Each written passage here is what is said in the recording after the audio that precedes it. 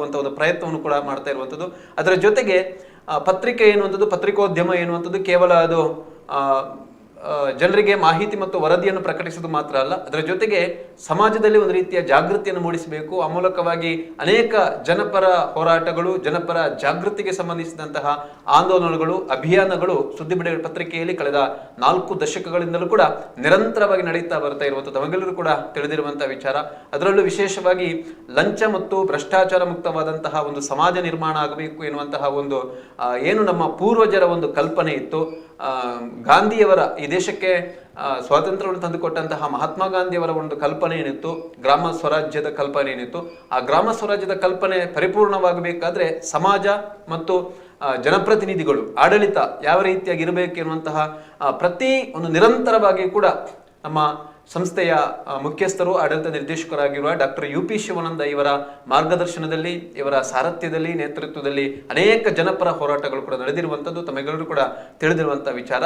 ಈ ಒಂದು ಕಾರ್ಯಕ್ರಮವನ್ನು ಕೂಡ ನಾವು ಅದೇ ದೃಷ್ಟಿಯಿಂದ ಮಾಡ್ತಾ ಇರುವಂಥದ್ದು. ಅಂದರೆ ಜನರಿಗೆ ಅವರಿಗೆ ಏನು ಅಭಿಪ್ರಾಯಗಳಿವೆ, ಅನಿಸಿಕೆಗಳಿವೆ, ಅವುಗಳನ್ನು ಮಾಧ್ಯಮದ ಮುಖಾಂತರವಾಗಿ ಹೇಳಿಕೊಂಡು ಅವರ ಸಮಸ್ಯೆಗಳನ್ನು ಪರಿಹರಿಸಿಕೊಂಡು ಒಂದು ಸ್ವಸ್ಥವಾದಂತಹ ಸಮಾಜ ನಿರ್ಮಾಣ ಆಗಬೇಕೆನ್ನುವಂಥದ್ದು ನಮ್ಮದು ಕೂಡ ಆಶಯ.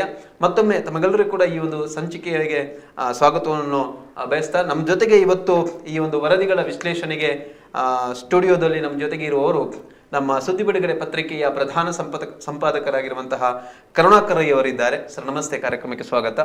ಅದೇ ರೀತಿ ನಮ್ಮ ವೆಬ್ಸೈಟ್ ಮುಖ್ಯಸ್ಥರಾಗಿರುವಂತಹ ಹರಿಪ್ರಸಾದ್ ನೆಲ್ಯಾಡಿ ಅವರಿದ್ದಾರೆ. ಸರ್ ತಮಗೂ ಕೂಡ ಕಾರ್ಯಕ್ರಮಕ್ಕೆ ಆತ್ಮೀಯ ಸ್ವಾಗತ. ಧನ್ಯವಾದಗಳು. ನಿಮ್ಮನ್ನು ಸಹ ಈ ಕಾರ್ಯಕ್ರಮಕ್ಕೆ ನಾವು ಸ್ವಾಗತಿಸ್ತಾ ಇದ್ದೇವೆ. ಓಕೆ, ನವರಾತ್ರಿ ಹಬ್ಬ ಕಳೆದಿದೆ, ಎಲ್ಲರೂ ಕೂಡ ನವರಾತ್ರಿ ಹಬ್ಬದ ಒಂದು ಗುಂಗಿನಲ್ಲಿದ್ದೆವು. ಬೇರೆ ಬೇರೆ ಕಡೆಗಳ ಕಾರ್ಯಕ್ರಮಗಳಾಗಿವೆ.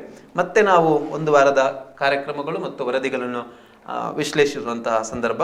ಸರ್ ಆರಂಭಿಸಿ ತಾವು. ಎಲ್ರಿಗೂ ಮತ್ತೊಮ್ಮೆ ಈ ಕಾರ್ಯಕ್ರಮಕ್ಕೆ ಸ್ವಾಗತವನ್ನು ಕೋರ್ತಾ ಇದ್ದೇನೆ. ಹಾಗೆ ನನ್ನ ಜೊತೆಯಾಗಿರುವಂಥ ಸಹೋದ್ಯೋಗಿಗಳಿಗೂ ಸಹ ಈ ಕಾರ್ಯಕ್ರಮಕ್ಕೆ ಸ್ವಾಗತ.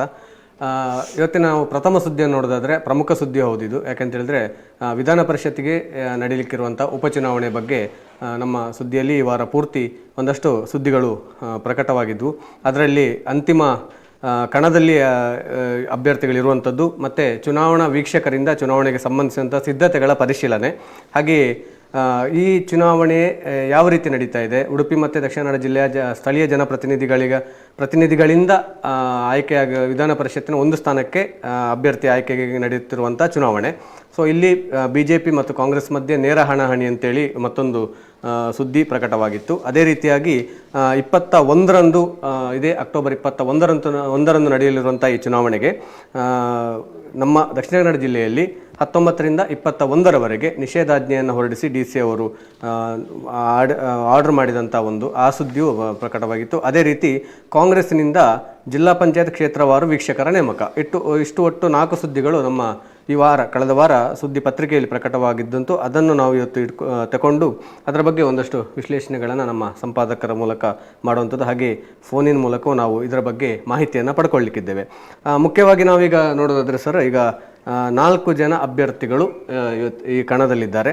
BJPಯಿಂದ ಕಿಶೋರ್ ಕುಮಾರ್ ಬೊಟ್ಯಾಡಿ, ಪುತ್ತೂರಿನವರೇ ಆಗಿರುವಂಥ ಕಿಶೋರ್ ಕುಮಾರ್ ಬೊಟ್ಯಾಡಿ ಅವರಿದ್ದಾರೆ. ಕಾಂಗ್ರೆಸ್ನಿಂದ ಬೈಂದೂರಿನ S ರಾಜು ಪೂಜಾರಿ ಅವರಿದ್ದಾರೆ. ಹಾಗೆಯೇ SDP ತನ್ನ ಅಭ್ಯರ್ಥಿಯನ್ನು ಕಣಕ್ಕಿಳಿಸಿದ್ದು ಅನ್ವರ್ ಸಾದತ್ ಬಜತ್ತೂರು ಅವರು ಸಹ ಕಣದಲ್ಲಿದ್ದಾರೆ. ಹಾಗೆ ಇದು ಪಕ್ಷೇತರ ಅಭ್ಯರ್ಥಿಯಾಗಿ ದಿನಕರ್ ಉಳ್ಳಾಲ್ ಅವರು ಕಣದಲ್ಲಿದ್ದಾರೆ. ಸರಿ, ಯಾವ ರೀತಿ ಈಗ ಸ್ಥಳೀಯ ಸಂಸ್ಥೆಗಳ ಜಿಲ್ಲಾ ಪಂಚಾಯತ್ ಮತ್ತು ತಾಲೂಕು ಪಂಚಾಯತ್ನ ಬಿಟ್ಟು ಅಭ್ಯರ್ಥಿಗಳು ಬಿಟ್ಟು ಉಳಿದ ಅವರಿಗೆ ಇಲ್ಲಿ ಮತದಾನದ ಹಕ್ಕಿದೆ. ನಾವು ಹಿಂದಿನ ಇದರಲ್ಲಿ ನಾವು ಚರ್ಚೆ ಮಾಡಿದ್ದೆವು. ಸೊ ಒಟ್ಟಾರೆಯಾಗಿ ವಿಧಾನ ಪರಿಷತ್ ಉಪಚುನಾವಣೆಯ ಕಾವು ಈಗ ಯಾವ ರೀತಿಯಾಗಿ ಇದೆ ಸರ್? ಯಾಕೆಂದರೆ ಅಲ್ಲಲ್ಲಿ ಪಕ್ಷದ ಸಭೆಗಳಾಗ್ತಾ ಇದೆ ಸ್ಥಳೀಯ ಜನಪ್ರತಿನಿಧಿಗಳೊಂದಿಗೆ. ಅಂದರೆ ಗ್ರಾಮ ಪಂಚಾಯತ್ ಅವರು ಒಂದು ಪಕ್ಷದ ಚಿಹ್ನೆಯ ಅಡಿಯಲ್ಲಿ ಸ್ಪರ್ಧಿಸಲಿಕ್ಕಿಲ್ಲ, ಅವರು ಬೆಂಬಲಿತ ಅಭ್ಯರ್ಥಿಗಳಾಗಿ ಆಯ್ಕೆಯಾಗಿರ್ತಾರೆ. ಅವರನ್ನು ಮತ್ತೆ ಉಳಿದ ಪುರಸಭೆ, ನಗರಸಭೆ ಇರ್ಬೋದು, ಇವರನ್ನೆಲ್ಲ ಸೇರಿಸ್ಕೊಂಡು ಈಗಾಗಲೇ BJPದು ಸಮಾವೇಶ ನಡೆಯಿತು, ಹಾಗೆ ಕಾಂಗ್ರೆಸ್ ಇದು ನಡೀತಾ ಇದೆ. ಸೊ ಒಟ್ಟಾರೆಯಾಗಿ ಹೇಗೆ ಸರ್ ಈಗ ಚುನಾವಣೆ ಅಂತಿಮ ಹಂತದ ಸಿದ್ಧತೆಗಳೆಲ್ಲ ಹೇಗೆ ನಡೀತಾ ಇದೆ ಅಂತೇಳಿ? ದಕ್ಷಿಣ ಕನ್ನಡ ಮತ್ತು ಉಡುಪಿ ಜಿಲ್ಲೆಗೆ ಸಂಬಂಧಪಟ್ಟ ಚುನಾವಣೆ. ಹೌದು, ಸ್ಥಳೀಯ ಪ್ರಾಧಿಕಾರ ಅಂದರೆ ಅದೇ ನೀವು ಹೇಳಿದಾಗೆ ತಾಲೂಕು ಪಂಚಾಯತ್, ಜಿಲ್ಲಾ ಪಂಚಾಯತ್, ಗ್ರಾಮ ಪಂಚಾಯತ್, ನಗರಸಭೆ, ಪುರಸಭೆ. ಆದರೆ ಈ ಸಲ ಜಿಲ್ಲಾ ಪಂಚಾಯತ್ ಮತ್ತು ತಾಲೂಕು ಪಂಚಾಯತ್ ಇಲ್ಲ. ಉಳಿದಂತೆ 2 ದಕ್ಷಿಣ ಕನ್ನಡ ಜಿಲ್ಲೆ ಮತ್ತು ಉಡುಪಿಯಲ್ಲಿ ಜಿಲ್ಲೆ ಹೌದು. ಒಟ್ಟು 392 ಮತಗಟ್ಟೆಗಳಲ್ಲಿ ಇದು ಚುನಾವಣೆ ನಡೀತಾ ಉಂಟು. ಅದರಲ್ಲಿ ಪುತ್ತೂರು ಮತ್ತು ಕಡಬದ ಎಲ್ಲ ಗ್ರಾಮ ಪಂಚಾಯತ್ ಕಚೇರಿಗಳು ಮತ್ತು ಪುತ್ತೂರಲ್ಲಿ ನಗರಸಭಾ ಕಚೇರಿ ಒಂದು ಎಕ್ಸ್ಟ್ರಾ, ಇಷ್ಟು ನಮ್ಮ ತಾಲೂಕಲ್ಲಿ ಮತಗಟ್ಟೆ. ಒಟ್ಟು 392 ಮತಗಟ್ಟೆ ಅದೇ. ಈಗಾಗಲೇ ಅಭ್ಯರ್ಥಿಗಳ ಆಯ್ಕೆ ಕಸರತ್ತೆಲ್ಲ ಮುಗಿದು ಅಂತಿಮ ಕನ್ನಡ ಸಿದ್ಧವಾಗಿದೆ. ಅದೇ ನೀವು ಹೇಳಿದಾಗ ಅಭ್ಯರ್ಥಿಗಳ ಹೆಸರು ಹೇಳಿದಿರಿ. ಈಗ ಅಭ್ಯರ್ಥಿಗಳ ಆಯ್ಕೆ ನಿಟ್ಟಿನಲ್ಲಿ ಪಕ್ಷದ ಚಟುವಟಿಕೆ ಕೂಡ ಬಿರುಸಿನಿಂದ ನಡೀತಾ ಉಂಟು. ರಾಜಕೀಯ ಪಕ್ಷಗಳ ಸಭೆ ಆಗ್ತಾ ಉಂಟು. ಅವರು ಪಕ್ಷ ಚುನಾವಣಾ ಉಸ್ತುವಾರಿಗಳು ನೇಮಕ ಮಾಡಿದ್ದಾರೆ. ಈಗಾಗಲೇ ಕಾಂಗ್ರೆಸ್ಸಿಂದ ಸಭೆ ಆಯಿತು, ಬಿಜೆಪಿಯಿಂದ ಸಭೆ ಆಗಿದೆ. ಬಿಜೆಪಿಯಿಂದ ನಿನ್ನೆ ರಾಜ್ಯಾಧ್ಯಕ್ಷ BY ವಿಜಯೇಂದ್ರ ಅವರು ಬಂದು ಬಂಟ್ವಾಳದಲ್ಲಿ ದೊಡ್ಡ ಮಟ್ಟದ ಸಭೆ ಆಗಿದೆ. ಅದರ ಮೊದಲು 2 ದಿನ ಮೊದಲು ಸಂಸದ ಕ್ಯಾಪ್ಟನ್ ಬ್ರಿಜೇಶ್ ಚೌಟ ಅವರ ನೇತೃತ್ವದಲ್ಲಿ ಪುತ್ತೂರಲ್ಲಿ 2-3 ಕಡೆ ಸಭೆ ಆಗಿದೆ. ಇವತ್ತು ಕಾಂಗ್ರೆಸ್ಸಿಂದ ಶಾಸಕ ಅಶೋಕ್ ಕುಮಾರ್ ರೈ ಅವರ ನೇತೃತ್ವದಲ್ಲಿ ಸಭೆ ಆಗಿದೆ. ಒಟ್ಟಾರೆ ಅವರಿಗೆ ಅವರವರ ಅಭ್ಯರ್ಥಿ ಗೆಲ್ಲಬೇಕು ಅಂತ ಪ್ರಯತ್ನ ನಡೀತಾ ಉಂಟು. ಇಲ್ಲಿ ಕಾಂಗ್ರೆಸ್, ಬಿಜೆಪಿ ಮತ್ತು SDP ಹಾಗೂ ಪಕ್ಷೇತರ ಅಭ್ಯರ್ಥಿ ಇದ್ರು. ಇಲ್ಲಿ ಕಾಂಗ್ರೆಸ್ ಮತ್ತು ಬಿಜೆಪಿ ನಡುವೆ ನೇರ ಹಣಾಹಣಿ ನಡೀತದೆ. ಅಂದರೆ ಹೆಚ್ಚು ಮತದಾರರು ಇರುವುದೇ ಅವರ ಪಾರ್ಟಿ ಅವರದು. ಮತ್ತು SDP ಮೆಂಬರ್ಗಳು ಇದ್ದಾರೆ ಕೆಲವು ಪಂಚಾಯತ್ಗಳಲ್ಲಿ. ಆದರೆ ಕಾಂಗ್ರೆಸ್ ಮತ್ತು ಬಿಜೆಪಿ ನಡುವೆ ನೇರ ಹಣಾಹಣಿ ನಡೀತದೆ. ಕಾಂಗ್ರೆಸ್ನ ಬೈಂದೂರು ರಾಜು ಪೂಜಾರಿ ಮತ್ತು ಬಿಜೆಪಿಯ ಕಿಶೋರ್ ಕುಮಾರ್ ನೆಲ್ಲಿಕಟ್ಟೆ. ಅಂದ್ರೆ ಯಾವುದೇ ರೀತಿಯ ತ್ರಿಕೋನ ಸ್ಪರ್ಧೆಯ ಸಾಧ್ಯತೆಗಳಿಲ್ಲ. ತ್ರಿಕೋನ ಸ್ಪರ್ಧೆ ಇಲ್ಲ. ಹೆಸರಿಗೆ 4 ಜನ ಅಭ್ಯರ್ಥಿಗಳಿದ್ದಾರೆ. ಅದು ಅಭ್ಯರ್ಥಿಗಳು ಇರುವಂತದ್ದು. ಆದ್ರೆ ನಾವೀಗ ಮೇಲ್ನೋಟಕ್ಕೆ ರಾಜಕೀಯ ವಿಶ್ಲೇಷಣೆ ಮಾಡುವಾಗ ನೇರ ಹಣ ಬಿಜೆಪಿ. ಸರ್ ಮತ್ತೊಂದು, ಈಗ ಒಂದು ನಾವೀಗ ಜನರಲ್ ಎಲೆಕ್ಷನ್ ನೋಡಿದಾಗ ಇಂಥ ಪರಿಷತ್ನಂಥ ಚುನಾವಣೆಯಲ್ಲಿ ಆ ಒಂದು ಮತದಾನ ಪ್ರಕ್ರಿಯೆ ಹೇಗೆ ಭಿನ್ನ ಆಗಿರ್ತದೆ, ಮತ್ತೆ ಆ ಪಕ್ಷಗಳ ಪ್ರಚಾರದ ಒಂದು ಸಿದ್ಧತೆಗಳು ಹೇಗೆ ಭಿನ್ನ? ಪ್ರಚಾರ ಅಂದ್ರೆ ಇಲ್ಲಿ ಮತದಾರರು ಸೀಮಿತ ಆಗಿರ್ತಾರೆ, ಎಲ್ರಿಗೂ ಮತ ನಿಲ್ಲಲ್ಲ. ಸ್ಥಳೀಯ ಪ್ರಾಧಿಕಾರ ಮೆಂಬರ್ಸ್ಗೆ ಮಾತ್ರ ಇರುವುದು. ಅದಕ್ಕೆ ಅವರನ್ನೇ ಕೇಂದ್ರೀಕರಿಸಿ ಪ್ರಚಾರ ಸಭೆ ಇತ್ಯಾದಿ ನಡೀತಾ ಉಂಟು. ಮತ್ತೆ ಮತದಾನ ಪ್ರಕ್ರಿಯೆ ಮಾಮೂಲಿ ನಡೀತದೆ. ಆದರೆ ಇಲ್ಲಿ ಬೆಳಗ್ಗೆ 8 ಗಂಟೆಯಿಂದ ಸಂಜೆ 4 ಗಂಟೆ ತನಕ ಅಕ್ಟೋಬರ್ 21 ನಡೀತದೆ. ಮತ್ತೆ ಅದು ನೀವು ಹೇಳಿದಾಗ ಈಗ ಅಕ್ಟೋಬರ್ 19 ಸಂಜೆ 4 ಗಂಟೆಯಿಂದ ಮತದಾನ ಪ್ರಕ್ರಿಯೆ ಮುಗಿಯುವ ತನಕ ಮತದಾನ ಕೇಂದ್ರಗಳ ಸುತ್ತ ಮಾತ್ರ, ಅದು ನಿಷೇಧಾಜ್ಞೆ ಎಲ್ಲ ಕಡೆ ಇಲ್ಲ. 2 ಜಿಲ್ಲೆಗಳಲ್ಲಿ ಈಗ 392 ಮತದಾನ ಕೇಂದ್ರಗಳ ಸುತ್ತ ನಿಷೇಧಾಜ್ಞೆ ಜಾರಿ ಮಾಡಿದ್ದಾರೆ. ಅಷ್ಟು ಇದರಲ್ಲಿ ವ್ಯಾಪ್ತಿಯಲ್ಲಿ ಸೆಕ್ಷನ್ ಇರ್ತದೆ, ಅಲ್ಲಿ ಅದಕ್ಕೆ ಏನೆಲ್ಲ ಸೆಕ್ಷನ್ ನೀತಿ ಸಂಹಿತೆ ಕೂಡ ಆಗಿ ಬಾಕಿ ಚುನಾವಣೆ ಆಗಿ ಇರ್ತದೆ. ಆ ರೀತಿ ನಡೀತಾ ಹೋಗ್ತದೆ ಅಂತ ಹೇಳುವಂಥದ್ದು. ಹಾಗೆ ಈಗ ವೀಕ್ಷಕರನ್ನು ನೇಮಿಸಿದ್ದಾರೆ, ಅಂದ್ರೆ ಎಲ್ಲ ಪಾರ್ಟಿಯಿಂದ ನೇಮಕ ಮಾಡಿದ್ದಾರೆ. ಅದಂದ್ರೆ ಆ ಚುನಾವಣೆ ಒಟ್ಟು ಪ್ರಕ್ರಿಯೆಯನ್ನು ಅವ್ರು ನೋಡಿಕೊಳ್ಳಿಕ್ಕೆ ಅವರು ಪಕ್ಷದ ಪರವಾಗಿ ಮತ್ತೆ ಚುನಾವಣಾ ಆಯೋಗದಿಂದ ಒಟ್ಟು ಚುನಾವಣಾ ಪ್ರಕ್ರಿಯೆ ಸುಸೂತ್ರವಾಗಿ ನಡೆಯುವ ನಿಟ್ಟಿನಲ್ಲಿ ಒಂದು ವೀಕ್ಷಕರ ನೇಮಕ ಮಾಡ್ತಾರೆ. ಅದು ಈ ಸಲ ಪಂಕಜ್ ಕುಮಾರ್ ಪಾಂಡೆ ಅಂತ IAS ಅಧಿಕಾರಿ, ಅವರು ಮೊದಲು ಪುತ್ತೂರಲ್ಲಿ ಸಹಾಯಕ ಆಯುಕ್ತರಾಗಿದ್ದರು. ಈ ಸಲ ಚುನಾವಣಾ ಆಯುಕ್ತರಾಗಿ ಅವರನ್ನು ನಿಯೋಜನೆ ಮಾಡಲಾಗಿದೆ. ಅವರು ಮೊನ್ನೆ ಬಂದು ಎಲ್ಲ ಜಿಲ್ಲಾಧಿಕಾರಿ ಕಚೇರಿಯಲ್ಲಿ ಚುನಾವಣಾ ಪ್ರಕ್ರಿಯೆಗಳ ಸಿದ್ಧತೆಗಳ ಕುರಿತು ಅಧಿಕಾರಿಗಳನ್ನು ಸಭೆ ನಡೆಸಿ ಒಟ್ಟು ಪರಿಶೀಲನೆ ಮಾಡಿದ್ದಾರೆ. ಒಟ್ಟು ಚುನಾವಣೆ ಸುಸೂತ್ರವಾಗಿ ನಡೀಬೇಕು ಅನ್ನೋದು ಅವರ ಉದ್ದೇಶ. ಸರ್, ಇದರ ಬಗ್ಗೆ ಮಾಹಿತಿ ಕೊಡಲಿಕ್ಕೆ ನಮ್ಮ ಬೆಳ್ತಂಗಡಿಯ ಪ್ರಧಾನ ಸಂಪಾದಕರಾಗಿರುವಂತಹ ಸಂತೋಷ್ ಕುಮಾರ್ ಶಾಂತಿನಗರ್ ಅವರು ನೇರ ಸಂಪರ್ಕದಲ್ಲಿದ್ದಾರೆ. ಹೇಳಿ. Hello hello hello hello sir, ನಮಸ್ತೆ. ಹಲೋ ಹಲೋ ಹಲೋ ಸರ್, ಧ್ವನಿ ಕೇಳಿಸ್ತಾ ಇದೆಯಾ? ಇಲ್ಲ, ಕಡೆ ತಗೊಂಡಿದೆ.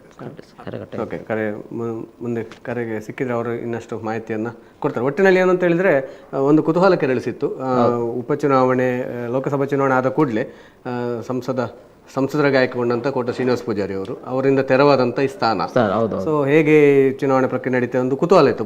ಪ್ರಮುಖವಾಗಿ ನಾವು ಹಿಂದಿನ ಸಂಚಿಕೆಯಲ್ಲಿ ಚರ್ಚಿಸಿದಾಗೆ ಅಭ್ಯರ್ಥಿಗಳ ಆಯ್ಕೆಯಲ್ಲಿ ಬಹಳ ಕುತೂಹಲ ಇತ್ತು. ಅದರಲ್ಲೂ ಬಿಜೆಪಿ ಅಭ್ಯರ್ಥಿಗಳ ಆಯ್ಕೆ ಅದೆಲ್ಲ ಅಂತಿಮ ಆಯಿತು. ಈಗ ನಮಗಿರುವಂಥದ್ದು ಫಲಿತಾಂಶ ಏನಾಗ್ತದೆ ಅನ್ನುವಂಥದ್ದು. ಸೊ ಅದೊಂದು ಕುತೂಹಲ ಇದೆ. ಅಲ್ಲಿಗೆ ವಿಧಾನ ಪರಿಷತ್ತಿನ ಉಪಚುನಾವಣೆಯ ಒಂದು ಉಪಚುನಾವಣೆ ಅಧ್ಯಾಯವನ್ನು ಮುಗ್ದು ಹೋಗ್ತದೆ. ಆ ಕುತೂಹಲಕ್ಕೆ ತೆರೆ ಬೀಳಲಿಕ್ಕಿದೆ. ಸೊ ಅಲ್ಲಿವರೆಗೆ ಪ್ರಕ್ರಿಯೆಗಳು ನಡೀತಾ ಇರ್ತದೆ. ಮತದಾರರಿಗೆ ಸೀಮಿತ ಆದ್ರು ಈ ಚುನಾವಣೆ ನೀತಿ ಸಂಹಿತೆ ಎಲ್ರಿಗೂ ಬರ್ತದೆ. ಎಲ್ಲ ಮತ್ತೆ ಎಲ್ಲ ಕಾರ್ಯಕ್ರಮಗಳಿಗೆ ಸಂಬಂಧಪಟ್ಟ ನೀತಿ ಸಂಹಿತೆ ಅನ್ವಯ ಆಗ್ತದೆ. ಹೌದೌದು. ನಾವೀಗ ಇಲ್ಲಿ ಮತ್ತೆ ಒಂದು ಮುಖ್ಯವಾಗಿ ಗಮನಿಸಿದ್ರೆ ಸರ್, ಒಂದು ಈಗ ಬಿಜೆಪಿ ತಾವು ಹೇಳಿದ ರೀತಿಯಲ್ಲಿ ಬಿಜೆಪಿ ಮತ್ತು ಕಾಂಗ್ರೆಸ್ ಮಧ್ಯೆ ನೇರ ಹಣಾಹಣಿ ಇರುವಂತದ್ದು. ಆದ್ರೆ ಈಗ ತಾವು ಹೇಳಿದಾಗೆ ಪಂಚಾಯತ್ನ ಹೆಚ್ಚುವರಿ ಅಂದ್ರೆ ಇಲ್ಲಿ ಮೇಲುಗೈ ಇರುವಂತದ್ದು ಗ್ರಾಮ ಪಂಚಾಯತ್ನ ಸದಸ್ಯರು. ಸೊ ಅವರು ಈಗಾಗಲೇ ಯಾವ ಪಕ್ಷದ ಬೆಂಬಲಿತ ಅಭ್ಯರ್ಥಿಗಳು ಅಂತ ಪಕ್ಷದವರಿಗೆ ಗೊತ್ತಿರುತ್ತೆ. ಹಾಗಾಗಿ ಇದರಲ್ಲಿ ಲೆಕ್ಕಾಚಾರ ಒಂದು ಈಗಾಗಲೇ ಅವರಿಗೆ ಗೊತ್ತಿರ್ತದ ಅಂತ. ಖಂಡಿತ ಪಕ್ಷದ ಪ್ರಮುಖರಿಗೆ ಆಯ್ಕೆ ಮಾಡಿ ಈಗ ಗ್ರಾಮ ಪಂಚಾಯತ್ ಮೆಂಬರ್ಸ್ ಅದು ಪಕ್ಷದ ಚಿಹ್ನೆಯಲ್ಲಿ ಗೆಲ್ಲದಿದ್ರು ಪಕ್ಷ ಬೆಂಬಲಿತಾಗಿ ಗೆದ್ದವರು. ಆದ ಕಾರಣ ಅವರಿಗೆ ಇಂಥ ನಮ್ಮ ಮೆಂಬರ್ಸ್ ಇಷ್ಟು ಲೆಕ್ಕಾಚಾರ ಅವರಿಗೆ ನಿಖರಾಗಿರ್ತದೆ. ಎಲ್ಲೋ ಒಂದು ಕಡೆ ಒಂದಷ್ಟು ಅಡ್ಡ ಮತದಾನಗಳು ಆಗ್ಬೋದಾ ನಿರೀಕ್ಷೆಯಲ್ಲಿ ಇರ್ತಾರೆ. ಇಲ್ಲಿ ಮೇನ್ ಕಾಂಗ್ರೆಸ್ನವರು ಇಲ್ಲಿ ಅಶೋಕ್ ಕುಮಾರ್ ಶಾಸಕರಾದ್ಮೇಲೆ ಸ್ವಲ್ಪ ಚೇಂಜಸ್ ಆಗಿರ್ಬೋದು. ಒಂದು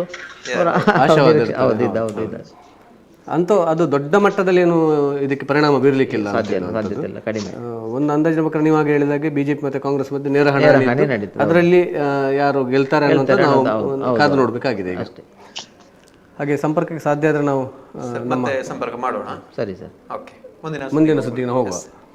ಮುಂದಿನ ಸುದ್ದಿ ಇದು ಅಂಗನವಾಡಿ ಕಾರ್ಯಕರ್ತರು ಮತ್ತು ಸಹಾಯಕಿಯರು ಇವರ ಒಂದು ಗೋಳು ಸಮಸ್ಯೆ ಸಾಕಷ್ಟು ವರ್ಷಗಳಿಂದ ಇದ್ದದ್ದೇ. ಮತ್ತೆ ಈ ಬಾರಿ ಕೂಡ ಅವರ ಸಾಕಷ್ಟು ಸಮಸ್ಯೆಗಳನ್ನ ಇಟ್ಕೊಂಡು ಅವರು ಮುಂದೆ ಬಂದಿದ್ದಾರೆ. ಸರ್ಕಾರದ ಕಡೆ ಗಮನ ಹರಿಸುವಂತ ಒಂದು ಕಾರ್ಯವನ್ನು ಮಾಡಿರುವಂಥದ್ದು, ಅದರ ಬಗ್ಗೆ ಒಂದು ವರದಿ ನಮ್ಮಲ್ಲಿ ಪ್ರಕಟಗೊಂಡಿರುವಂಥದ್ದು 7ನೇ ತಾರೀಕಿಗೆ ಪ್ರಕಟಗೊಂಡಿರುವಂಥದ್ದು. 2 ತಿಂಗಳ ಗೌರವಧನ ಪಾವತಿಯಾಗದೆ ಪರದಾಟ ಪಡ್ತಾ ಇದ್ದಾರೆ ಅಂಗನವಾಡಿ ಕಾರ್ಯಕರ್ತರು ಮತ್ತು ಸಹಾಯಕಿಯರು. ಅವರ ಒಂದು ಸಂಘದ ಸಭೆಯು ಕೂಡ ನಡೆದಿರುವಂಥದ್ದು. ಅದರಲ್ಲಿ ಅಕ್ಟೋಬರ್ 15ರೊಳಗಡೆ ಪಾವತಿಯಾಗದೇ ಇದ್ದಲ್ಲಿ ಅಕ್ಟೋಬರ್ 22ರಂದು ಪ್ರತಿಭಟನೆ ನಡೆಸಬೇಕು ಅಂತಲೂ ಕೂಡ ಒಂದು ನಿರ್ಣಯ ಮಾಡಿರುವಂಥ ಬಗ್ಗೆ ಕೂಡ ವರದಿ ಪ್ರಕಟಗೊಂಡಿರುವಂಥದ್ದು. ಬಹುಶಃ ಇಲ್ಲಿ ಗಮನಿಸುವುದಾದ್ರೆ ಅವರ ಒಂದು ಸಂಕಷ್ಟವೂ ಕೂಡ ಅನೇಕ ಇದೆ.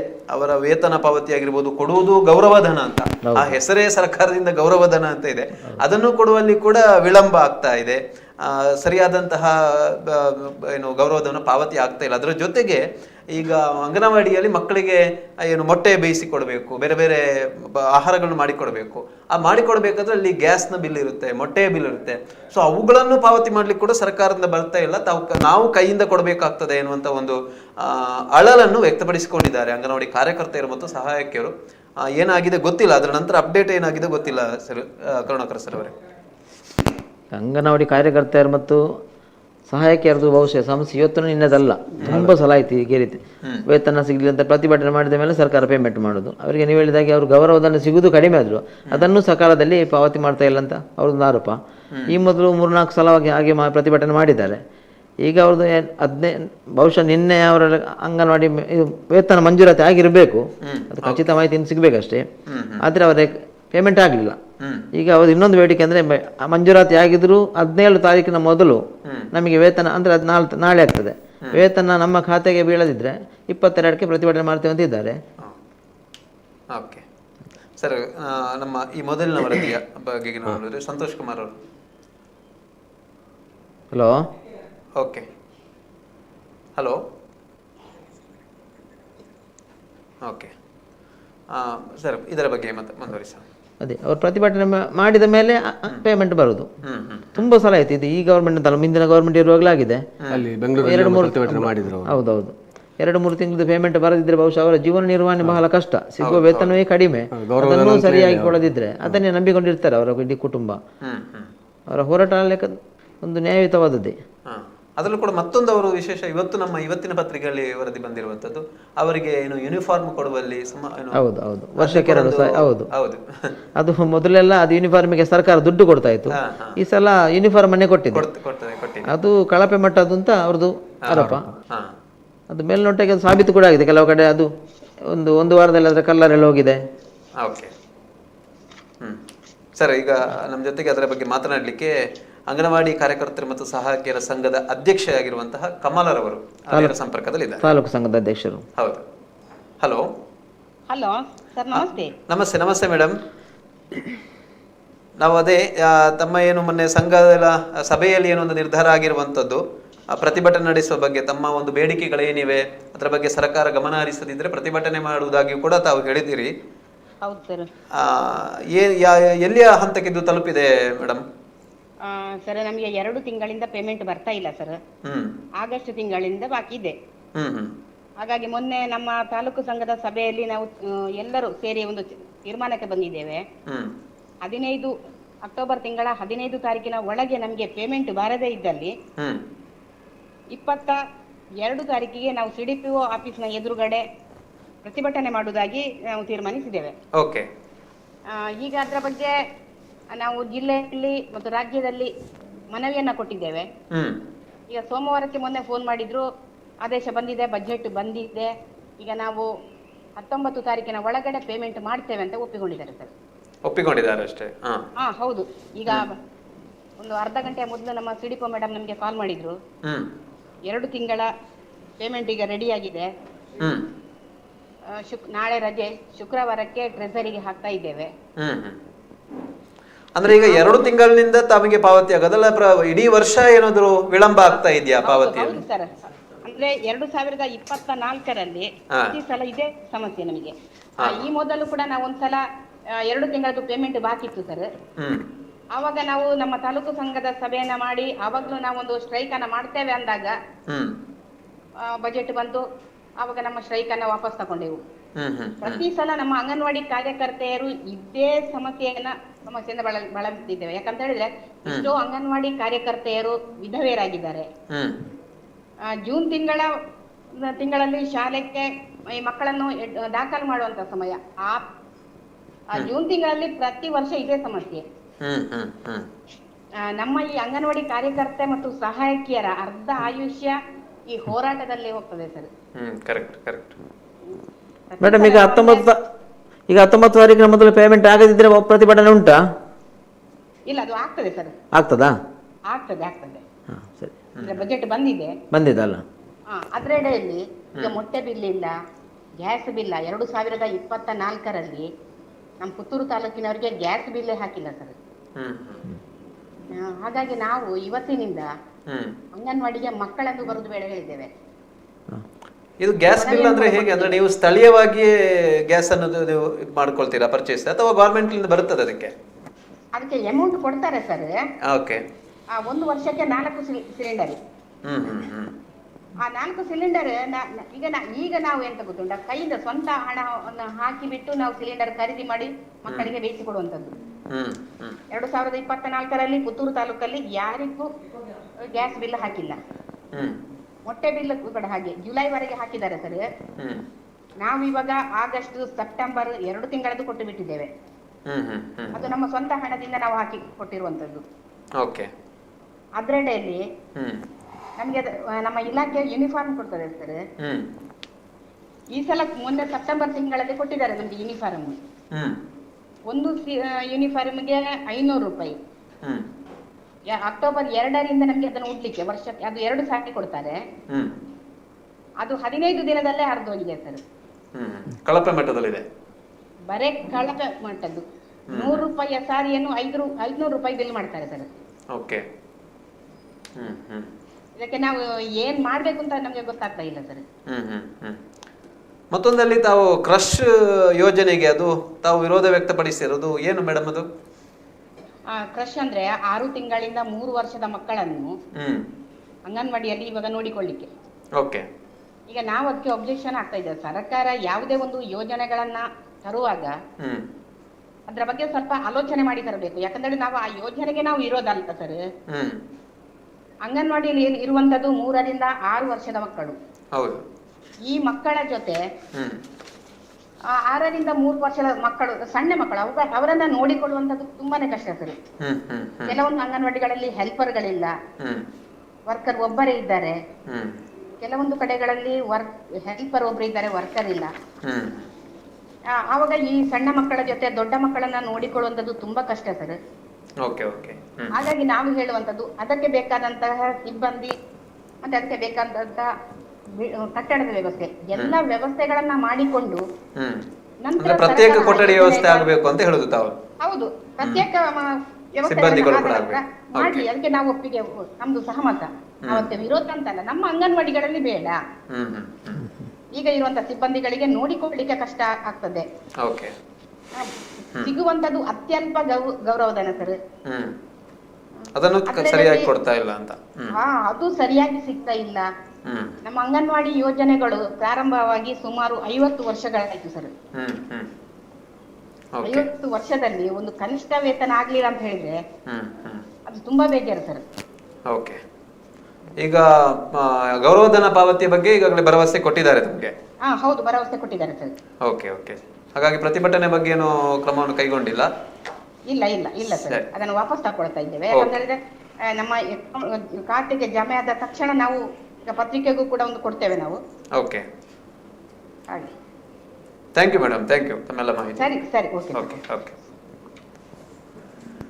ಅದರಲ್ಲಿ ಬಜೆಟ್ ಬಂದ್ರೆ ಅವ್ರಿಗೆ ಪೇಮೆಂಟ್ ಆ ಲೆಕ್ಕದಲ್ಲಿ ಅವ್ರು ಇರ್ಬೋದು, ಖಚಿತತೆ ಇರ್ಬೋದು, ಬರ್ತದೆ ಅಂತೇಳಿ. ಮತ್ತೆ ಅವರಿಗೆ ಹೇಳಿದ ಒಂದು ಮಾತು ಅದು ಬಹಳ ಪರಿಣಾಮಕಾರಿ. ಯಾಕಂದ್ರೆ 50 ವರ್ಷಗಳಿಂದ ಅಂಗನವಾಡಿಯ ಕಾರ್ಯಯೋಜನೆಗಳು ಚಾಲ್ತಿಯಲ್ಲಿದ್ರು ಅವರಿಗೊಂದು ಕನಿಷ್ಠ ವೇತನ ಇದುವರೆಗೆ. ಯಾಕೆಂದರೆ ಎಲ್ಲ ಸಾಧಾರಣ ಗೌರ್ಮೆಂಟಿನ ಎಲ್ಲ ಇಲಾಖೆ ಅಥವಾ ಎಲ್ಲ ವರ್ಗಗಳ ಸಿಬ್ಬಂದಿಗಳಿಗೂ ಒಂದು ಕನಿಷ್ಠ ವೇತನ ಮತ್ತು ಅದಕ್ಕಾಗಿ ಅವರು ಆಗಾಗ ಪ್ರತಿಭಟನೆಗಳನ್ನು ಮಾಡುವುದು, ಮನವಿ ಸಲ್ಲಿಸೋದು ಮಾಡ್ತಿರ್ತಾರೆ. ಅದಕ್ಕೆ ಪೂರಕ ಸ್ಪಂದನೆ ಸಿಗ್ತಿರ್ತದೆ.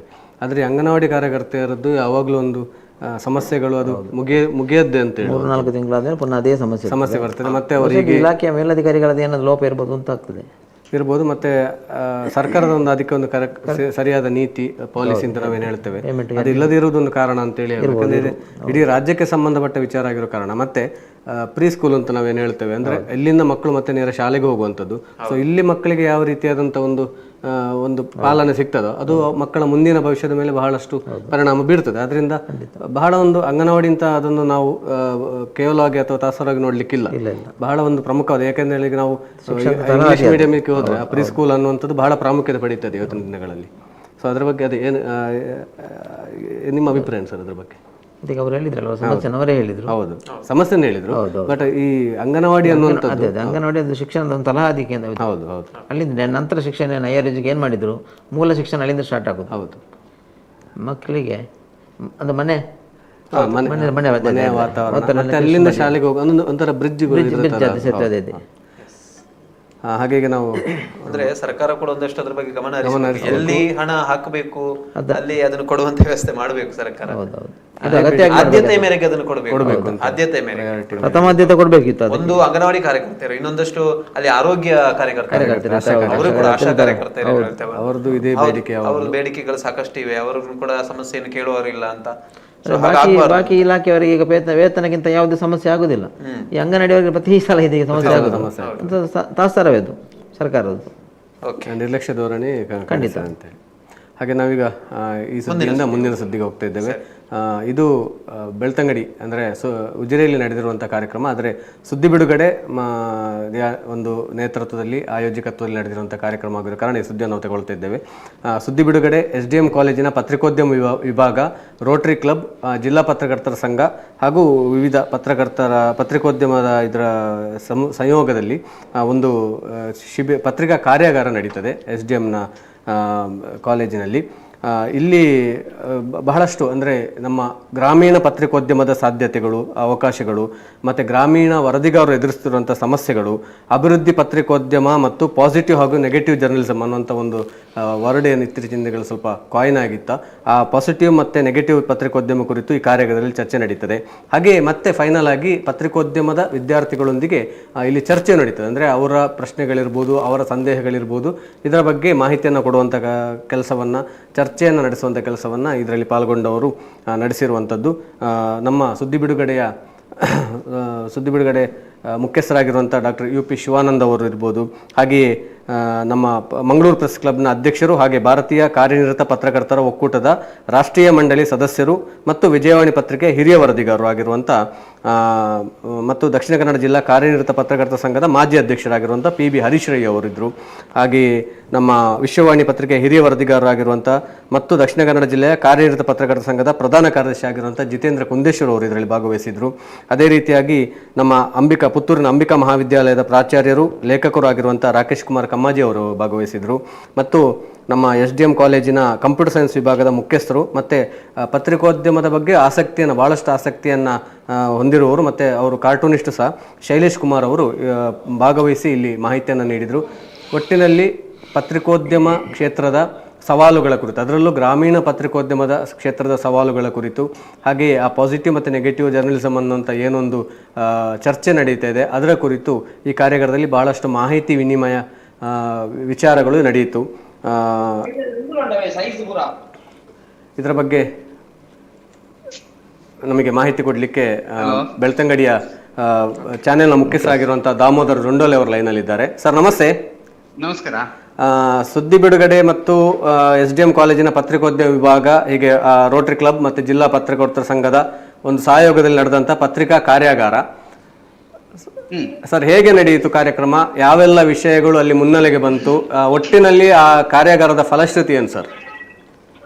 ಗ್ರಾಮೀಣ ಪತ್ರಿಕೋದ್ಯಮ ಮತ್ತು ಅದರ ಅವಶ್ಯಕತೆಗಳು ಮತ್ತು ಗ್ರಾಮೀಣ ಪತ್ರಿಕೋದ್ಯಮದಲ್ಲಿ ಪತ್ರಕರ್ತರು ಅಥವಾ ವರದಿಗಾರರು ಎದುರಿಸುವಂತಹ ಸವಾಲುಗಳೇನು, ಅದರ ಜೊತೆಗೆ ಗ್ರಾಮೀಣ ಪತ್ರಿಕೋದ್ಯಮದಲ್ಲಿ ಧನಾತ್ಮಕ ಮತ್ತು ಋಣಾತ್ಮಕ ಅನ್ನುವಂತಹ ವಿಚಾರಗಳು, ಪಾಸಿಟಿವ್ ಜರ್ನಲಿಸಂ, ನೆಗೆಟಿವ್ ಜರ್ನಲಿಸಂ, ಈ ಎಲ್ಲದರ ಬಗ್ಗೆ ಒಂದು ವಿಶೇಷ ಕಾರ್ಯಾಗಾರವನ್ನು ಏರ್ಪಡಿಸಲಾಗಿತ್ತು. SDM ಕಾಲೇಜಿನ PG ವಿಭಾಗದ ಅಲ್ಲಿ ನಡೆದಂತಹ ಕಾರ್ಯಕ್ರಮದಲ್ಲಿ SDM ಕಾಲೇಜ್ ಉಜಿರೆ, ವಿವೇಕಾನಂದ ಕಾಲೇಜಿನ ವಿದ್ಯಾರ್ಥಿಗಳು, ಅಂಬಿಕಾದ ವಿದ್ಯಾರ್ಥಿಗಳು, ಅದರ ಜೊತೆಗೆ ಮಂಗಳೂರಿನ ಕೆಲ ಕಾಲೇಜುಗಳ ವಿದ್ಯಾರ್ಥಿಗಳು ಕೂಡ ಭಾಗವಹಿಸಿದ್ರು. ಬಹಳಷ್ಟು ಒಂದು ವ್ಯವಸ್ಥಿತವಾಗಿ ಈ ಕಾರ್ಯಕ್ರಮ ನಡೆಯಿತು ಅಂತ ಹೇಳ್ಬೋದು. SDM ಕಾಲೇಜಿನ ಜರ್ನಲಿಸಂ ವಿಭಾಗದವರು ಬಹಳ ಅಚ್ಚುಕಟ್ಟಾಗಿ ಕಾರ್ಯಕ್ರಮವನ್ನು ನಿರ್ವಹಿಸಿದ್ರು. ಪ್ರಮುಖವಾಗಿ ಇಲ್ಲಿ ಗ್ರಾಮೀಣ ಪತ್ರಿಕೋದ್ಯಮ ಹೇಗೆ ಮತ್ತು ಗ್ರಾಮೀಣ ಪತ್ರಿಕೋದ್ಯಮದ ಸವಾಲುಗಳೇನು ಮತ್ತು ಗ್ರಾಮೀಣ ಪತ್ರಿಕೋದ್ಯಮದಲ್ಲಿ ಒಂದು ನಿಷ್ಪಕ್ಷಪಾತವಾಗಿ ಇರುವುದು ಹೇಗೆ ಅನ್ನುವಂತಹದ್ದು ಇಲ್ಲಿಯ ಪ್ರಮುಖ ವಿಚಾರವಾಗಿತ್ತು. ನಿಷ್ಪಕ್ಷಪಾತವಾದಂತಹ ವರದಿಗಾರಿಕೆಯನ್ನ ಮತ್ತು ಆ ಗ್ರಾಮೀಣ ಪತ್ರಿಕೋದ್ಯಮದ ವರದಿಗಾರರು ಎದುರಿಸುವಂತಹ ಸವಾಲುಗಳು. ಯಾಕೆಂತಂದ್ರೆ ಒಂದು ಅರ್ಥದಲ್ಲಿ ನ್ಯೂಸ್ ಗಳಿಗೆ ನಾವು ತಾಂಟಿಕೊಂಡು ಹೋಗುವುದು ಅಂತ ಹೇಳ್ತೇವೆ. ಯಾಕೆಂತಂದ್ರೆ ಇವತ್ತು ನೀವು ಒಂದು ನ್ಯೂಸ್ ಮಾಡಿದ್ದೇವೆ ಅಂತಂದ್ರೆ ಕೆಳಭಾಗದಲ್ಲಿ ನ್ಯೂಸ್ ಮಾಡಿ ಆ ಕಡೆ ಈ ಕಡೆ ಹೋಗುವಾಗ ಅವರು ಬರ್ತಾರೆ, ಎದುರು ಸಿಗ್ತಾರೆ. ಇಂತಹದೊಂದು ಆತಂಕಗಳು, ಇಂತಹ ಎದುರಿಗೆ ನ್ಯೂಸ್ನವರ ಜೊತೆಗೆ ಮಾತನಾಡುವಂಥದ್ದು, ಯಾರ ನ್ಯೂಸ್ ಮಾಡ್ತೀವಿ ಅವ್ರ ಎದುರು ಸಿಗ್ತಾರೆ ಅನ್ನುವಂಥದ್ದು. ಈಗ ಪಾಸಿಟಿವ್ ಒಬ್ಬನ ಕ್ರೈಮ್ ವರದಿಗಳಿರ್ತವೆ, ಇಂಥ ವರದಿಗಳೆಲ್ಲ ಮಾಡುವಾಗ ಎಷ್ಟು ಕಷ್ಟ ಆಗತ್ತೆ, ಎಷ್ಟು ಸವಾಲು ಉಂಟಾಗತ್ತೆ. ಜೊತೆಗೆ ಗ್ರಾಮೀಣ ಪತ್ರಿಕೋದ್ಯಮದಲ್ಲಿ ವರದಿಗಾರರಿಗೆ ಯಾವುದೆಲ್ಲ ಸವಾಲುಗಳು ಎದುರಾಗತ್ತೆ, ಅದರ ಜೊತೆಗೆ ಗ್ರಾಮೀಣ ಪತ್ರಿಕೋದ್ಯಮದಲ್ಲಿ ಅಥವಾ ಗ್ರಾಮೀಣ ಭಾಗದಲ್ಲಿ ಕೆಲಸ ಮಾಡುವಂತಹ ಪತ್ರಕರ್ತರು ಯಾವ ರೀತಿಯಾಗಿ ಆರ್ಥಿಕವಾಗಿ ಸದೃಢವಾಗಿರ್ತಾರೆ ಅನ್ನುವಂಥದ್ರ ಬಗ್ಗೆ ಕೂಡ ಮಾತನಾಡಿದ್ರು. ಬಹಳ ವಿಶೇಷವಾಗಿ PB ಹರೀಶ್ ರೈ ಅವರು ವಿಜಯವಾಣಿಯ ಹಿರಿಯ ವರದಿಗಾರರು, ಜೊತೆಗೆ ಬಹಳಷ್ಟು ಅನುಭವ, ಒಂದು 3 ದಶಕಗಳ ಪತ್ರಿಕೋದ್ಯಮ ಅನುಭವ ಹೊಂದಿರುವಂತಹ PB ಹರೀಶ್ ರೈ ಅವರು, ಅನಂತರ ಹಿರಿಯ ಪತ್ರಕರ್ತ ಜಿತೇಂದ್ರ ಕುಂದೇಶ್ವರ ಅವರು, ಜೊತೆಗೆ ಅತ್ಯುತ್ತಮ ಓದುಗ ಮತ್ತು ಎಲ್ಲ ಪತ್ರಿಕೆಗಳಿಗೂ ಕೂಡ ಕಾರ್ಟೂನ್ ಅನ್ನ ಕಳಿಸುವಂತಹ ಶೈಲೇಶ್ ಅವರು, ಅನಂತರ ಅಂಬಿಕಾ ಕಾಲೇಜಿನ ಪ್ರಾಂಶುಪಾಲರಾದಂತಹ ರಾಕೇಶ್ ಕುಮಾರ್ ಕಮ್ಮಜಿ ಅವರು ಇಲ್ಲಿ ಈ ಒಂದು ಸಂವಾದದಲ್ಲಿ ಭಾಗಿಯಾಗಿದ್ರು. ಜೊತೆಗೆ ಈ ಕಾರ್ಯಾಗಾರದಲ್ಲಿ ಉಪಸಂಹಾರವನ್ನು ಮಾಡೋದಕ್ಕೆ ಸುದ್ದಿ ಬಿಡುಗಡೆಯ ಡಾಕ್ಟರ್ UP ಶಿವಾನಂದ್ ಅವರಿದ್ರು. ಅವರು ಕೂಡ ಮಾತನಾಡುತ್ತಾ ಬಹಳಷ್ಟು ಸುದ್ದಿಯ ಸುತ್ತವೂ ಕೂಡ ಮಾತನಾಡಿದ್ರು. ಯಾಕೆಂದ್ರೆ ಸುದ್ದಿ ಹೇಗೆ ಬೆಳೆದು ಬಂತು, ಸುದ್ದಿ ಬೆಳೆದು ಬಂದ ನಂತರ ಹಲವಾರು ವಿಚಾರಗಳ ಬಗ್ಗೆ ಯಾವ ರೀತಿಯಲ್ಲಿ ಸವಾಲುಗಳು ಎದುರಾಯಿತು, ಈ ಸವಾಲುಗಳನ್ನು ಎದುರಿಸುವುದು ಹೇಗೆ ಅನ್ನುವಂಥದ್ದು, ಜೊತೆಗೆ ಈಗಿನ ಒಂದು ಸನ್ನಿವೇಶಕ್ಕೆ ತಕ್ಕಂತೆ ಸುದ್ದಿಯನ್ನ ಬದಲಾಯಿಸಿಕೊಂಡು ಬಂದಂತಹ ಬಗೆಯನ್ನು ಕೂಡ ಅವರು ಮಾತನಾಡ್ತಾ ಹೋದ್ರು. ಜೊತೆಗೆ ಬಹಳಷ್ಟು ಜನ ಮಕ್ಕಳು ಪ್ರಶ್ನಿಸ್ತಾ ಹೋದ್ರು, ಯಾವ ಸಮಸ್ಯೆ ಎದುರಾಗತ್ತೆ, ಯಾವ ರೀತಿಯಾದಂತಹ ಸಮಸ್ಯೆಗಳು ಗ್ರಾಮೀಣ ಪತ್ರಿಕೋದ್ಯಮದಲ್ಲಿ ಎದುರಾಗತ್ತೆ, ಮತ್ತು ಸ್ಟೇಟ್ ಲೆವೆಲ್ ಪತ್ರಿಕೋದ್ಯಮ ಅಂತಂದಾಗ ಹೇಗಿರುತ್ತೆ, ಸ್ಟೇಟ್ ಲೆವೆಲ್ ಮೀಡಿಯಾ ಅಂತಂದಾಗ ಹೇಗಿರುತ್ತೆ. ಯಾಕಂತಂದ್ರೆ ಒಂದು ಸ್ಟೇಟ್ ಲೆವೆಲ್ ಮೀಡಿಯಾದಲ್ಲಿ ಫೇಸ್ ಒಬ್ಬರದ್ದು ಇರುತ್ತೆ, ಆ ಫೇಸ್ ಅಲ್ಲಿ ಒಂದು ವರದಿ ಮಾಡ್ತಾರೆ, ಆದ್ರೆ ಅವರು ಬೆಂಗಳೂರಿನಲ್ಲಿ ಇರ್ತಾರೆ. ಇಲ್ಲಿಯ ವರದಿಗಾರರ ಬಗ್ಗೆ ಅಷ್ಟು ಐಡಿಯಾ ಇರೋದಿಲ್ಲ ಜನರಿಗೆ ಅನ್ನುವಂಥದ್ದು ಇರ್ತದೆ. ಆದ್ರೆ ಇಲ್ಲಿ ಎಲ್ಲವೂ ಕೂಡ ಎದುರೆದುರು ಸಿಗುವಂತವ್ರು ಅನ್ನುವಂಥದ್ದು ಇರ್ತದೆ. ಮತ್ತೆ ಸವಾಲುಗಳು ಏನಂತಂದ್ರೆ ಆರ್ಥಿಕವಾಗಿ ಒಂದು ಸಂಸ್ಥೆಯನ್ನ ಸದೃಢಪಡಿಸುವಂಥದ್ದು ಹೇಗೆ, ಆ ಸದೃಢಪಡಿಸಬೇಕು ಅಂತಂದ್ರೆ ಯಾವ ಸವಾಲುಗಳನ್ನ ಎದುರಿಸಬೇಕು ಮತ್ತು ಅದನ್ನು ಹೇಗೆ ಸದೃಢಪಡಿಸಬಹುದು, ಜೊತೆಗೆ ನಿಷ್ಪಕ್ಷಪಾತವಾದಂತಹ ವರದಿಯ ಜೊತೆಗೆ ಆ ಸಂಸ್ಥೆಯನ್ನ ಮುನ್ನಡೆಸುವುದು ಹೇಗೆ ಅನ್ನೋದ್ರ ಬಗ್ಗೆಯೂ ಕೂಡ ಡಾಕ್ಟರ್ UP ಶಿವಾನಂದ್ ಅವರು ಮಾತಾಡಿದ್ರು. ಜೊತೆಗೆ ಉಪಸಂಹಾರವನ್ನ ಮಾಡುತ್ತಾ 4 ಜನ ಶೈಕ್ಷಣಿಕವಾಗಿ ಪತ್ರಿಕೋದ್ಯಮ ಅನ್ನೋದ್ರ ಬಗ್ಗೆ ಮಾತನಾಡಿದಂತಹ ರಾಕೇಶ್ ಕುಮಾರ್ ಕಮ್ಮಜಿ ಅವರು ಹಲವಾರು ವಿಚಾರಗಳ ಬಗ್ಗೆ ಒಂದು ಮಾತನಾಡಿದ್ರು. ಪ್ರಮುಖವಾಗಿ ಈಗಿನ ಕಾಲಘಟ್ಟದ ಜರ್ನಲಿಸಂ ಏನಾಗ್ತದೆ, ಯಾವ ರೀತಿಯಾಗಿ ಹೋಗ್ತಾ ಇದೆ ಅನ್ನುವಂಥದ್ದು, ಜೊತೆಗೆ ಒಂದಷ್ಟು ಜಾಹೀರಾತು ಮತ್ತು ಜರ್ನಲಿಸಂ ಅನ್ನುವಂತಹದ್ದು ಏನು, ಜಾಹೀರಾತನ್ನ ಹೇಗೆ ಕಲೆಕ್ಟ್ ಮಾಡಬಹುದು ಮತ್ತು ಹೇಗೆ ಅದನ್ನ ಪ್ಲೇ ಮಾಡೋದು ಅಥವಾ ಹೇಗೆ ಅದನ್ನ ಹಾಕೋದು, ಆ ಜಾಹೀರಾತು ಹಾಕಿದಾಗ ನಿಮಗೇನಾದ್ರೂ ನಿಷ್ಪಕ್ಷಪಾತವಾಗಿ ವರದಿ ಮಾಡೋದಕ್ಕೆ ಕಷ್ಟ ಆಗುತ್ತಾ ಅನ್ನುವಂತಹ ವಿಚಾರಗಳು, ಪ್ರಶ್ನೆಗಳನ್ನ ಅಲ್ಲಿಯ ವಿದ್ಯಾರ್ಥಿಗಳು ಎತ್ತಿದ್ರು. ಇದಕ್ಕೂ ಕೂಡ ಸರಿಯಾದ ರೀತಿಯಲ್ಲಿ ಉತ್ತರವನ್ನ ಈ ಸಂವಾದ ಕಾರ್ಯಕ್ರಮದಲ್ಲಿ ನೀಡಿದ್ರು. ಒಟ್ಟಿನಲ್ಲಿ ವ್ಯವಸ್ಥಿತ ಮತ್ತು ಅಚ್ಚುಕಟ್ಟಾದ ಮತ್ತು ಒಂದು ಭವಿಷ್ಯದ ಜರ್ನಲಿಸ್ಟ್ಗಳು ಅಥವಾ ಪತ್ರಿಕೋದ್ಯಮದ ಪತ್ರಕರ್ತ ಮಿತ್ರರು ತಿಳಿದುಕೊಳ್ಳಲೇಬೇಕಾದಂತ ವಿಚಾರಗಳ ಬಗ್ಗೆ ಮಾತನಾಡಿದ್ರು. ಜೊತೆಗೆ ಸ್ಟೇಟ್ ಲೆವೆಲ್ ಅನ್ನುವಂತಹ ಕನಸಿನಲ್ಲಿ ಹೊಂದಿರುವವರು, ಸ್ಟೇಟ್ ಲೆವೆಲ್ ನ ಒಂದು ಯೋಚನೆಯಲ್ಲಿರುವವರಿಗೆ ಗ್ರಾಮೀಣ ಪತ್ರಿಕೋದ್ಯಮದಲ್ಲಿರುವಂತಹ ಆಯಾಮಗಳು, ಗ್ರಾಮೀಣ ಪತ್ರಿಕೋದ್ಯಮದಲ್ಲಿರುವಂತಹ ಅವಕಾಶಗಳು, ಗ್ರಾಮೀಣ ಪತ್ರಿಕೋದ್ಯಮದಲ್ಲಿ ಸವಾಲುಗಳು ಎದುರಾಗ್ತವೆ, ಆ ಸವಾಲುಗಳನ್ನು ಯಾವ ರೀತಿಯಾಗಿ ಎದುರಿಸಬಹುದು, ಅದನ್ನ ಹೆದರಿಸಿ ಓಡಿಸಬಹುದು ಅನ್ನುವಂಥದ್ದನ್ನ ಕೂಡ ಇಲ್ಲಿ ತಿಳಿಸಲಾಯಿತು. ಬಹಳ ವ್ಯವಸ್ಥಿತವಾಗಿ ಈ ಒಂದು ಕಾರ್ಯಾಗಾರ ನಡೆಯಿತು. ಖಂಡಿತವಾಗ್ಲೂ ಬಹಳಷ್ಟು ಮಾಹಿತಿ ನೀವು ಕೊಟ್ಟ ಮಾಹಿತಿ ಹೇಗಿತ್ತು ಅಂತ ಹೇಳಿದ್ರೆ ನಮಗೆ ಒಂದು ಕಾರ್ಯಾಗಾರದಲ್ಲಿ ಭಾಗವಹಿಸುವಂತ ಅನುಭವ ಆಯಿತು. ತುಂಬಾ ಮಾಹಿತಿಯನ್ನ ನೀಡಿದ್ರಿ. ನನ್ನಲ್ಲಿದ್ದಂಥ 2-3 ಪ್ರಶ್ನೆಗಳಿಗೆ ನೀವೇ ಉತ್ತರ ಕೊಟ್ಟ ಕಾರಣ ಮತ್ತೆ ನಾನು ಪ್ರಶ್ನೆ ಮಾಡಲಿಕ್ಕೆ ಹೋಗುದಿಲ್ಲ. ಒಟ್ಟಿನಲ್ಲಿ ಇಂತಹ ಒಂದು ಕಾರ್ಯಕ್ರಮಗಳು ಬೇರೆ ಕಡೆಗಳಲ್ಲಿ ನಡೆಯಲಿ, ಅಲ್ಲಿಯ ವಿದ್ಯಾರ್ಥಿಗಳಿಗೂ ಈಗಾಗಲೇ ಹೇಳಿದ್ರೆ ಎಲ್ಲ ಕಡೆಗಳ ವಿದ್ಯಾರ್ಥಿಗಳು ಭಾಗವಹಿಸಿದ್ರು ಅಂತ ಹೇಳಿ, ಇನ್ನಷ್ಟು ವಿದ್ಯಾರ್ಥಿಗಳು ಇದರಲ್ಲಿ ಇಂತಹ ಕಾರ್ಯಾಗಾರದಲ್ಲಿ ಭಾಗವಹಿಸಲಿ, ಅದಕ್ಕೊಂದು ಸುದ್ದಿ ಬಿಡುಗಡೆ ವೇದಿಕೆ ಆಗಲಿ ಅನ್ನುವಂಥ ಆಶಯ ನಮ್ಮದು. ಧನ್ಯವಾದಗಳು ದಾಮೋದರ್ ಅವರೇ ನಿಮ್ಮೆಲ್ಲ ಮಾಹಿತಿಗಾಗಿ. ಧನ್ಯವಾದ ಹರಿಪ್ರಸಾದ್ ನೆಲ್ಲಿಯಾಡಿ ಅವರೇ. Thank you. ಹಾಗೆ ತುಂಬಾ ಮಾಹಿತಿಯನ್ನು ನೀಡಿದ್ರು. ಅವರು ಹೇಳಿದಾಗ ನಾವೇ ಒಂದು ಕಾರ್ಯಾಗಾರದಲ್ಲಿ ಭಾಗವಹಿಸಿದ ಅನುಭವ ಆಯಿತು. ಸಂಪೂರ್ಣ ಚಿತ್ರಣವನ್ನು ಕೊಟ್ಟರು. ಹಾಗಾಗಿ ನಾವು ಮುಂದಿನ ಸುದ್ದಿಗೆ ಹೋಗುದು ಒಳ್ಳೆಯದು ಅಂತ ಅಭಿಪ್ರಾಯ. ಓಕೆ, ಮುಂದಿನ ಸುದ್ದಿ ಇದು ಕೂಡ ಒಂದು ಪ್ರತಿಭಟನೆಗೆ ಮತ್ತು ಮುಷ್ಕರಕ್ಕೆ ಸಂಬಂಧಿಸಿದ ಸುದ್ದಿ. ಆದರೆ ಇದು ಕೊನೆಗೊಂಡಂತಹ ಸುದ್ದಿ. ಮುಷ್ಕರ ಕೊನೆಗೊಂಡಿದೆ. ಸರ್ಕಾರದಿಂದ ಸಕಾರಾತ್ಮಕವಾದಂತಹ ಸ್ಪಂದನೆ ದೊರೆತು ಏನು ಪಂಚಾಯತ್ ರಾಜ್ ವ್ಯವಸ್ಥೆಯ ಸಿಬ್ಬಂದಿಗಳು, ನೌಕರರು ಮತ್ತು ಪಂಚಾಯತ್ ಜನಪ್ರತಿನಿಧಿಗಳು, ಸದಸ್ಯರು ಸೇರಿದಂತೆ ಸರ್ಕಾರವನ್ನು ಆಗ್ರಹಿಸಲಿಕ್ಕೆ ಒಂದಷ್ಟು ಪ್ರತಿಭಟನೆಯನ್ನು ಹಮ್ಮಿಕೊಂಡಿದ್ರು. ಅದರ ನಂತರ ಬೇರೆ ಬೇರೆ ಬೆಂಗಳೂರಿನ ಫ್ರೀಡಂ ಪಾರ್ಕ್ನಲ್ಲಿ ಪ್ರತಿಭಟನೆಗಳಾಯಿತು. ಅದರ ನಂತರ ಜಿಲ್ಲಾ ಪಂಚಾಯತ್ನ ಕಚೇರಿ ಮುಂಭಾಗದಲ್ಲೂ ಕೂಡ ಪ್ರತಿಭಟನೆಗಳಾಯಿತು. ಅದರ ನಂತರ ಏನು ಸರ್ಕಾರ ಕೂಡ ಒಂದಷ್ಟು ಮುಂದೆ ಬಂದು ಪ್ರತಿಭಟನೆ ನಿರತ ಏನು ನೌಕರರಿದ್ದಾರೆ ಅವರ ಮೇಲೆ ಒಂದು ಕ್ರಮವನ್ನು ಕೂಡ ಕೈಗೊಳ್ಳಬೇಕು ಅಂತ ಪಂಚಾಯತ್ ರಾಜ್ ಇಲಾಖೆಯ ಆಯುಕ್ತರು ಕೂಡ ಸೂಚಿಸಿದ್ರು. ಆದರೆ ಅದಕ್ಕೂ ಮಣಿಯದೆ ಕಪ್ಪು ಪಟ್ಟಿ ಧರಿಸಿ ಪ್ರತಿಭಟನೆ ನಡೆಸಿದ್ರು ನೌಕರರು. ಅದರ ನಂತರ ಏನು ಅಕ್ಟೋಬರ್ 10ರಂದು ಒಂದು ಸಭೆ ನಡೆಯುತ್ತದೆ. ಪಂಚಾಯತ್ ರಾಜ್ ಸಚಿವರಾಗಿರುವಂತಹ ಪ್ರಿಯಾಂಕ್ ಖರ್ಗೆ ಅವರ ಒಂದು ನೇತೃತ್ವದಲ್ಲಿ ನಡೆದಿರುವಂತಹ ಸಭೆ. ಆ ಸಭೆಯಲ್ಲಿ ಒಂದಷ್ಟು ಭರವಸೆಗಳು ಸಿಕ್ಕ ನಂತರ ಮುಷ್ಕರವನ್ನು ಕೊನೆಗೊಳಿಸಿರುವಂಥದ್ದು. ಸರ್ ಕಣಕರ್ ಸರ್ ಅವರು ಯಾವ ರೀತಿಯಾಗಿ ನಡೆಯಿತು ಮತ್ತು ಕೊನೆಗೆ ಈಗ ಯಾವ ಹಂತಕ್ಕೆ ತಲುಪಿದೆ ಅಂತ? ಗ್ರಾಮ ಪಂಚಾಯತ್ ನೌಕರರ ಮುಷ್ಕರದ ಬಗ್ಗೆ ನಾವು ಕಳೆದ ಸಂಚಿಕೆಯಲ್ಲಿ ಬಹಳಷ್ಟು ಚರ್ಚೆ ಮಾಡಿದ್ದೇವೆ. ಅವರು ತುಂಬಾ ಬೇಡಿಕೆ ಇತ್ತು ಅವ್ರದ್ದು. ಅದರಲ್ಲಿ ಮುಖ್ಯವಾಗಿ ಈಗ ಎಲ್ಲ ಅಧಿಕಾರಿ ನೌಕರರಿಗೆ ಸಕಾಲದಲ್ಲಿ ಬಡ್ತಿ ನೀಡುವುದು ಮತ್ತೆ ತುಂಬಾ ಬೇಡಿಕೆ ಇಟ್ಟು ಅಕ್ಟೋಬರ್ 4ರಿಂದ ಅವರು ಮುಷ್ಕರ ನಡೆತಿದ್ರು. ಪ್ರಾರಂಭದಲ್ಲಿ ಅಕ್ಟೋಬರ್ 4 ಮತ್ತು 5ರಲ್ಲಿ ಬೆಂಗಳೂರು ಫ್ರೀಡಂ ಪಾರ್ಕ್ ನಲ್ಲಿ ಮುಷ್ಕರ ಮಾಡಿದ್ರು. ಆನಂತರ ಅದನ್ನು ಜಿಲ್ಲಾ ಪಂಚಾಯತ್ಗೆ ವಿಸ್ತರಣೆ ಮಾಡಿ ಪ್ರತಿ ಜಿಲ್ಲಾ ಪಂಚಾಯತ್ ಕೇಂದ್ರಗಳಲ್ಲಿ ಪ್ರತಿಭಟನೆ ಮಾಡಿದ್ರು ನೌಕರರು. ಒಂದು ಸುತ್ತಿನಲ್ಲಿ ನಾವು ಚರ್ಚೆ ಮಾಡುವ. ಅದಕ್ಕೆ ಮೊದಲ ನೇರ ಸಂಪರ್ಕದಲ್ಲಿದ್ದಾರೆ ಪಿಡಿಒ ಅವರ ಸಂಘದ ಅಧ್ಯಕ್ಷರಾಗಿರುವಂತಹ ನಾಗೇಶ್ ಎಂಬ್ರವರು, ಜಿಲ್ಲಾಧ್ಯಕ್ಷರು. ಹೌದು. Okay, hello hello hello sir, ನಮಸ್ಕಾರ ಸರ್. ನಮಸ್ತೆ ಸರ್. ಕಳೆದ ಸಂಚಿಕೆಯಲ್ಲೂ ಕೂಡ ತಾವೇನು ಪ್ರತಿಭಟನೆ ಮಾಡ್ತಿದ್ರಿ ಬೆಂಗಳೂರಿನಲ್ಲಿ ಇದ್ದಾಗಲೇ ನಾವು ಇಲ್ಲಿಂದ ತಮಗೆ ನೇರ ಸಂಪರ್ಕವನ್ನು ಮಾಡಿ ಮಾತಾಡುವಂತ ಪ್ರಯತ್ನವನ್ನು ಕೂಡ ಮಾಡಿದ್ದೇವೆ. ಕೊನೆಗೂ ತಾವು ಮುಷ್ಕರವನ್ನು ಅಂತ್ಯಗೊಳಿಸಿದ್ದೀರಿ ಸರ್ಕಾರದ ಕಡೆಯಿಂದ ಸಕಾರಾತ್ಮಕವಾದಂತಹ ಸ್ಪಂದನೆ ದೊರೆತಿರುವ ಕಾರಣದಿಂದ. ಸೊ ಯಾವ ರೀತಿಯಾಗಿ ಸ್ಪಂದನೆ ದೊರೆತಿದೆ ಸರ್ ಮತ್ತು ಯಾವ ರೀತಿಯಲ್ಲಿ ಮುಂದುವರಿಬಹುದು ಅಂತ? ಸರ್, ಈಗ ನಮ್ಮ ಗ್ರಾಮ ಪಂಚಾಯತ್ ಸಂಪೂರ್ಣ ಒಕ್ಕೂಟ ಇದು. ಅಂದ್ರೆ ಕೇವಲ ಪಂಚಾಯತ್ ಅಭಿವೃದ್ಧಿ ಅಧಿಕಾರಿಗಳು ಮಾತ್ರ ಅಲ್ಲ, ಪಂಚಾಯತ್ ಅಭಿವೃದ್ಧಿ ಅಧಿಕಾರಿಗಳು, ಕಾರ್ಯದರ್ಶಿಗಳು, ಲೆಕ್ಕ ಸಹಾಯಕರು ಮತ್ತು ಪಂಚನೌಕರರು, ಗ್ರಾಮ ಪಂಚಾಯತ್ ಪಂಚನೌಕರರು ಅಲ್ಲದೆ ಗ್ರಾಮ ಪಂಚಾಯತ್ ಸದಸ್ಯರ ಒಕ್ಕೂಟದ ಹಲವಾರು ಬೇಡಿಕೆಗಳ ಬಗ್ಗೆ ಬಹಳಷ್ಟು ಬಾರಿ ನಾವು ಸರ್ಕಾರದ ಗಮನಕ್ಕೆ ತಂದಿದ್ವಿ, ಇಲಾಖೆ ಗಮನಕ್ಕೆ. ಆದ್ರೆ ಇದರ ಬಗ್ಗೆ ಸಕಾರಾತ್ಮಕ ಸ್ಪಂದನೆ ಕೊಡದೇ ಇರುವ ಕಾರಣ ನಾವು ಸರ್ಕಾರಕ್ಕೆ ಮುಂಚಿತವಾಗಿ ಅದೇ ಅಕ್ಟೋಬರ್ 4ಕ್ಕೆ ನಾವು ಏನು ಮುಷ್ಕರ ಮಾಡ್ತೇವೆ ಅನ್ನೋದ್ರ ಬಗ್ಗೆ ಪೂರ್ವ ಮಾಹಿತಿ ಕೊಟ್ಟಿದ್ದೆವು. ಆದ್ರೆ ಇಲಾಖೆ ಕಡೆಯಿಂದ ಸ್ಪಂದನೆ ದೊರಕದ ಕಾರಣ ಇಷ್ಟು ವಿಳಂಬ ಆಯ್ತು. ಹಾಗಾಗಿ ಪ್ರಥಮ ಇದರಲ್ಲಿ ಸಾರ್ವಜನಿಕ ಸ್ವಲ್ಪ ತೊಂದರೆ ಆಯ್ತು. ಅದರ ಬಗ್ಗೆ ನಮ್ಗೆ ವಿಷಾದ ಇದೆ. ಇದು ಈ ರೀತಿ ಸಾರ್ವಜನಿಕರಿಂದ ಗ್ರಾಮ ಪಂಚಾಯತ್ ಅನ್ನು ಅವಲಂಬಿಸಿ, ಗ್ರಾಮೀಣ ಭಾಗದ ಜನರು ಗ್ರಾಮ ಪಂಚಾಯತ್ ಅವಲಂಬಿಸಿರುವುದು, ಅವರಿಗೆ ನಾವು ಸೇವೆ ಕೊಡಬೇಕಾದ ಅತ್ಯಂತ ಅಗತ್ಯ.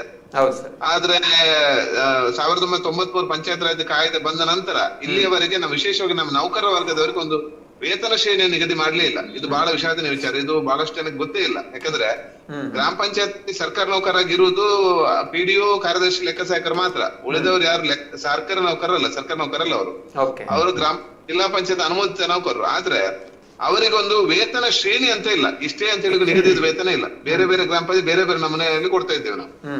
ಸೊ ಹಾಗಾಗಿ ಸರ್ಕಾರ ಗಮನ ತಂದಾಗ ಸರ್ಕಾರ ಇತ್ತೀಚೆಗೆ ಈಗ ಹೊಸ ಸಚಿವರು ನಮ್ಮ ರಾಜ್ಯ ಪ್ರತಿನಿಧಿಗಳನ್ನ ಕರೆಸಿ ಮಾತುಕತೆ ಮಾಡಿ ಸಕಾರಾತ್ಮಕವಾಗಿ ಸ್ಪಂದನೆ ಕೊಟ್ಟಿದ್ದಾರೆ. ವಿಶೇಷವಾಗಿ ನಮ್ಮ ಗ್ರಾಮ ಪಂಚಾಯತ್ ನೌಕರರ ವೇತನ ಶ್ರೇಣಿ ಬಗ್ಗೆ ಹೊಸದಾಗಿ ಅಧ್ಯಯನ ಮಾಡಿ 3 ತಿಂಗಳ ಒಳಗಡೆ ಅದಕ್ಕೆ ಸಂಬಂಧಪಟ್ಟಂತೆ ಒಂದು ವರದಿಯನ್ನು ತರಿಸಿಕೊಂಡು ವೇತನ ಶ್ರೇಣಿ ನಿಗದಿ ಮಾಡ್ತೇವೆ ಅಂತ ಹೇಳಿದ್ದಾರೆ. ಅಲ್ಲದೆ ನಮ್ಮ ಗ್ರಾಮ ಸದಸ್ಯರಿಗೆ ಒಂದು ಗೌರವಧನ ಕೊಡುವ ವಿಚಾರದಲ್ಲಿ ಈಗ ಪಕ್ಕದ ಕೇರಳದಲ್ಲಿ, ನಮ್ಮ ಇಲ್ಲಿಂದ ನಮ್ಮ ಪುತ್ತೂರು ಅಂತ ಹೇಳಿದ್ರೆ ನಮ್ಗೆ ಕೇರಳ ಬಹಳ ಹತ್ತಿರ ಇರುವಂತ ಭಾಗ, ಆ ಗಡಿಭಾಗದಲ್ಲಿದ್ದೇವೆ. ಇಲ್ಲಿ ಕೇರಳದಲ್ಲಿ ಏನಾಯ್ತದೆ, ಕೇರಳದ ಅಧ್ಯಕ್ಷರಿಗೆ ತಿಂಗಳಿಗೆ 20,000 ರೂಪಾಯಿ ಅವರಿಗೆ ಗೌರವಧನ ಇದೆ, ಉಪಾಧ್ಯಕ್ಷರ 15,000 ಗೌರವಧನ ಇದೆ. ಆದ್ರೆ ನಮ್ಮಲ್ಲಿ ಕರ್ನಾಟಕದಲ್ಲಿ ಅಕ್ಕಪಕ್ಕದ ನಾವು ಜಿಲ್ಲೆ ಅಥವಾ ಗಡಿಭಾಗದಲ್ಲಿ ಇದ್ದು ಕೂಡ ನಮ್ಮಲ್ಲಿ 6,000 ಮಾತ್ರ ಅಧ್ಯಕ್ಷರಿಗಿರೋದು, ಉಪಾಧ್ಯಕ್ಷರಿಗೆ 4,000 ಇರುದು. ಸೊ ಇಡೀ ಒಂದು ತಿಂಗಳು ಅಧ್ಯಕ್ಷರು ಅವರ ಏನು ಕಾರ್ಯಚಟುವಟಿಕೆ ಇರ್ಬೋದು, ಅವರ ವ್ಯಾಪಾರ ವಹಿವಾಟೆಲ್ಲ ಬಿಟ್ಟುಕೊಂಡು ಅವರು ಗ್ರಾಮ ಪಂಚಾಯತ್ ಇರ್ಬೇಕು. ಈಗ ಅಂತೂ ಗ್ರಾಮ ಪಂಚಾಯತ್ ತುಂಬಾ ಕೆಲಸ ಇದೆ ಅವರಿಗೆ. ಸೊ ಹಾಗಾಗಿ ಅದನ್ನು ಸಹ ಕೇಳಿದಾಗೆ ಮಾನ್ಯ ಮುಖ್ಯಮಂತ್ರಿಗಳ ಗಮನ ಕೂಡ ಇದು ಹೋಗಿದೆ. ಒಬ್ಬ ಶಾಸಕರೊಬ್ಬರು ಬರೆದಿದ್ದಾರೆ ಮತ್ತು ಮುಖ್ಯಮಂತ್ರಿ ಗಮನಕ್ಕೆ ಹೋಗಿದೆ. ಅವರು ಕೂಡ ನಾವು ಸಕಾರಾತ್ಮಕ ಸ್ಪಂದಿಸಿದ್ದಾರೆ. 3 ತಿಂಗಳ ಒಳಗಡೆ ವರದಿ ತರಿಸಿ ಅದಕ್ಕೆ ಸಕಾರಾತ್ಮಕ ಸ್ಪಂದಿಸಿ ಹೇಳಿದ್ದಾರೆ. ಹಾಗಾಗಿ ನಮ್ಗೆ ಇಲಾಖೆಯ ಸಚಿವರ ಮೇಲೆ ಸಂಪೂರ್ಣ ಭರವಸೆ ಇದೆ. ಯಾಕಂದ್ರೆ ಅವರು ಸಕಾರಾತ್ಮಕ ನಮ್ಮ ಕೋರಿಕೆಯನ್ನು ಕೇಳಿ ನಮಗೆ ನಮಗೆ ಈಗ ಮೊದಲೇ ಹೇಳಿದ್ದಾರೆ, ನಾವು ಆಲಿಸುವ ಸರ್ಕಾರ ಅಂದ್ರೆ ನಿಮ್ಮ ಬೇಡಿಕೆಗಳನ್ನ ಆಲಿಸಿ ಮತ್ತೆ ಅದಕ್ಕೆ ಪೂರಕವಾಗಿ ಸ್ಪಂದಿಸಿ ಅಂತ ಹೇಳಿದ್ದಾರೆ. ಹಾಗಾಗಿ ಸಾರ್ವಜನಿಕ ನಿಟ್ಟಿನಲ್ಲಿ ಮತ್ತು ಮಾನ್ಯ ಸಚಿವರ ಕೋರಿಕೆ ಮೇರೆಗೆ ನಾವು ಈ ಪ್ರತಿಭಟನೆ ಹಿಂಪಡೆದಿದ್ದೇವೆ. Okay sir. ಅಲ್ಲಿ ಈಗ ಮೊದಲು ತಾವು ಸರ್ ಈಗ ಏನು 8 ಮತ್ತು 9ನೇ ತಾರೀಕಿನಂದು ನಡೆದಾಗಲೂ ಕೂಡ ಅಲ್ಲಿ ಸರ್ಕಾರದ ಕಡೆಯಿಂದ ನೌಕರರ ಮೇಲೆ ಒಂದಷ್ಟು ಕ್ರಮವನ್ನು ಕೈಗೊಳ್ಳಬೇಕು ಅಂತ ಆಯುಕ್ತರು ಸೂಚಿಸಿದ್ರು. ಅದರ ನಂತರ ತಾವು ಕಪ್ಪು ಪಟ್ಟಿ ಧರಿಸಿ ಕೂಡ ಅದಕ್ಕೆ ಮಣಿಯದೆ ಕಪ್ಪು ಪಟ್ಟಿ ಧರಿಸಿ ಪ್ರತಿಭಟನೆ ಮಾಡಿಸಿದ್ರಿ. ಹೌದೌದು. ಯಾಕಂದ್ರೆ ಇದು ಅದು ಹೌದು, ಸರ್ಕಾರದ ಕಡೆಯಿಂದ ನಮ್ಗೆ ವಿಶೇಷವಾಗಿ ನಮ್ಮ ಇಡಿಯೋ ಕಾರ್ಯದರ್ಶಿ ಲೆಕ್ಕ ಸಹಾಯಕರು ಸರ್ಕಾರಗಳ ಸೂಚನೆ ಬಂದಿತ್ತು, ನೀವು ಮುಷ್ಕರನ್ನ ಕೈ ಬಿಡಬೇಕು ಅಂತ ಹೇಳ್ಕೊಂಡು. ಆದ್ರೆ ಒಕ್ಕೂಟದ ತೀರ್ಮಾನ ಏನಾಗಿತ್ತು ಅಂತಂದ್ರೆ, ಇದು ಕೇವಲ ಒಂದು ವರ್ಗದವರಿಗೆ ಮಾತ್ರ ಸೀಮಿತದ ಬೇಡಿಕೆ ಅಲ್ಲ, ಗ್ರಾಮ ಪಂಚಾಯತ್ ವ್ಯವಸ್ಥೆಯನ್ನು ಅಥವಾ ನಾವು ಈಗ ಆಡಿತರ ಕುಟುಂಬ ಅನ್ನುವ ಪರಿಕಲ್ಪನೆ ಇದೆ, ಆಡಿತರನ 11 ವೃಂದದವರನ್ನು ಸೇರಿಸಿಕೊಂಡು ಒಂದು ಕುಟುಂಬ ಅನ್ನೋ ನೆಲೆಯಲ್ಲಿ ನಾವು ಮುಷ್ಕರ ಹೂಡಿದ್ದು.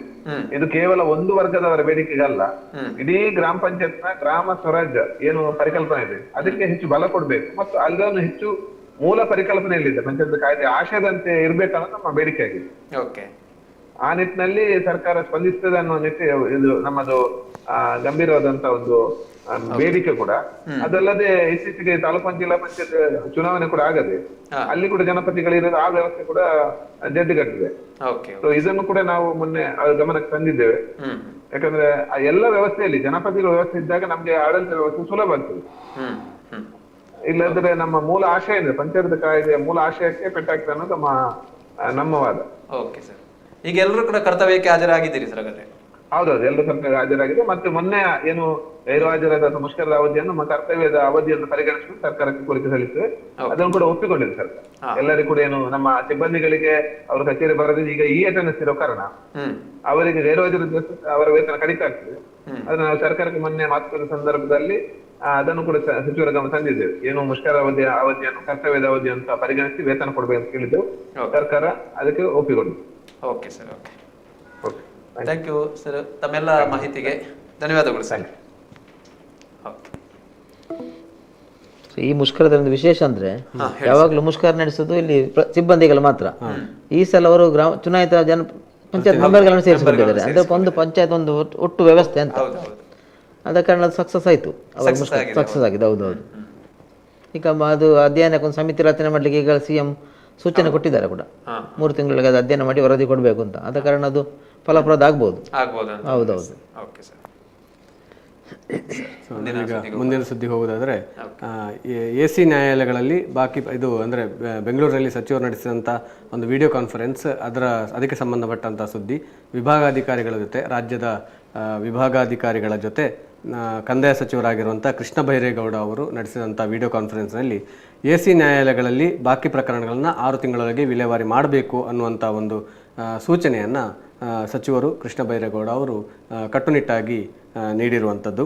ಅಂದರೆ ಅವರೇ ಹೇಳಿರೋ ಪ್ರಕಾರ ಕಂದಾಯ ಇಲಾಖೆಯ ಸಚಿವನಾಗಿ ಜವಾಬ್ದಾರಿ ವಹಿಸಿಕೊಂಡ ಮೇಲೆ ಆ ಸಂದರ್ಭದಲ್ಲಿ ರಾಜ್ಯದ ವಿವಿಧ AC ನ್ಯಾಯಾಲಯಗಳಲ್ಲಿ ಒಟ್ಟು 73,682 ತಕರಾರು ಪ್ರಕರಣಗಳು ಬಾಕಿ ಇತ್ತಂತೆ. ಅದರಲ್ಲಿ ಒಂದೇ ವರ್ಷದಲ್ಲಿ 33,207 ಪ್ರಕರಣಗಳು ವಿಲೇವಾರಿ ಆಗಿರುವಂಥದ್ದು. ಅದಕ್ಕೆ ಅವರು ಪ್ರಶಂಸೆಯನ್ನು ಸಹ ವ್ಯಕ್ತಪಡಿಸಿದರು ಸಚಿವರು. ಆದರೆ ಇನ್ನೂ ಬಾಕಿ ಇರುವಂಥ ಪ್ರಕರಣಗಳನ್ನ ಆದಷ್ಟು ಬೇಗ ವಿಲೇವಾರಿ ಮಾಡಬೇಕು ಅನ್ನುವಂಥ ಒಂದು ಸೂಚನೆಯನ್ನು ಸಹ ಸಚಿವರು ಈ ಸಂದರ್ಭದಲ್ಲಿ ನೀಡಿರುವಂಥದ್ದು. ಸೊ ಸರ್, ಈಗ ಈ AC ನ್ಯಾಯಾಲಯಗಳ ಕಾರ್ಯವ್ಯಾಪ್ತಿ ಮತ್ತು ಹೇಗೆ ಸರ್ ಇದು ಕಾರ್ಯನಿರ್ವಹಿಸ್ತದೆ, ಯಾವೆಲ್ಲ ತಕರಾರು ಪ್ರಕರಣಗಳು ಇಲ್ಲಿಗೆ ಬರ್ತದೆ, ಒಟ್ಟು ಇದರ ಒಂದು ಮಾಹಿತಿಯನ್ನು ನೀಡುವುದು ಹೇಗೆ ಸರ್? ಇದು ಮುಖ್ಯವಾಗಿ ಜಮೀನಿಗೆ ಸಂಬಂಧಪಟ್ಟ ಸಿವಿಲ್ ವ್ಯಾಜ್ಯಗಳು. ಈಗ AC ನ್ಯಾಯಾಲಯದ ಬಾಕಿ ನ್ಯಾಯಾಲಯದ ಪವರ್ ಅದಕ್ಕಿಲ್ಲ. ಮುಖ್ಯವಾಗಿ ಜಮೀನಿಗೆ ಸಂಬಂಧಪಟ್ಟದ್ದು. ಎಷ್ಟೋ ವರ್ಷದಿಂದ ತಕರಾರು ಇದ್ದದಾಗಿ ವಿಲೇವಾರಿ ಆಗದಿದ್ದರೆ ಎರಡೂ ಕಡೆಯವರೆಗೆ ಸಮಸ್ಯೆ. ಆದ ಕಾರಣ ಅದು ಕಂದಾಯ ಸಚಿವರು ಒಂದು ಒಳ್ಳೆ ನಿರ್ಧಾರ ತಗೊಂಡಿದ್ದಾರೆ. ಒಂದು ಆದಷ್ಟು ಬೇಗ ಅದು ಮುಗಿದ್ರೆ ಯಾರಿಗಾದ್ರೂ ಒಂದು ಕಡೆಯವರೆಗೆ ಪ್ರಯೋಜನ ಆಗ್ತದೆ ಅಲ್ವಾ. ಅಂದ್ರೆ ಒಂದು ತೀರ್ಪು ಬರ್ತದೆ ಏನು ಅಂತ ಹೇಳಿ ಆಗ್ತದೆ. ಹೌದು. ಅದೀಗ ಈ 9/11 ಸಂಬಂಧ ಎಲ್ಲದಕ್ಕೂ ಸಂಬಂಧ ಎಲ್ಲದು ಹೌದೌದು. ಅದೀಗ ತಹಸೀಲ್ದಾರ್ ನ್ಯಾಯಾಲಯದಲ್ಲಿ ತೀರ್ಪು ಆಗಿದ್ರೆ ಅದರ ಮೇಲೆ AC ನ್ಯಾಯಾಲಯದಲ್ಲಿ ಅದನ್ನು ಕ್ವಶನ್ ಮಾಡ್ಲಿಕ್ಕೆ ಆಗ್ತದೆ. ಈಗ AC ನ್ಯಾಯಾಲಯದ ತೀರ್ಪಿನ ಸಮಾಧಾನ ಇಲ್ಲದಿದ್ರೆ ಜಿಲ್ಲಾಧಿಕಾರಿ ನ್ಯಾಯಾಲಯದಲ್ಲಿ ಕೆಲಬಹುದು. ಹಾಗೆ ಅದು ಈಗ ಎಷ್ಟೋ ವ್ಯಾಜ್ಯಗಳು ಬಾಕಿ ನಮ್ಮ ಪುತ್ತೂರಲ್ಲಿ ಕೂಡ ಇರ್ಬೋದು ಅಂತ ತುಂಬಾ ವ್ಯಾಜ್ಯಗಳು ಬಾಕಿ ಇರ್ಬೋದು. ಹೌದು. ಸೊ ಅದೇ ಮುಖ್ಯವಾಗಿ ಅದೇ ಜಮೀನಿಗೆ ಸಂಬಂಧಪಟ್ಟ ಜಮೀನಿನ ಸಂಬಂಧಪಟ್ಟ ಸಿವಿಲ್ ವ್ಯಾಜ್ಯಗಳು ಹೆಚ್ಚಾಗಿರುವುದು ಅಂತ ಇತ್ಯರ್ಥ ಆಗುವಂತ. ಸೊ ಇದು ಉಪವಿಭಾಗಾಧಿಕಾರಿಯವರು ಅದರ ಮುಖ್ಯ ಇದಾಗಿರ್ತಾರೆ. ಹೌದು. ಸೊ ಅಂತ ಒಂದು 2-3 ತಾಲೂಕಿಗೆ ಸಂಬಂಧಪಟ್ಟದೆ ಅದು AC ನ್ಯಾಯಾಲಯದಲ್ಲಿ ಇತ್ಯರ್ಥ ಆಗ್ತದೆ. ಹೌದು. ನಮ್ದು ಈಗ ಇಲ್ಲಿ ನೋಡಿದ್ರೆ ಪುತ್ತೂರು, ಬೆಳ್ತಂಗಡಿ, ಕಡಬ, ಸುಳ್ಯ ಈ ತಾಲೂಕುಗಳ ಇದು ಪುತ್ತೂರು AC ನ್ಯಾಯಾಲಯಕ್ಕೆ ಬರ್ತದೆ ಅಂತ ಹೇಳುವಂಥದ್ದು. ಈಗ ಸುಳ್ಯ ನ್ಯಾಯಾಲಯದ ತಹಸೀಲ್ದಾರ್ ನ್ಯಾಯಾಲಯದಲ್ಲಿ ಏನಾದರೂ ತಕರಾರು ಇದ್ರೆ ಅದನ್ನ ಇಲ್ಲಿ ಪುತ್ತೂರು AC ಕೋರ್ಟಲ್ಲಿ ಪ್ರಶ್ನೆ ಮಾಡ್ಬೋದು. ಹಾಗೆ ಕಡಬದಲ್ಲಿದ್ದರೆ ಬೆಳ್ತಂಗಡಿಯಲ್ಲಿದ್ದರೆ ಮಾಡ್ಲಿಕ್ಕೆ ಆಗ್ತದೆ. ಸೊ ಬಹಳ ಒಂದು ಅಂದ್ರೆ ಸ್ವಲ್ಪ ಆಡಳಿತ ಇದಕ್ಕೆ ಚುರುಕು ಮುಟ್ಟಿಸುವಂತ ಕಾರ್ಯವನ್ನು ಸಚಿವರಲ್ಲಿ ಮಾಡಿದ್ದಾರೆ. ಮಾಹಿತಿಗೆ ಸಂಪರ್ಕ ಸಾಧ್ಯ ಆದ್ರೆ ನಾವು ಉಪವಿಭಾಗಾಧಿಕಾರಿಯನ್ನು ಇಲ್ಲಿನ ಚಿತ್ರಣದ ಬಗ್ಗೆ ಮಾತಾಡಬಹುದು. ಇಲ್ಲಿ ಎಷ್ಟು ಪ್ರಕರಣಗಳಿದೆ, ಏನು ಇಲ್ಲಿಯ ಸ್ಥಿತಿಗತಿಗಳ ಬಗ್ಗೆ ಪ್ರಯತ್ನ ಮಾಡ್ತೇವೆ. ಸೊ ಸಂಪರ್ಕ ಸಿಗುವವರೆಗೆ ನಾವು ಮುಂದಿನ ಸುದ್ದಿಗೆ ಹೋಗ್ಬೋದು ಅಂತ ಅನಿಸ್ತದೆ. ಮುಂದಿನ ಸುದ್ದಿ ನೋಡೋದಾದ್ರೆ ಬಹುಶಃ ಇವತ್ತಿನ ಸಂಚಿಕೆಯಲ್ಲಿ ಎಲ್ಲವೂ ಕೂಡ ಇದೆ. ಸರ್ಕಾರದ ಕಡೆಯಿಂದ ವೇತನ ಬಂದಿಲ್ಲ, ಗೌರವಧನ ಬಂದಿಲ್ಲ, ಇದೇ ವರದಿಗಳು ಬರ್ತಾ ಇದೆ. ಇಲ್ಲೊಂದು ವರ್ಗ ಇದೆ, ಅತಿಥಿ ಶಿಕ್ಷಕರು ಅಂತ. ಇವರಿಗೂ ಕೂಡ ಇನ್ನೂ ಬಾರದ ವೇತನ ಅಂತ. ಅವರಿಗೂ ಕೂಡ ಪಾಪ ಒಂದು ಸಾಕಷ್ಟು ತಿಂಗಳಿನಿಂದ ವೇತನಗಳು ಬರ್ತಾ ಇಲ್ಲ. ಅವರಿಗೂ ಕೂಡ ಗೌರವಧನ, ಅತಿಥಿ ಶಿಕ್ಷಕರಿಗೆ ಕೊಡ್ತಾ ಇರುವಂಥದ್ದೇ ಗೌರವಧನ, ಅದು ಕೂಡ ಬರ್ತಾ ಇಲ್ಲ ಸಮರ್ಪಕವಾಗಿ. ಹಾಗಾಗಿ ಶಿಕ್ಷಕರು ಪರದಾಡುವಂತಾಗಿದೆ. ಎಲ್ಲೋ ಒಂದು ಕಡೆ ಖಾಸಗಿ ಶಾಲೆಗಳಲ್ಲಿ ಶಿಕ್ಷಕರಾಗಿ ಸೇವೆಯನ್ನು ಸಲ್ಲಿಸ್ತಾ ಇರ್ತಾರೆ. ಸರ್ಕಾರದ ಕಡೆಯಿಂದ ಅತಿಥಿ ಶಿಕ್ಷಕರು ಅಂತ ಕಾಲ್ ಫಾರ್ ಮಾಡ್ತಾರೆ, ಏನು ಅಪ್ಲೈ ಮಾಡ್ತಾರೆ, ಹೋಗ್ತಾರೆ, ಜಾಯ್ನ್ ಆಗ್ತಾರೆ, ಅತಿಥಿ ಶಿಕ್ಷಕರಾಗ್ತಾರೆ. ಆದ್ರೆ ಅಲ್ಲಿಯೂ ಕೂಡ ಸಂಬಳ ಬರದಿದ್ದಾಗ ನಾವು ಹೇಗಪ್ಪ ಜೀವನ ನಡೆಸುವುದು ಅಂತ ಅವರದೊಂದು ಅಳಲಾಗಿರುವಂಥದ್ದು. ಹಾಗಾಗಿ ಈ ಬಗ್ಗೆ ಒಂದು ವಿಶೇಷವಾದಂತಹ ವರದಿ ಕೂಡ ಪ್ರಕಟಗೊಂಡಿರುವಂಥದ್ದು. ನಮ್ಮ ವರದಿಗಾರರಾಗಿರುವಂತಹ ಪ್ರವೀಣ್ ಚೆನ್ನವರ ಇವರು ವರದಿ ಮಾಡಿರುವಂಥ ವಿಶೇಷ ವರದಿ. ಅಂದ್ರೆ ರಾಜ್ಯದಲ್ಲಿ ಪ್ರಸಕ್ತ ನಾವು ನೋಡುದಿದ್ರೆ 33,863 ಪ್ರಾಥಮಿಕ ಶಾಲೆಗಳಲ್ಲಿ ಅತಿಥಿ ಶಿಕ್ಷಕರಾಗಿದ್ದಾರೆ. ಪ್ರೌಢಶಾಲೆಗಳಲ್ಲಿ 8,954 ಮಂದಿ ಅತಿಥಿ ಶಿಕ್ಷಕರಿದ್ದಾರೆ. ರಾಜ್ಯದಲ್ಲಿ ಒಟ್ಟು 42,817 ಅತಿಥಿ ಶಿಕ್ಷಕರು ಕಾರ್ಯನಿರ್ವಹಿಸ್ತಾ ಇದ್ದಾರೆ. ಪುತ್ತೂರು ತಾಲೂಕಿನಲ್ಲೂ ಕೂಡ ಸಾಕಷ್ಟು ಮಂದಿ ಇದ್ದಾರೆ. ಆದರೆ ಎಲ್ಲೋ ಒಂದು ಕಡೆ ಅವರು ಮುಂದೆ ಬಂದು ಈಗ ಏನು ಒಕ್ಕೂಟ ತಾವು ನಡೆದಾಗೆ ಪಂಚಾಯತ್ ರಾಜ್ ವ್ಯವಸ್ಥೆ ಒಕ್ಕೂಟ ಆಗಿರ್ಬೋದು ಅಥವಾ ಅಂಗನವಾಡಿ ಕಾರ್ಯಕರ್ತರಾಗಿರ್ಬೋದು, ಅವರ ಹಾಗೆ ಹೋರಾಟ ಮಾಡ್ತಾ ಇಲ್ಲ. ಬದಲಾಗಿ ತಮ್ಮ ಮನಸ್ಸಿನೊಳಗಡೆ ಅಳಲನ್ನು ಇಟ್ಕೊಂಡಿದ್ದಾರೆ, ಏನ್ ಮಾಡುವುದು ಅಂತ ಸರ್ಕಾರದ. ಹೀಗಾಗಿ ಜನಪ್ರತಿನಿಧಿಗಳು ಕೂಡ ಪ್ರಯತ್ನಿಸುವಂತಹ ಒಂದು ಕಾರ್ಯವನ್ನು ಕೂಡ ಮಾಡಿದ್ದಾರೆ. ಅವರನ್ನು ಸಂಪರ್ಕಿಸುವಂತ ಕಾರ್ಯವನ್ನು ಮಾಡಿದ್ದಾರೆ. ಆದ್ರೆ ಅದು ಫಲಪ್ರದವಾಗಿಲ್ಲ ಎನ್ನುವಂಥದ್ದು ನಮ್ಮ ವರದಿ. ಆದ್ರೆ ನಮ್ಮ ವರದಿ ಪ್ರಕಟಗೊಂಡ ನಂತರ ಏನಾಗಿದೆ ಇದರ ಬಗ್ಗೆ ಮಾಹಿತಿ ಕೊಡ್ಲಿಕ್ಕೆ ನಮ್ಮ ಈ ವರದಿಯನ್ನು ಮಾಡಿರುವಂತಹ ಪ್ರವೀಣ್ ಚೆನ್ನವರವರು ನೇರ ಸಂಪರ್ಕದಲ್ಲಿ ಇದ್ದಾರೆ.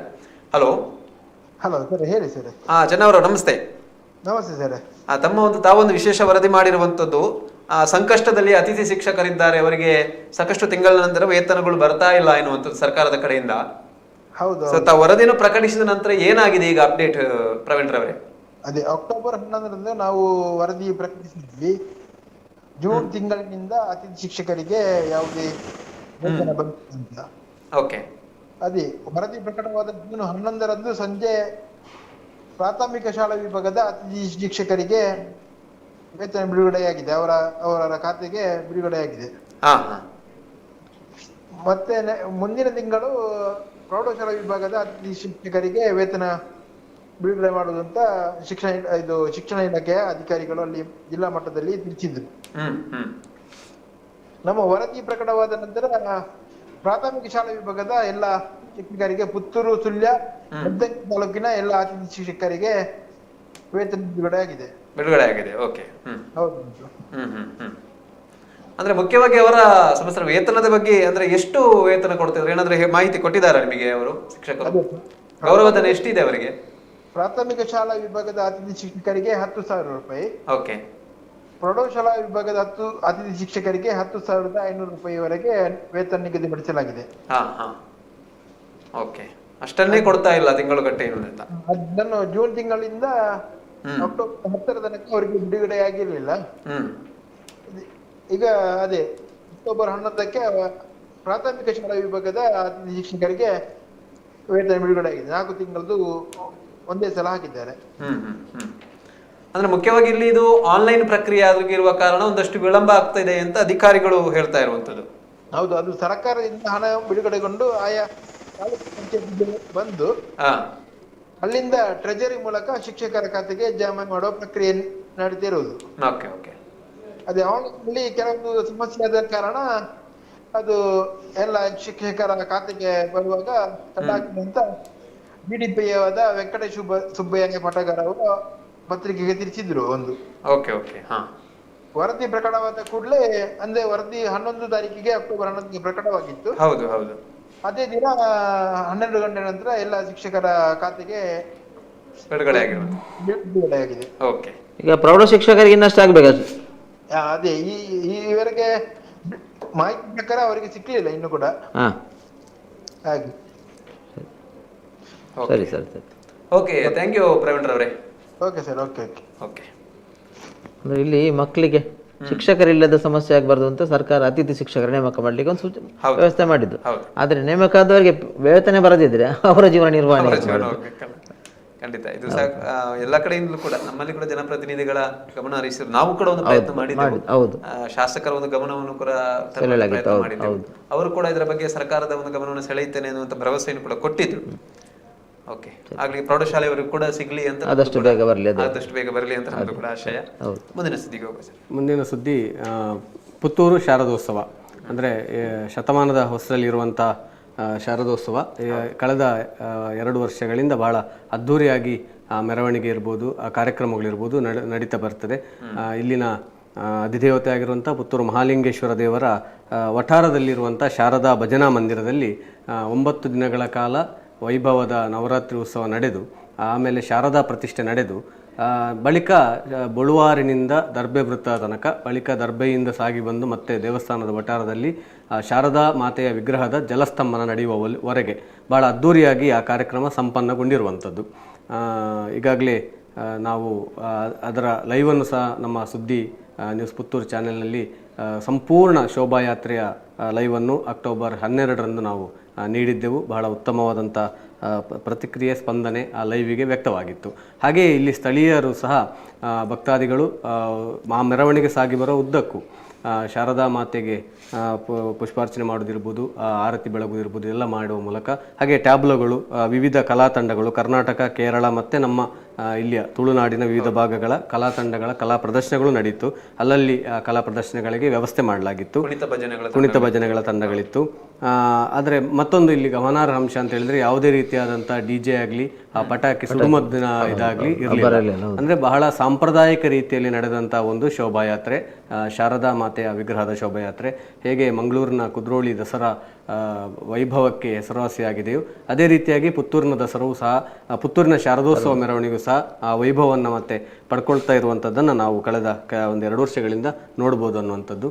ಇದರ ಬಗ್ಗೆ ನಮಗೆ ಮಾಹಿತಿ ನೀಡಲಿಕ್ಕೆ ಈ ಶಾರದೋತ್ಸವ ಸಮಿತಿಯ ಇಲ್ಲಿಯ ಶಾರದಾ ಭಜನಾ ಮಂದಿರದ ಗೌರವಾಧ್ಯಕ್ಷರಾಗಿರುವಂಥ ಸೀತಾರಾಮರೈ ಕೆದಂಬಾಡಿ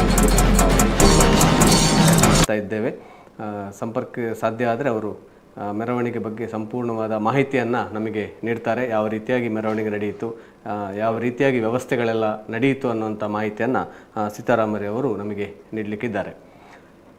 ಸರ್, ಅದೇ ಈ ಭಜನಾ ಮಂದಿರದ ವಿಶೇಷತೆ, ಇದಕ್ಕೊಂದು ಹಿನ್ನೆಲೆ ಇದೆ, ಒಂದು ಐತಿಹಾಸಿಕ ಹಿನ್ನೆಲೆಯೂ ಇದೆ. ಈ ಭಜನಾ ಮಂದಿರ ಸ್ಥಾಪನೆಗೊಂಡದಕ್ಕೆ ಪ್ರತಿ ಭಜನೆಗಳು ನಡೀತಾ ಇತ್ತು ಅಷ್ಟು ವರ್ಷದಿಂದ ಅನ್ನುವಂಥದ್ದು ಏನು ಸರ್ ಇದರ ವಿಶೇಷತೆಗಳೇನು ಅಂತೇಳಿ?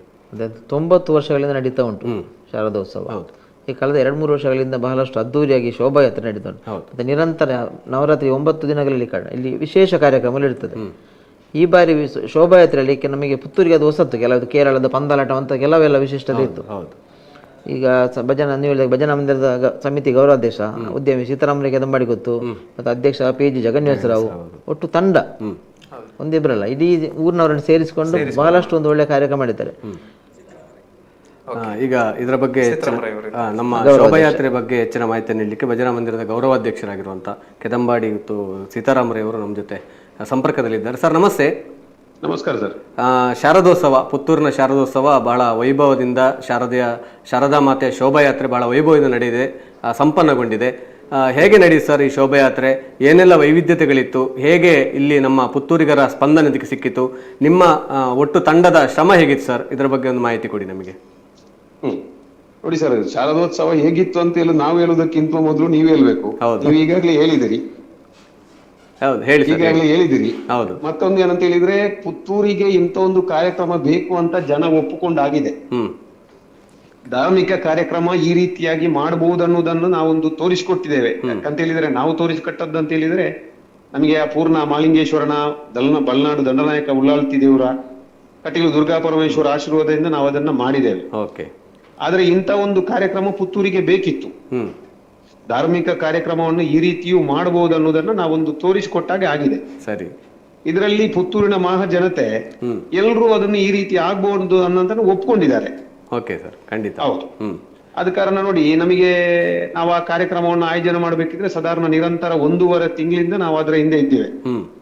ಎಷ್ಟು ದೊಡ್ಡ ಕಾರ್ಯಕ್ರಮವನ್ನು ಆಯೋಜನೆ ಮಾಡಬೇಕಿದ್ರೆ ಅದರ ಹಿಂದೆ ಎಷ್ಟು ಕೆಲಸ ಮಾಡಬೇಕಾದಿತ್ತು ಅಂತ ನಿಮಗೆಲ್ಲ ಗೊತ್ತಿರುವಂತ ವಿಚಾರ. ಹೌದು ಹೌದು ಹೌದು. ಅದಕ್ಕೆ ದೇವರ ಪೂರ್ಣ ಆಶೀರ್ವಾದ ಸಿಕ್ಕಿದೆ. ಮತ್ತೊಂದು ನೋಡಿ, ನಾವು ಕಲಾ ತಂಡಗಳನ್ನು ಅಷ್ಟೇ, ನಾವು ಎಲ್ಲಿ ನಮ್ಮ ಈ ಏರಿಯಾದಲ್ಲಿ ಅಂತದ್ದು ಯಾವುದು ಸಿಗುವುದಿಲ್ಲ. ನಾವು ಕರ್ನಾಟಕ, ಕೇರಳ, ನಾರ್ತ್ ಕರ್ನಾಟಕ, ಉತ್ತರ ಕರ್ನಾಟಕದಿಂದಲೇ ತರಿಸುವಂತ ತಂಡಗಳದು. ಮತ್ತೊಂದು ಏನಂತ ಹೇಳಿದ್ರೆ, ನಮಗೆ ಈ ಹಿಂದಿನ ಕಾಲದ ಈ ಜನಪದ ನೃತ್ಯಗಳು, ಈ ದೇವರ ಆರಾಧನೆ ಮಾಡುವಂತದ್ದು, ಇಂಥದ್ದನ್ನೆಲ್ಲ ಜನರಿಗೆ ಮರುಕಳಿಸುವಂತೆ ಮಾಡ್ಬೇಕನ್ನುವಂತ ಒಂದು ಆಸೆ ನನಗಿತ್ತು. ಅದನ್ನ ನಾವು ತೋರಿಸ್ಕೊಟ್ಟಿದ್ದೇವೆ.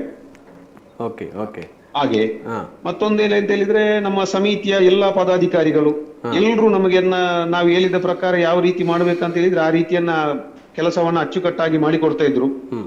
ಆದ್ರಿಂದ ಇಷ್ಟು ದೊಡ್ಡ ಕಾರ್ಯಕ್ರಮವನ್ನು ಆಯೋಜನೆ ಮಾಡ್ಲಿಕ್ಕೆ ಭಾರಿ ಖುಷಿ ಆಯ್ತು ಸರ್. ಆಮೇಲೆ ಅದೇ ಈ ಶಾರದಾ ಮಾತೆ ವಿಗ್ರಹ, ಅದು ನವರಾತ್ರಿಯ ಪ್ರಮುಖ ಆಕರ್ಷಣೆ ಆಗಿರುವಂಥದ್ದು, ಮತ್ತೆ ಈ ಶಾರದೋತ್ಸವದ ಪ್ರಮುಖ ಆಕರ್ಷಣೆ. ಸೊ ಶಾರದಾ ಮಾತೆ ವಿಗ್ರಹದ ತಯಾರಿ, ಇದರ ಬಗ್ಗೆ ಮಾಹಿತಿ ಸರ್. ನೋಡಿ, ಶಾರದಾ ಮಾತೆ ವಿಗ್ರಹವನ್ನ ನಮ್ಮ ಪ್ರಭುಗಳು ಮಾಡುವಂತದ್ದು. ಅವರು ಭಾರಿ ನಿಷ್ಠೆಯಿಂದ, ಭಾರಿ ಶಿಸ್ತುಬದ್ಧವಾಗಿ ಆ ಶಾರದಾ ಮಾತೆಯ ವಿಗ್ರಹವನ್ನ ತಯಾರಿ ಮಾಡಿ ನಮಗೆ ಒಪ್ಪಿಸಿದ್ದಾರೆ. ಅದು ಅವರು ನೀವು ಭಾರಿ ಹಿಂದಿನಿಂದಲೂ ಆ ಮೂರ್ತಿಯನ್ನ ಮಾಡುವಂತದ್ದು ಪ್ರಭುಗಳು. ಅವರು ಭಾರಿ ನಿಷ್ಠೆಯಿಂದ ಮಾಡಿ ನಮಗೆ ಕೊಟ್ಟಿದ್ದಾರೆ, ಅದರಲ್ಲಿ ಎರಡು ಮಾತಿಲ್ಲ. ಹಾಗೆ ಈಗ ಸಿದ್ದರಾಮಯ್ಯ ಅವರೇ, ಇಲ್ಲಿ ಶೋಭಾಯಾತ್ರೆ ಮೆರವಣಿಗೆ ಅಂತ ಕೂಡಲೇ ಡಿಜೆ ಅಬ್ಬರ, ಪಟಾಕಿ ಸುಡುಮದ್ದೆಲ್ಲ ಇರ್ತದೆ. ಹೌದು. ಇಲ್ಲಿ ಶಾರದೋತ್ಸವ ಮೆರವಣಿಗೆ ಇದು ಯಾವುದಿಲ್ಲದೆ ನಡೀತು. ಈ ಕಲ್ಪನೆ ನಿಮಗೆ ಹೇಗೆ ಬಂತು ಅಂತ? ಡಿಜೆ ಬೇಡ, ಪಟಾಕಿ ಬೇಡ. ಹೌದು. ನೋಡಿ ಸರ್, ನಾವೇನಂತ ಹೇಳಿದ್ರೆ, ನಾನು ಸಾಧಾರಣ ಒಂದು ಕೆಲವು ವರ್ಷಗಳಿಂದ, ಎಷ್ಟೋ ವರ್ಷಗಳಿಂದ ಧಾರ್ಮಿಕ ಸಾಮಾಜಿಕ ಕಾರ್ಯಕ್ರಮದಲ್ಲಿ ನಾನು ತೊಡಗಿಸಿಕೊಂಡಿದ್ದೇನೆ. ಸರಿ. ನಾನು ಹೆಚ್ಚಿನ ಕಾರ್ಯಕ್ರಮದಲ್ಲೆಲ್ಲ ಭಾಗಿಯಾಗ್ತೇನೆ, ಎಲ್ಲದರಲ್ಲೂ ನಾನು ನೋಡ್ತಾ ಇದ್ದೇನೆ. ಆದ್ರೆ ನಾನು ಶಾರದೋತ್ಸವದ ಜವಾಬ್ದಾರಿ ತಗೊಂಡ ಅವತ್ತೇ ನಾನೊಂದು ನಿರ್ಧಾರ ಮಾಡಿದ್ದೇನೆ. ಶಾರದಾ ಮಾತೆಯ ಒಂದು ಶೋಭಾಯಾತ್ರೆ, ಅದರಲ್ಲಿ ಪಟಾಕಿ ಮತ್ತೆ ಡಿಜೆ ಒಂದು ನಮ್ಮ ಶೋಭಾಯಾತ್ರೆಯಲ್ಲಿ ಬರದಾಗಿ ಮಾಡ್ಬೇಕನ್ನುವಂತ ಸಂಕಲ್ಪನ ಅವತ್ತೇ ಹೊತ್ತುಕೊಂಡಿದ್ದೇನೆ. ನಾನು ಅದನ್ನ ಶುರು ಮಾಡುವಾಗ ನನಗೆ ಕೆಲವು ಕಡೆಯಿಂದ ಅದು ಯಾಕೆ ಮಾಡಿದಿರಿ ಸೀತನ್ನ ಅನ್ನುವಂಥದ್ದು ಕೇಳಿದ್ರು. ಆದ್ರೆ ನಾನು ಅದಕ್ಕೇನು ಇದು ಮಾಡ್ಲಿಲ್ಲ. ನಾವು ಅದನ್ನ ಮಾಡಿದ್ದೇವೆ. ಅದನ್ನ ಜನರಿಗೂ ಅದು ಬಾರಿ ಖುಷಿಯಾದ ವಿಚಾರ. ನೋಡಿ, ಇವತ್ತು ಬೆಳಿಗ್ಗೆ ನನಗೆ ಅಮೆರಿಕದಿಂದ ಒಂದು ಮೆಸೇಜ್ ಬಂದಿತ್ತು. ಇಂಥ ಕಾರ್ಯಕ್ರಮವನ್ನ ಜನತೆ ಒಪ್ಕೊಂಡಿದ್ದಾರೆ, ಹಿಂದೂ ಸಮಾಜ ಒಪ್ಪಿದೆ, ಇಂಥ ಕಾರ್ಯಕ್ರಮ ಪುತ್ತೂರಲ್ಲಿ ನಡೀಬೇಕು ಅಂತ ಅವ್ರದ್ದೊಂದು ಶುಭಾಶಂಸನೆ ಇತ್ತು. ಹೌದು ಸರ್, ಖಂಡಿತ. ಮತ್ತೆ ನೋಡಿ, ಮಕ್ಕಳ ಭಜನೆ, ಈ ಕುಣಿತ ಭಜನೆ ಆಗ್ಬೋದು, ಅದೆಲ್ಲ ನಮ್ಮ ಧಾರ್ಮಿಕತೆಯನ್ನ ಒಂದು ಮರಿಕಳಿಸುವಂತ ಕೆಲಸ. ಖಂಡಿತ. ಹೌದು ಸರ್.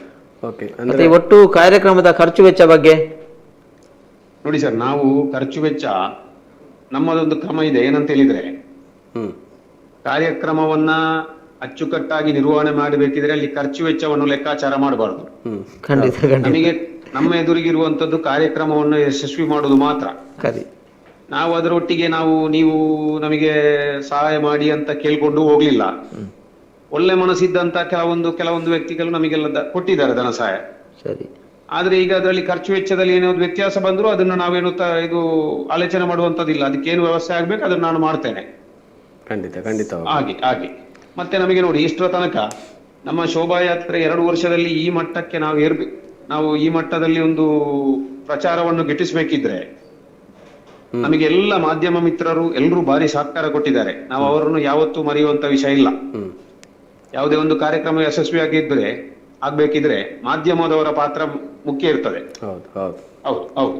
ಖಂಡಿತ ಸರ್. ನಿಮ್ಮ ಒಂದು ಯೋಚನೆ ಮತ್ತು ಯೋಜನೆ ಏನಿತ್ತು ಅದೇ ಪ್ರಕಾರವಾಗಿ ಪುತ್ತೂರು ಶಾರದೋತ್ಸವ ಸಂಪನ್ನಗೊಂಡಿರುವಂಥದ್ದು ಮತ್ತೆ ನೀವೇ ಹೇಳಿದಾಗೆ ಮಾಲಿಂಗೇಶ್ವರ ದೇವರ ಮತ್ತೆ ಬಲ್ನಾಡು ಉಲ್ಲಾಲ್ತಿ ದಂಡನಾಯಕ ದೈವಗಳ ಆಶೀರ್ವಾದದಿಂದ ಮತ್ತೆ ಪುತ್ತೂರಿನ ಜನತೆಯ ಸರ್ವ ಜನರ ಸಹಕಾರದಿಂದ ಈ ಒಂದು ಶೋಭಾಯಾತ್ರೆ ಸಂಪನ್ನಗೊಂಡಿರುವಂತದ್ದು. ಅದರ ಬಗ್ಗೆ ಬಹಳಷ್ಟು ಉತ್ತಮವಾದ ಮತ್ತು ಆಲೋಚನಾಕಾರಿ ಮಾಹಿತಿಗಳನ್ನು ದೇವರ ಅನುಗ್ರಹ, ಬಹುಶಃ ಪ್ರಕೃತಿ ಮಾತೆಯ ಒಂದು ಅನುಗ್ರಹ ಮೊನ್ನೆ ಬಂದಿರುವ ಆ ಶೋಭಾಯಾತ್ರೆ ನಡೆಯುವಂತಹ ದಿವಸ ಏನು ಸಂಜೆವರೆಗೂ ಕೂಡ ನಿರಂತರವಾಗಿ ಸುರಿದಂತಹ ಮಳೆ, ಶೋಭಾಯಾತ್ರೆ ಆರಂಭ ಆಗಬೇಕಾದ್ರೆ ಬಿಟ್ಟಂತಹ ಮಳೆ, ಶಾರದಾ ಮಾತೆಯ ವಿಸರ್ಜನೆ ಆಗಬೇಕು ಅಲ್ಲಿವರೆಗೂ ಕೂಡ ಮಳೆ ಬಹಳ ಅದೊಂದು ಪವಾಡ ರೀತಿಯಲ್ಲಿ ನಡೆದಿರುವಂತದ್ದು. ಒಟ್ಟು ಕಾರ್ಯಕ್ರಮದ ಅದ್ಭುತ ರೀತಿಯಲ್ಲಿ ಯಶಸ್ಸಾಗಿದೆ. ಖಂಡಿತವಾಗ್ಲು ಸರ್, ಬಹಳಷ್ಟು ಮಾಹಿತಿಯನ್ನು ನೀಡಿದ್ರಿ. ಧನ್ಯವಾದಗಳು ನಿಮಗೆ. ಮುಂದೆಯೂ ಇಂಥದ್ದೇ ಕಾರ್ಯಕ್ರಮಗಳು ಇನ್ನಷ್ಟು ನಿಮ್ಮ ನೇತೃತ್ವದಲ್ಲಿ ಮೂಡಿ ಬರಲಿ ಅಂತ ನಾವು ಸಹ ಹಾರೈಸ್ತೇವೆ. ಧನ್ಯವಾದಗಳು ಸರ್. Thank you. ಹಾಗೆ ಬಹಳಷ್ಟು ವಿಚಾರಗಳನ್ನು ಅವರು ಹೇಳಿದ್ರು. ನೀವು ಅದರ ಬಗ್ಗೆ ಮಾಹಿತಿಯನ್ನು ನೀಡಿದ್ರಿ. 90 ವರ್ಷಗಳಿಂದ ಶಾರದೋತ್ಸವ ನಡೆದುಕೊಂಡು ಬರ್ತಾ ಇದೆ. ಇತ್ತೀಚಿನ ವರ್ಷಗಳಲ್ಲಿ ಸ್ವಲ್ಪ ಅದಕ್ಕೆ ವೈಭವದ ಮತ್ತೆ ಸಾಂಪ್ರದಾಯಿಕವಾಗಿ, ಸುಮ್ಮನೆ ವೈಭವವಾಗಿ ಮಾಡುವಂಥದ್ದು, ಸಾಂಪ್ರದಾಯಿಕವಾಗಿ ಜನಮನ್ನಣೆ ಗಳಿಸುವಂತ ನಿಟ್ಟಿನಲ್ಲಿ ಶಾರದೋತ್ಸವ ಪುತ್ತೂರಿನಲ್ಲಿ ನಡೀತಿರುವಂತದ್ದು, ಈ ಭಾಗಕ್ಕೆ ಮಾದರಿಯಾಗಿ ನಡೀತಿರುವಂತದ್ದು ತುಂಬಾ ಪ್ರಶಂಸನೀಯ ವಿಚಾರ. ಒಳ್ಳೆ ಇನಿಷಿಯೇಟಿವ್ ಕೂಡ. ಯಾಕಂದ್ರೆ ಪುತ್ತೂರಿನಲ್ಲಿ ಶಾರದೋತ್ಸವದ ಈ ಒಂದು ಶೋಭಾಯಾತ್ರೆ ಇದಕ್ಕೆ ಮೊದಲು ಕೂಡ ಇಂಥದ್ದು ದಸರಾ ರೀತಿಯಲ್ಲಿ ನಡೆದಿರಲಿಲ್ಲ. ಆದ್ರೆ ನಡೆದ ಆರಂಭದಲ್ಲಿ ಈ ರೀತಿಯ ಒಂದು ಮಾದರಿಯುಕ್ತವಾಗಿ ನಾವೀಗ ಈ ಒಂದು ಭಾಗದಲ್ಲಿ ನೋಡೋದಾದ್ರೆ ಮಡಿಕೇರಿ ದಸರಾ ಇದೆ, ಸುಳ್ಯದಲ್ಲಿ ನಡೀತದೆ, ಪುತ್ತೂರಲ್ಲಿ ಒಂದು ಕೊರತೆ ಇತ್ತು. ಶಾರದಾ ಇದು ನಡೀತಾ ಇತ್ತು, ನವರಾತ್ರಿ ಮಂಗಳೂರಲ್ಲಿ ಇದೆ, ಮಧ್ಯದಲ್ಲಿ ಬೀಸರೋಡಲ್ಲಿದೆ, ಬಂಟ್ವಾಳದಲ್ಲಿದೆ, ಮಧ್ಯದಲ್ಲಿ ಪುತ್ತೂರಲ್ಲಿ ಆ ಒಂದು ಕೊರತೆ ಇತ್ತು. ಅದನ್ನ ನೀಗಿಸುವಂತ ನಿಟ್ಟಿನಲ್ಲಿ ಎಲ್ಲರೂ ಆಗ್ಲೇ ಅವರೇ ಹೇಳಿದಾಗೆ ಎಲ್ಲರ ಸಹಕಾರ ಮತ್ತೆ ದೇವರ ಆಶೀರ್ವಾದ ಅಂತ ಹೇಳಿದ್ರು ಅವರು. ಯಾಕಂದ್ರೆ ಅದಿಲ್ಲದಿದ್ರೆ ನೀವು ಹೇಳಿದಾಗೆ ಅಷ್ಟು ಸಂಪನ್ನವಾಗಿ ನಡೆಯಲಿಕ್ಕೆ ಸಾಧ್ಯ ಇಲ್ಲ, ಬಹಳಷ್ಟು ವೈಭವದ ಕಾರ್ಯಕ್ರಮ. ಸೊ ಅದಷ್ಟು ಇನ್ನು ಕೂಡ ಕರ್ನಾಟಕ ಮತ್ತು ಕೇರಳದ ಕಲಾ ಪ್ರಕಾರಗಳು ಪುತ್ತೂರಿಗೆ ಬರುವುದು, ಆ ಮೂಲಕ ಜನರಿಗೆ ಆ ಒಂದು ಕಲಾರಸದ ಔತಣ ಅಂತ ನಾವೇನ್ ಹೇಳ್ತೇವೆ ಅದು ಸಿಗ್ಲಿ ಅನ್ನುವಂಥದ್ದು. ದಸರಾ ಅಂತ ಹೇಳಿದ್ರು ಕಲ್ಪನೆ ಆ ರೀತಿ ಮೈಸೂರಿನಲ್ಲಿ ದಸರಾ ಅಂತದ ಕೂಡಲೇ ಅಲ್ಲಿ ಎಲ್ಲ ಒಂದು ಸಂಸ್ಕೃತಿ, ಅಲ್ಲಿ ಕಲೆ, ಆಹಾರ ಎಲ್ಲವೂ ಸಿಗುವಂತದ್ದು. ಅದು ಪುತ್ತೂರಿನಲ್ಲಿ ಆಗಲಿ. ಸರ್, ಅದ್ರ ಬಗ್ಗೆ ಅಲ್ಲಿ ಅಧ್ಯಕ್ಷರು ಭಜನಾ ಮಂದಿರ ಅಧ್ಯಕ್ಷರಾಗಿದ್ದಂಥ PG ಜಗನ್ನಿವಾಸರಾವ್ ಅವರು ಈಗ ಹೇಗೆ ಇಲ್ಲಿ ಭಜನಾ ಮಂದಿರದಲ್ಲಿ 9 ದಿವಸಗಳ ನವರಾತ್ರಿ ಉತ್ಸವ ನಡೆಯಿತು ಅಂತೇಳಿ ಮಾಹಿತಿಯನ್ನು ನಮಗೆ ನೀಡಲಿಕ್ಕೆ. ಸರ್ ನಮಸ್ತೆ. ನಮಸ್ತೆ ಸರ್, ನಮಸ್ತೆ. ನಮ್ಮ ಸೀತಾರಾಮ್ ರೈ ಅವರು ಈಗ ಒಟ್ಟು ಶೋಭಾಯಾತ್ರೆಯ ಬಗ್ಗೆ ನಮಗೆ ಬಹಳಷ್ಟು ಮಾಹಿತಿಯನ್ನು ನೀಡಿದರು. 9 ದಿನಗಳಲ್ಲಿ ಶಾರದಾ ಭಜನಾ ಮಂದಿರದಲ್ಲಿ ನವರಾತ್ರಿಯ ಆಚರಣೆ ಯಾವ ರೀತಿಯಲ್ಲಿ ನಡೆಯಿತು ಸರ್? ಯಾವ ರೀತಿಯ ಧಾರ್ಮಿಕ ವಿಧಿವಿಧಾನ ನಡೆಯಿತು, ಹಾಗೆ ಸಾಂಸ್ಕೃತಿಕ ವೈಭವಗಳೆಲ್ಲ ಹೇಗೆ ನಡೆಯಿತು, ಇದರ ಬಗ್ಗೆ ಒಂದು ಸ್ವಲ್ಪ ಮಾಹಿತಿ ಕೊಡಿ ಸರ್ ನಮಗೆ. 90ನೇ ವರ್ಷದ ಶ್ರೀ ಶಾರದೋತ್ಸವ ಈ ಬಾರಿ ಅತ್ಯಂತ ವಿಜೃಂಭಣೆಯಲ್ಲಿ ನಡೆಯಿತು. 9 ದಿನಗಳಲ್ಲಿ ಕೂಡ ಸಾಂಸ್ಕೃತಿಕ ಕಾರ್ಯಕ್ರಮಗಳು, ಇದಕ್ಕೆ 2 ಸಾಂಸ್ಕೃತಿಕ ಕಾರ್ಯಕ್ರಮಗಳು ಇತ್ತು. ಅದು ಯಕ್ಷಗಾನ, ತಾಳಮದ್ದು ಇರ್ಬೋದು, ಯಕ್ಷಗಾನ ಇರ್ಬೋದು, ಸಂಗೀತ ಕಾರ್ಯಕ್ರಮಗಳು ಇತ್ಯಾದಿ. ಅದನ್ನು ಎಲ್ಲರೂ ಸೇವಾ ರೂಪದಲ್ಲಿ ಮಾಡಿದ್ರು. ಆ ಶಾರದೆಯ ಮೇಲೆ ಭಕ್ತಿಯಿಂದ ಯಾವುದೇ ಗೌರವಧರ್ಮ ಸ್ವೀಕರಿಸದೆ ಸೇವಾ ರೂಪದಲ್ಲಿ ಮಾಡಿ ನಡೆಸಿಕೊಟ್ರು. ಆನಂತರ ವಿಶೇಷವಾಗಿ ಈ ಬಾರಿ ಒಂದು ಅಕ್ಷರ ಯಜ್ಞ ಅಂತ ಹೇಳೋದನ್ನು ಪರಿಕಲ್ಪನೆ ಇಟ್ಕೊಂಡಿದ್ರು. ಅದಕ್ಕೂ ಕೂಡ ಸಾಧಾರಣ 700ರಿಂದ ಹೆಚ್ಚು ಜನ ಆ ಪುಸ್ತಕವನ್ನು ಪಡ್ಕೊಂಡು 108 ಸಲ ಶಾರದಾಂಬೆ ನಮ ಅಂತ ಬರೆದು ಕೊಟ್ಟಿದ್ದಾರೆ. ಯಜ್ಞ ಯಶಸ್ವಿಯಾಗಿ ನಡೆದಿದೆ. ಅದೇ ರೀತಿ ಚಂಡಿಕಾವನ ಮಾನ್ಯ ನಾಗೇಶ್ ತಂತ್ರಿಗಳು ಕೆಮ್ಮಿಂಗಿ ಅವರ ಪುತ್ರ ಕಾರ್ತಿಕ ತಂತ್ರಿಗಳ ನೇತೃತ್ವದಲ್ಲಿ ಚಂಡಿಕಾ ಹವನ ಕೂಡ ಅತ್ಯಂತ ವಿಜೃಂಭಣೆಯಿಂದ ಹಾಗೂ ಎಲ್ಲರಿಗೂ ಅದು ದೇವರಿಗೆ ಪ್ರೀತಿ ಆಗುವ ರೀತಿಯಲ್ಲಿ ನಡೆದಿದೆ. ನಂತರ ನಿತ್ಯ ಅನ್ನದಾನ, ಅದಕ್ಕೆ ಕೂಡ ಹೊರೆಕಾಣಿಕೆಯಲ್ಲಿ ಭಕ್ತಾದಿಗಳೆಲ್ಲ ಸಹಕರಿಸಿದ್ದಾರೆ. ಪ್ರತಿನಿತ್ಯ ಕೂಡ ಅನ್ನದಾನ ಅತ್ಯಂತ ಯಶಸ್ವಿಯಾಗಿ ನಡೆದಿದೆ. ಹಾಗಾಗಿ ಒಟ್ಟಿನಲ್ಲಿ ಧಾರ್ಮಿಕ ಕಾರ್ಯಕ್ರಮಗಳು, ಸಾಂಸ್ಕೃತಿಕ ಹಾಗೆ ಎಲ್ಲ ಕಾರ್ಯಕ್ರಮಗಳು ಕೂಡ ಭಕ್ತಜನರ ಆಶೆಯಂತೆ ಅತ್ಯಂತ ವಿಜೃಂಭಣೆಯಿಂದ ನಡೆದು ಇನ್ನು ಮುಂದಕ್ಕೆ ನಮ್ದು ಯೋಜನೆ ಇದೆ. ಶಾರದಾ ಭಜನಾ ಮಂದಿರವನ್ನು ನಿರ್ಮಾಣ ಮಾಡಬೇಕು ಅಂತೇಳಿ ನಿರ್ಧಾರ ಮಾಡಿ 100 ವರ್ಷ ಆಗುವುದರೊಳಗೆ ಅದನ್ನು ಭವ್ಯ ಮಂದಿರವಾಗಿ ಮಾಲಿಂಗೇಶ್ವರ ದೇವಸ್ಥಾನದ ಸಹಕಾರದೊಂದಿಗೆ ಮಾಡಬೇಕು ಅಂತಿದೆ. ಹಾಗೆ ಅದು ಕೂಡ ಉತ್ತಮ ರೀತಿಯಲ್ಲಿ ನೆರವೇರುವ ಎಲ್ಲ ಒಂದು ಭರವಸೆ ನಮಗೆ ಈ ಬಾರಿಯ ಶಾರದೋತ್ಸವದಲ್ಲಿ ಸಿಕ್ಕಿದೆ. ಖಂಡಿತವಾಗ್ಲು ಸರ್, ಬಹಳಷ್ಟು ನಿಮ್ಮ ಯೋಚನೆಗಳು ಮತ್ತೆ ಒಂದು ಆಲೋಚನೆ ಧಾರ್ಮಿಕ ರೀತಿಯಲ್ಲಿ ಮಾಡಬೇಕು ಅನ್ನುವಂಥ ಯೋಚನೆಗಳು ಸಾಕಾರಗೊಳ್ಳಿ ಅಂತ ನಾವು ಸಹ ಆಶಿಸ್ತೇವೆ. ನಿಮ್ಮ ಮಾಹಿತಿಗೆ ಧನ್ಯವಾದಗಳು ಸರ್. Thank you. ತುಂಬ ಮಾಹಿತಿಯನ್ನು ನೀಡಿದ್ರು. ಅದರಿಂದ ನಾವು ಶಾರದೋತ್ಸವ ಮುಂದಿನ ದಿನಗಳಲ್ಲಿ ಇನ್ನಷ್ಟು ವೈಭವೋಪೇತವಾಗಿ ಮತ್ತೆ ಒಂದು ಮಾದರಿಯಾಗಿ ಮಂದಿರ ನಿರ್ಮಾಣದ ಕನಸು ನೆರವೇರಲಿ ಅಂತ ನಾವು ಸಹ ಆಶಿಸ್ತೇವೆ. ಸರ್, ಈಗ ನಾವು ಮುಂದಿನ ಸುದ್ದಿಗೆ ಹೋಗುದು. Okay sir. ಮುಂದಿನ ಸುದ್ದಿಗೆ ಹೋಗೋದಾದ್ರೆ ಇದು ಗ್ರಾಮ ಪಂಚಾಯತ್ಗಳಿಗೆ ಹೊಸ ಮಾರ್ಗಸೂಚಿ ಬಿಡುಗಡೆ ಮಾಡಿರುವಂಥದ್ದು ಸರ್ಕಾರದ ಕಡೆಯಿಂದ. ಇದು 9ನೇ ತಾರೀಕಿನಂದು ನಮ್ಮ ಪತ್ರಿಕೆಯಲ್ಲಿ ಪ್ರಕಟಗೊಂಡಿರುವಂತಹ ವರದಿ. ಜನವಸತಿ ಸಭೆ, ವಾರ್ಡ್ ಸಭೆ, ಗ್ರಾಮ ಸಭೆ ಇದು ಕಡ್ಡಾಯವಾಗಿ ನಡೆಯಬೇಕು ಪಂಚಾಯತ್ಗಳಲ್ಲಿ. ಸಮರ್ಪಕವಾಗಿ ನಡೆಯುತ್ತಾ ಇಲ್ಲ ಅಂತ ಆಗಿರಬೇಕು ಅದ್ರ ಈ ಮೊದಲು. ಹಾಗಾಗಿ ಸಮರ್ಪಕವಾಗಿ ನಡೆಯಬೇಕು.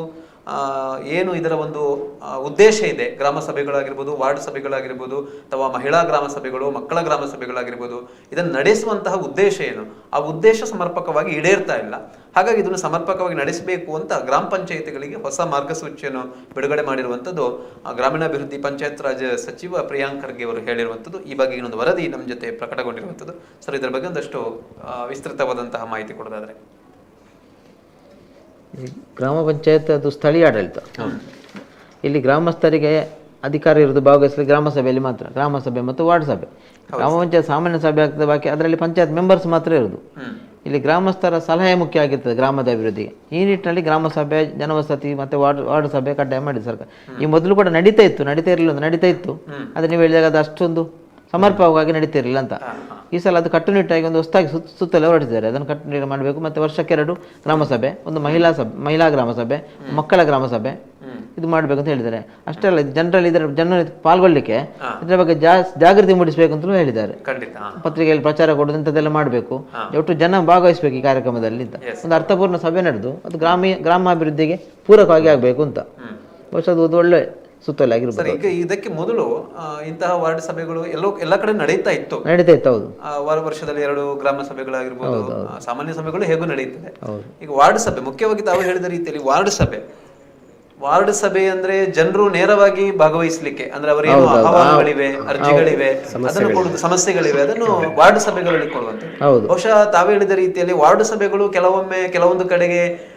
ಕೆಲವೊಂದು ಕಡೆ ಕೇವಲ ಜನಪ್ರತಿನಿಧಿಗಳಿಗೆ ಮಾತ್ರ ಸೀಮಿತ ಆಗಿರುತ್ತೆ. ಸದಸ್ಯರಿರ್ತಾರೆ, ಅವರಿಗೆ ಸೀಮಿತ ಆಗಿರುತ್ತೆ. ಆದ್ರೆ ಅಲ್ಲಿ ಜನರು ಭಾಗವಹಿಸ್ಲಿಕ್ಕಿಲ್ಲ. ಅಂತಹ ಅನೇಕ ಕಡೆಗೆ ವಾರ್ಡ್ ಸಭೆಗಳಾಗ್ತದೆ. ಮತ್ತೆ ಒಂದಷ್ಟು ಗ್ರಾಮ ಸಭೆಗಳು ಆದಾಗಲೂ ಕೂಡ ಅಲ್ಲಿ ಒಂದಷ್ಟು ರಾಜಕೀಯದ ಮುಖಂಡರು ಬಂದು ಸುಮ್ಮನೆ ಚರ್ಚೆ ಮಾಡೋದು ಬಿಟ್ಟು ಅಲ್ಲಿ ಏನು ನಿಜವಾದಂತಹ ಜನರಿಗೆ ಏನು ಪರಿಹಾರಗಳು ಬೇಕು, ಸಮಸ್ಯೆಗಳು ಪರಿಹಾರ ಆಗ್ಬೇಕು, ಅದ್ರ ಚರ್ಚೆ ಆಗ್ತಾ ಇಲ್ಲ. ಹಾಗಾಗಿ ಸಮರ್ಪಕವಾಗಿ ಆಗಬೇಕು ಎನ್ನುವಂಥದ್ದು ಸರ್ಕಾರದ ಉದ್ದೇಶ. ಇದರ ಬಗ್ಗೆ ಮಾಹಿತಿ ಕೊಡ್ಲಿಕ್ಕೆ ನಮ್ಮ ತಾಲೂಕು ಪಂಚಾಯತ್ನ ಇಒ ಆಗಿರುವಂತಹ ನವೀನ್ ಭಂಡಾರಿ ಅವರು ನೇರ ಸಂಪರ್ಕದಲ್ಲಿದ್ದಾರೆ. ಸರ್, ನಮಸ್ತೆ. ನಮಸ್ತೆ. ನಾವು ಸರ್ ಈಗಾಗಲೇ ಒಂದು ಪಂಚಾಯತ್ಗಳಿಗೆ ಏನೊಂದು ಹೊಸ ಮಾರ್ಗಸೂಚಿ ಬಿಡುಗಡೆ ಆಗಿರುವಂತದ್ದು ಸರ್ಕಾರದಿಂದ. ಈ ಬಗ್ಗೆ ಸಚಿವರು ಒಂದು ಹೇಳಿಕೆಯನ್ನು ಕೂಡ ಕೊಟ್ಟಿರುವಂತದ್ದು. ಈ ಬಗ್ಗೆ ನಾವು ಒಂದಷ್ಟು ಚರ್ಚೆಯನ್ನು ಮಾಡ್ತಾ ಇದ್ದೇವೆ ಸರ್. ಈ ಮಾರ್ಗಸೂಚಿ ಹೇಗಿರುತ್ತೆ ಸರ್? ಸರ್, ಅದು ಮಾರ್ಗಸೂಚಿ ಈಗಾಗಲೇ ಸಚಿವರು, ನಮ್ಮ ಗ್ರಾಮೀಣಾಭಿವೃದ್ಧಿ ಪಂಚಾಯತ್ ರಾಜ್ ಇಲಾಖೆ ಸಚಿವರು ಈಗಾಗಲೇ ಒಂದು ಸುತ್ತೋಲೆಯನ್ನು ಹೊರಡಿಸಿದ್ದಾರೆ. ಅದು ಈಗ ನಾವು ಪಂಚಾಯತ್ ರಾಜ್ ನಮ್ಮ ಅಧಿನಿಯಮದಲ್ಲಿ ಸಹ ಅದೇ ಇರುವಂತದ್ದು. ಜನವಸತಿ ಸಭೆ ಮತ್ತು ವಾರ್ಡ್ ಸಭೆ ಮತ್ತು ಕಡ್ಡಾಯವಾಗಿ 6 ತಿಂಗಳಿಗೊಮ್ಮೆ ಗ್ರಾಮ ಸಭೆ ಮಾಡುವಂತದ್ದು ನಮ್ಮ ಅಧಿನಿಯಮದಲ್ಲಿ ಸಹ ಈಗ ಇದೆ, ಕಡ್ಡಾಯವಾಗಿ ಇದೆ. ಅದರ ಪ್ರಕಾರ ಇದು ಮಾತ್ರ ಕೆಲವು ನಮ್ಮ ಜಿಲ್ಲೆಯಲ್ಲಿ, ನಮ್ಮ ತಾಲೂಕಲ್ಲಿ, ನಮ್ಮ ದಕ್ಷಿಣ ಕನ್ನಡ ಆಗಿರ್ಬೋದು, ಕರಾವಳಿ ಜಿಲ್ಲೆಯಲ್ಲಿ ನಾವು ಕಡ್ಡಾಯವಾಗಿ ಈಗಾಗಲೇ ಆಗ್ತಾ ಉಂಟು. ಬೇರೆ ಜಿಲ್ಲೆಗೆ ಕಂಪೇರ್ ಮಾಡಿ ಅವರು ಸುತ್ತೋಲೆಯನ್ನು ಹೊರಡಿಸಿದ್ದಾರೆ. ಇಲ್ಲಿ ಆಗ್ತಾ ಉಂಟು. ಆದ್ರೆ ಏನಾಗ್ತಿದೆ ಅಂದ್ರೆ ಗ್ರಾಮ ಮಟ್ಟದಲ್ಲಿ ಸ್ವಲ್ಪ ಗೊಂದಲ. ಏನು ಗೊಂದಲ ಅಂದ್ರೆ ಜನಗಳಿಗೆ ಗೊಂದಲ ಅಂತ ಹೇಳ್ಕೋಬಹುದು ನಾವು. ಈಗಾಗಲೇ ತಮ್ಮ ಸುದ್ದಿ ಮಾಧ್ಯಮದ ಮುಖಾಂತರ ನಾನೊಮ್ಮೆ ಪತ್ರಿಕೆ ಸ್ಟೇಟ್ಮೆಂಟ್ಸ್ ಕೊಡಿಸಿದ್ದೆ. ಅದು ಅಧಿಕಾರಿಗಳು, ತಾಲೂಕು ಮಟ್ಟದ ಅಧಿಕಾರಿಗಳು ಏನಾಗಿದೆ ಅಂದ್ರೆ ಈಗಾಗಲೇ ತಮಗೆಲ್ಲ ಗೊತ್ತಿದ್ದಾಗೆ ಅಧಿಕಾರಿಗಳು ಸಹ ಕಡಿಮೆ ಇದ್ದಾರೆ, ಸಿಬ್ಬಂದಿಗಳ ಕೊರತೆ ಎಲ್ಲ ಇದೆ. ಇಲ್ಲಿ ಗ್ರಾಮ ಅಧಿನಿಯಮದಲ್ಲಿ ಏನಿದೆ ಅಂದ್ರೆ ಗ್ರಾಮ ಮಟ್ಟದ ಅಧಿಕಾರಿಗಳು ಅಂತಲೇ ಇರುವುದು. ಅನಿವಾರ್ಯವಾಗಿ ಯಾರಾದ್ರೂ ತಾಲೂಕು ಮಟ್ಟದ, ಜಿಲ್ಲಾ ಮಟ್ಟದ ಬೇಕಂದ್ರೆ ಅವರು ಹಿಂದೆನೆ ಅವರು ಒಂದು ಜನಗಳ ಬೇಡಿಕೆ ಪ್ರಕಾರ ಒಂದು ಲೆಟರ್ ಕೊಟ್ಟು ಅಥವಾ ಅಧ್ಯಕ್ಷರಿಗೆ ಕೊಟ್ಟು ಅಧ್ಯಕ್ಷರ ಮುಖಾಂತರ ನಮಗೆ ಬಂದ್ರೆ ಅವರನ್ನು ಕಳಿಸಿ ವ್ಯವಸ್ಥೆ ಮಾಡಬಹುದು. ಈಗ ಏನಾಗಿದೆ ಅಂದ್ರೆ ಜನಗಳು ಎಲ್ಲ ಇಲಾಖೆಯವರು ಬಂದಿದಾರ ಅಂತ ಒಂದು ಕ್ವಶನ್ ಕೇಳುವಂತದ್ದು ಬಂದಿದೆ. ಅದು ಜನಗಳಿಗೆ ಸ್ವಲ್ಪ ಮಾಹಿತಿ ಕೊರತೆ ಇದಾಗಿದೆ. ಅನೇಕ ಕಡೆ ಇಲಾಖಾಧಿಕಾರಿಗಳು ಬರದಿದ್ರೆ ಗ್ರಾಮ ಸಭೆಯನ್ನು ರದ್ದುಗೊಳಿಸಬೇಕು ಅನ್ನುವಂಥದ್ದು ಕೂಡ ಮತ್ತಿದೆ. ಅದಾಗ್ತಾ ಉಂಟು ಈಗ ಕೆಲವು ಕಡೆ. ಅದು ಬೇಡಿಕೆ ಇಲ್ಲಾಂದ್ರೆ ಅಧಿಕಾರಿಗಳಲ್ಲಿ ಇಲ್ಲ ಅಂದ್ರೆ ಸಂಬಂಧಪಟ್ಟ ಗ್ರಾಮ ಪಂಚಾಯತಿ ಆ ಇಲಾಖೆಗೆ ಕಳಿಸಿಕೊಟ್ಟು ಅದನ್ನು ಫಾಲೋಅಪ್ ಮಾಡುವಂತ ಕೆಲಸವೂ ಆಗ್ಬೇಕು. ಅದು ಸ್ವಲ್ಪ ಕಡಿಮೆ ಆಗ್ತಾ ಉಂಟು. Okay sir. ಈ ಗ್ರಾಮ ಮಟ್ಟದ್ದೇ ಅದರಲ್ಲಿ ಅದು ನಮ್ಮ ಆಕ್ಟ್ ಅಲ್ಲಿ ಇರುವಂತದ್ದು. ಗ್ರಾಮ ಮಟ್ಟದ ಅಧಿಕಾರಿಗಳೇ ಈ ಗ್ರಾಮ ಸಭೆಯಲ್ಲಿ ಭಾಗವಹಿಸುವಂತದ್ದು. ಏನಾದ್ರೂ ಹೆಚ್ಚಿಗೆ ಬೇಡಿಕೆ ಇದ್ರೆ ಹಿಂದಿನ ಒಂದು ವಾರದ ಅಥವಾ 10 ದಿವಸದ 7 ಡೇಸ್ ಮುಂಚೆನೆ ಒಂದು ಪತ್ರ ಹೋಗ್ಬೇಕಾಗುತ್ತೆ ಅನಿವಾರ್ಯ. ಏನಾದ್ರು ಒಂದು ತುರ್ತು ಮೇಜರ್ ಸಮಸ್ಯೆ ಇದ್ರೆ. ಸರ್, ಈಗ ಅದೇ ರೀತಿ ಸರ್, ಜನರಲ್ಲಿ ಒಂದಷ್ಟು ಇದರ ಬಗ್ಗೆ ಜಾಗೃತಿಯನ್ನು ಮೂಡಿಸ್ಬೇಕಾದ್ರೆ ಯಾವ ರೀತಿ ಮೂಡಿಸ್ಬೇಕು ಅಂತ ಇದೆ ಸರ್? ವಾರ್ಡ್ ಸಭೆಗಳಾಗಿರ್ಬೋದು, ಗ್ರಾಮ ಸಭೆಗಳಲ್ಲಿ ಪಾಲ್ಗೊಳ್ಳಿಕ್ಕೆ. ಓಕೆ, ಈಗ ವಾರ್ಡ್ ಸಭೆಗೆ ಸಹ ನಮ್ಮಲ್ಲಿ ಕಡ್ಡಾಯವಾಗಿ 6 ಮಂತ್ಗೊಮ್ಮೆ ವಾರ್ಡ್ ಸಭೆ ಸಹ ಗ್ರಾಮ ಸಭೆ ನಿರಂತರವಾಗಿ ಆಗ್ತಾ ಉಂಟು. ನಮ್ಮಲ್ಲಿ ಆಗದಿರುವ ಗ್ರಾಮ ಪಂಚಾಯತಿ ಅಂತ ಯಾವ್ದು ಇಲ್ಲ ನಮ್ಮ ತಾಲೂಕಲ್ಲಿ, ಈಗಾಗಲೇ ಆಗ್ತಾ ಉಂಟು. ಮತ್ತೆ ಇದ್ರ ಬಗ್ಗೆ ಅಧಿಕಾರಿಗಳ ಬಗ್ಗೆ ಪ್ರಚಾರ ಸ್ವಲ್ಪ ಮಾಧ್ಯಮ ಮುಖಾಂತರ ಮತ್ತು ಸ್ವಲ್ಪ ಗ್ರಾಮ ಮಟ್ಟ ಮುಖಾಂತರ ಆದ್ರೆ ಖಂಡಿತ ಒಳ್ಳೇದಾಗುತ್ತೆ, ತಮ್ಮ ಮುಖಾಂತರ ಆದ್ರೆ. ಅಂದ್ರೆ ಇದರ ಒಟ್ಟು ಜವಾಬ್ದಾರಿ ಸರ್, ಈಗ ತಾಲೂಕು ಲೆವೆಲ್ ನಲ್ಲಿ ಇವೆಲ್ಲವನ್ನು ಕೂಡ ನಿಭಾಯಿಸಲಿಕ್ಕೆ ತಮಗೆ ವಿಶೇಷವಾದಂತಹ ಒಂದು ಅಧಿಕಾರ ಕೂಡ ಇದೆ ಅಂತ. ಅಂದ್ರೆ ತಾಲೂಕು ಪಂಚಾಯತ್ ಏನು ಇಒ ಆಗಿರ್ತಾರೆ ಅವರಿಗೆ. ಅದೇ ಏನಾಗಿದೆ ಅಂದ್ರೆ ಅದು ಆಕ್ಟ್ ಅಲ್ಲಿ ಇರಿಸುವ ಗ್ರಾಮ ಪಂಚಾಯತ್ ಅಧ್ಯಕ್ಷರೇ ದಿನಾಂಕ ಎಲ್ಲ ನಿಗದಿ ಮಾಡ್ಲಿಕ್ಕೆ ಈ ಅಧಿಕಾರದ ಈಗ ನಮ್ಮ ಬೇಡಿಕೆಗೋಸ್ಕರ ಈ ಜನಗಳ ಒಂದು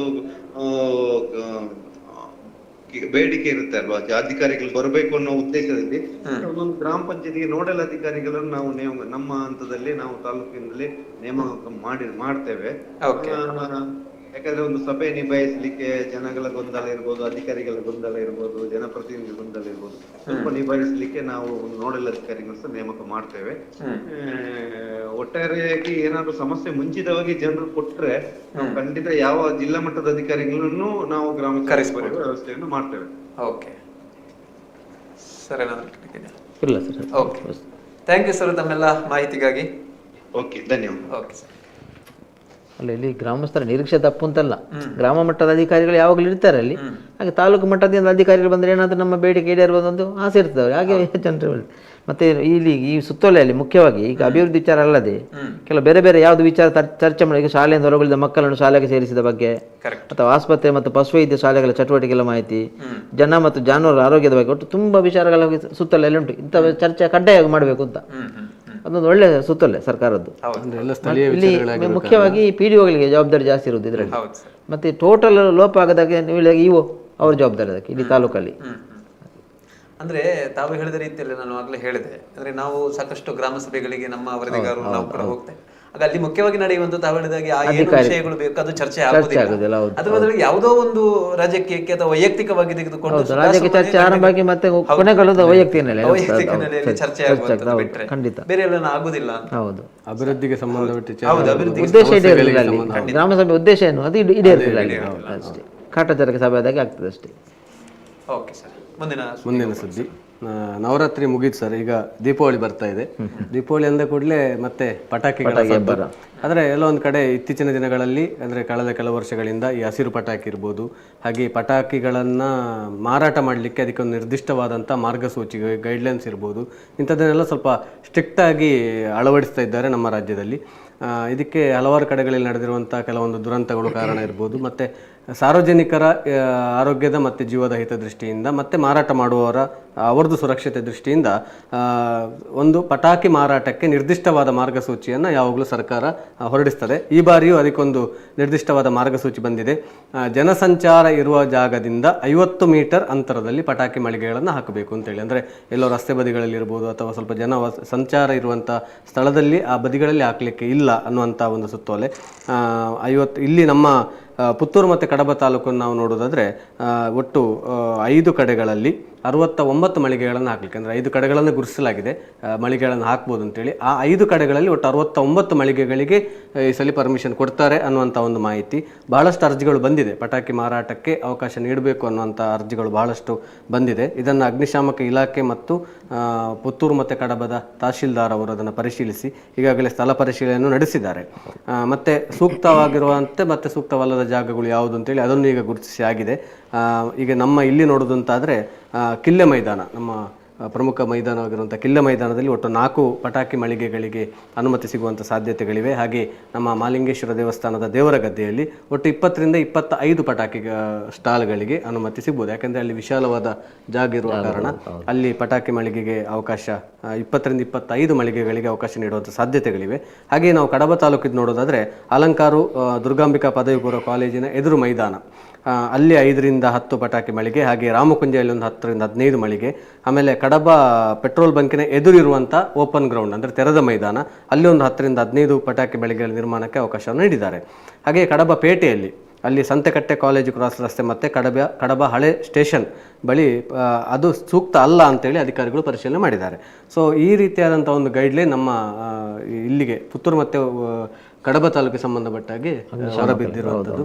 ಸೊ ಇದರ ಬಗ್ಗೆ ನಾವು ಮಾಹಿತಿಯನ್ನು ನಮ್ಮ ವರದಿಗಾರರಾಗಿರುವಂಥ ಲೋಕೇಶ್ ಬನ್ನೂರ್ ಅವರಿಂದ ಪಡ್ಕೊಳ್ಳುವಂಥ ಒಂದು ಪ್ರಯತ್ನವನ್ನು ಮಾಡ್ತಾ ಇದ್ದೇವೆ.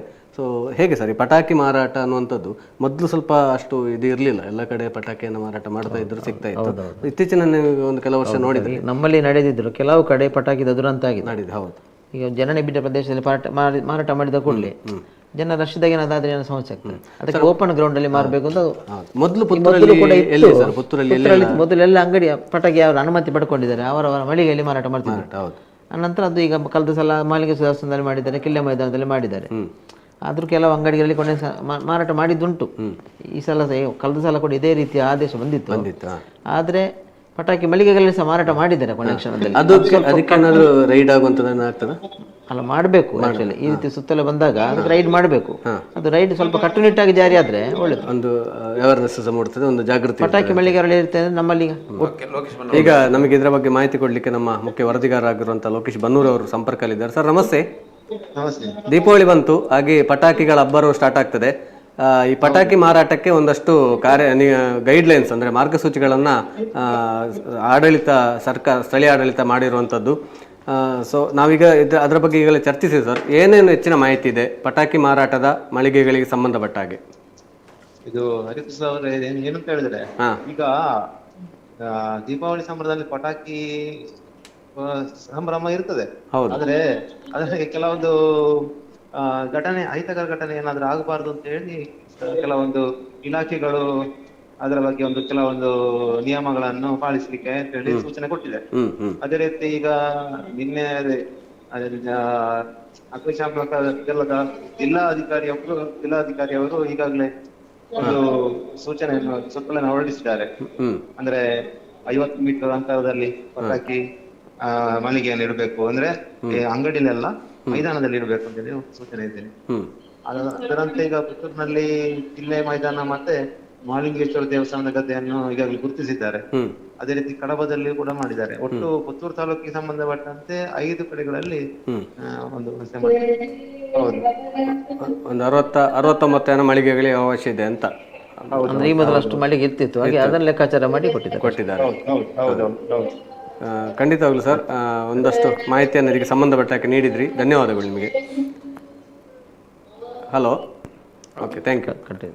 ಮಾಹಿತಿಯನ್ನು ನೀಡಿದ್ರು ಅವರು ಪಟಾಕಿಗಳಿಗೆ ಸಂಬಂಧ. ಹೇಗೆ ಅದು ಈ ಗೈಡ್ಲೈನ್ಸ್ ಮುಂದಿನ ದಿನಗಳಲ್ಲಿ ಹೇಗೆ ಅನುಷ್ಠಾನ ಆಗ್ತದೆ ಅನ್ನುವಂಥದ್ದನ್ನು ನೀವು ಹೇಳಿದಾಗೆ ಆಗಬೇಕು ಅಂತ. ಯಾಕಂತ ಹೇಳಿದ್ರೆ ನೀವು ಹೇಳಿದಾಗ ಇಲ್ಲಿ ಆಗದೇ ಇದ್ರು ಅಂತ ಮುಂದೆ ಭವಿಷ್ಯದಲ್ಲಿ ಅಂತ ಅವಘಡಗಳು ಆಗಬಾರ್ದು ಅನ್ನುವಂಥ ನಿಟ್ಟಿನಲ್ಲಿ ಎಲ್ಲರೂ ಜಾಗೃತಿ ವಹಿಸಬೇಕು. ಬರೀ ಅಧಿಕಾರಿಗಳು ಮಾತ್ರ ಅಲ್ಲ, ಬೇರೆ ಬೇರೆ ಕಡೆ ಆಗಿದೆ, ಎಷ್ಟೋ ಅನಾಹುತ ಆಗಿದೆ, ತುಂಬಾ ಅನಾಹುತ ಆಗ್ತಿರ್ತದೆ.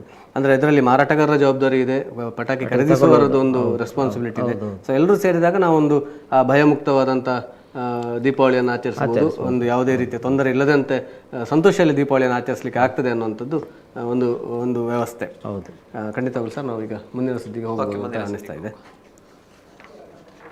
ಮುಂದಿನ ಸುದ್ದಿ ನಾವು ನೆಲ್ಯಾಡಿಯಿಂದ ವರದಿಯಾಗಿರುವಂಥದ್ದು. ಕೊಕ್ಕಡ ಈ ಒಂದು ಪ್ರದೇಶದಲ್ಲಿ ಕೆನರಾ ಬ್ಯಾಂಕ್ನಿಂದ ಗ್ರಾಹಕರಿಗೆ ಅನ್ಯಾಯ ಆಗ್ತಾ ಇದೆ ಅಂತ ಎನ್ನುವಂಥ ಆರೋಪದಿಂದ ಗ್ರಾಹಕರೆಲ್ಲರೂ ಸೇರಿ ಪ್ರತಿಭಟನೆ ನಡೆಸಿರುವಂಥ ಒಂದು ವರದಿ ನಮ್ಮ ಪತ್ರಿಕೆಯಲ್ಲಿ 16ನೇ ತಾರೀಕಿನಂದು ಪ್ರಕಟಗೊಂಡಿರುವಂಥದ್ದು. ಅಕ್ಟೋಬರ್ 14ರಂದು ಬೆಳಗಿನಿಂದ ಸಂಜೆ ತನಕ ಪ್ರತಿಭಟನೆ ನಡೆಸಿರುವಂಥದ್ದು. ಕೊಕ್ಕಡ ಕೆನರಾ ಬ್ಯಾಂಕಿನ ದೌರ್ಜನ್ಯ ಅಕ್ರಮ ವಿರೋಧಿ ಹೋರಾಟ ಸಮಿತಿ ಮತ್ತು ವಿವಿಧ ಸಂಘಟನೆಗಳ ಬೆಂಬಲದೊಂದಿಗೆ, ಬಹುಶಃ ಇದಕ್ಕೊಂದು ಸಮಿತಿ ಅಂತ ಕೂಡ ಮಾಡಿಕೊಂಡಿದ್ದಾರೆ. ಹಾಗಾದ್ರೆ ನಿರಂತರವಾಗಿ ಈ ಒಂದು ಬ್ಯಾಂಕ್ನಿಂದ ಏನು ಗ್ರಾಹಕರಿಗೆ ಅನ್ಯಾಯ ಆಗ್ತಿದೆ ಅನ್ನುವಂಥದ್ದು ಸ್ಪಷ್ಟ. ಯಾಕಂದ್ರೆ ಇಲ್ಲಿ ಸಮಿತಿಯೇ ಮಾಡ್ತಾ ಇರಲಿಲ್ಲ, ಸಮಿತಿಯನ್ನು ನಡೆಸಿಕೊಂಡು ಈ ಒಂದು ಮಾಡಿದ್ದಾರೆ. ಅನೇಕ ಅವರ ಇದೆ ಅಲ್ಲಿ ಒಂದಷ್ಟು ಸೈಬರ್ ವಂಚನೆ ಪ್ರಕರಣಗಳು ಕೂಡ ಆಗ್ತಾ ಇದೆ ಎನ್ನುವಂತ ಬಗ್ಗೆ ಒಂದು ಆರೋಪ ಇದೆ. ಅದರ ಜೊತೆಗೆ ಅಲ್ಲಿ ಒಂದಷ್ಟು ಇರುವಂತಹ ಸಿಬ್ಬಂದಿಗಳು ಕೂಡ ಏನು ಜನರ ಜೊತೆಗೆ, ಗ್ರಾಹಕರ ಜೊತೆಗೆ ಸಂವಹನ ನಡೆಸಲಿಕ್ಕೆ ಕೂಡ ಅವರಿಗೆ ಆಗ್ತಾ ಇಲ್ಲ ಎನ್ನುವುದರ ಬಗ್ಗೆ ಮತ್ತೊಂದಷ್ಟು ಕಾರಣಗಳನ್ನು ಕೊಟ್ಟಿದ್ದಾರೆ. ಅಲ್ಲಿಯ ಒಂದು ಸರಾಫರಾಗಿ ಕೆಲಸ ನಿರ್ವಹಿಸಿದಂಥ ಪದ್ಮನಾಭಾಚಾರ್ಯ ಅವರನ್ನು ಕೂಡ ಒಂದು ಸಕಾರಣವಿಲ್ಲದೆ ವಜಾ ಮಾಡಲಾಗಿದೆ ಎನ್ನುವಂಥ ಆರೋಪ ಕೂಡ. ಈ ಎಲ್ಲ ಆರೋಪಗಳನ್ನು ಇಟ್ಟುಕೊಂಡು ಈ ಒಂದು ಬ್ಯಾಂಕ್ನ ವಿರುದ್ಧವಾಗಿ ಗ್ರಾಹಕರು ಪ್ರತಿಭಟನೆ ನಡೆಸಿರುವಂಥದ್ದು. ಇದರ ಬಗ್ಗೆ ಹೆಚ್ಚಿನ ಮಾಹಿತಿ ಕೊಡಲಿಕ್ಕೆ ನಮ್ಮ ಮುಖ್ಯ ವರದಿಗಾರರಾಗಿರುವಂತಹ ಹರೀಶ್ ಬಾರಿಂಜ್ ಅವರು ನೇರ ಸಂಪರ್ಕದಲ್ಲಿದ್ದಾರೆ. ಹಲೋ. ಹಲೋ, ಹೇಳಿ. ನಮಸ್ತೆ. ನಮಸ್ತೆ ಹರೀಶ್ ಅವರು, ಈಗ ನಾವು ಕೊಕ್ಕಡದಲ್ಲಿ ನಡೆದಿರುವಂತಹ ಒಂದು ಕೆನರಾ ಬ್ಯಾಂಕ್ನ ಒಂದು ಗ್ರಾಹಕರ ಒಂದು ಪ್ರತಿಭಟನೆ, ಕೆನರಾ ಬ್ಯಾಂಕ್ನಿಂದ ವಿರುದ್ಧವಾಗಿ ನಡೆದಿರುವಂತಹ ಒಂದು ಪ್ರತಿಭಟನೆ ಏನಿದೆ ಅದರ ಬಗ್ಗೆ ಚರ್ಚೆಯನ್ನು ನಡೆಸ್ತಾ ಇದ್ದೆವು. ಮುಖ್ಯವಾಗಿ ಏನು ಅಲ್ಲಿ ಗ್ರಾಹಕರಿಗೆ ಏನು ಪ್ರಧಾನವಾಗಿ ಸಮಸ್ಯೆ ಆಗ್ತಾ ಇರುವಂತದ್ದು ಹರೀಶ್ ಅವರೇ? ಕೆನರಾ ಬ್ಯಾಂಕಿನ ಕೊಕ್ಕಡ ಶಾಖೆಯಲ್ಲಿ ಗ್ರಾಹಕರಿಗೆ ವಿವಿಧ ರೀತಿಯಲ್ಲಿ ಅನ್ಯಾಯ ಆಗುತ್ತಿದೆ ಎಂದು ಆರೋಪಿಸಿ ಗ್ರಾಹಕರು ಬ್ಯಾಂಕಿನ ಮುಂಭಾಗದಲ್ಲಿ ಅಕ್ಟೋಬರ್ 14ರಂದು ಪ್ರತಿಭಟನೆ ನಡೆಸಿದ್ದಾರೆ, ಬೆಳಗಿನಿಂದ ಸಂಜೆ ತನಕ. ಈಗಾಗಲೇ ಕೆನರಾ ಬ್ಯಾಂಕಿನ ವಿರುದ್ಧ ಹೋರಾಟಕ್ಕಾಗಿ ಬ್ಯಾಂಕಿನ ದೌರ್ಜನ್ಯ ಅಕ್ರಮ ವಿರೋಧಿ ಹೋರಾಟ ಸಮಿತಿ ಅಂತ ಕೂಡ ಸಮಿತಿ ಒಂದು ರಚನೆಯಾಗಿದೆ. ಆ ಸಮಿತಿಯ ನೇತೃತ್ವದಲ್ಲಿ ಈ ಪ್ರತಿಭಟನೆ ನಡೆದಿರುವಂತದ್ದು.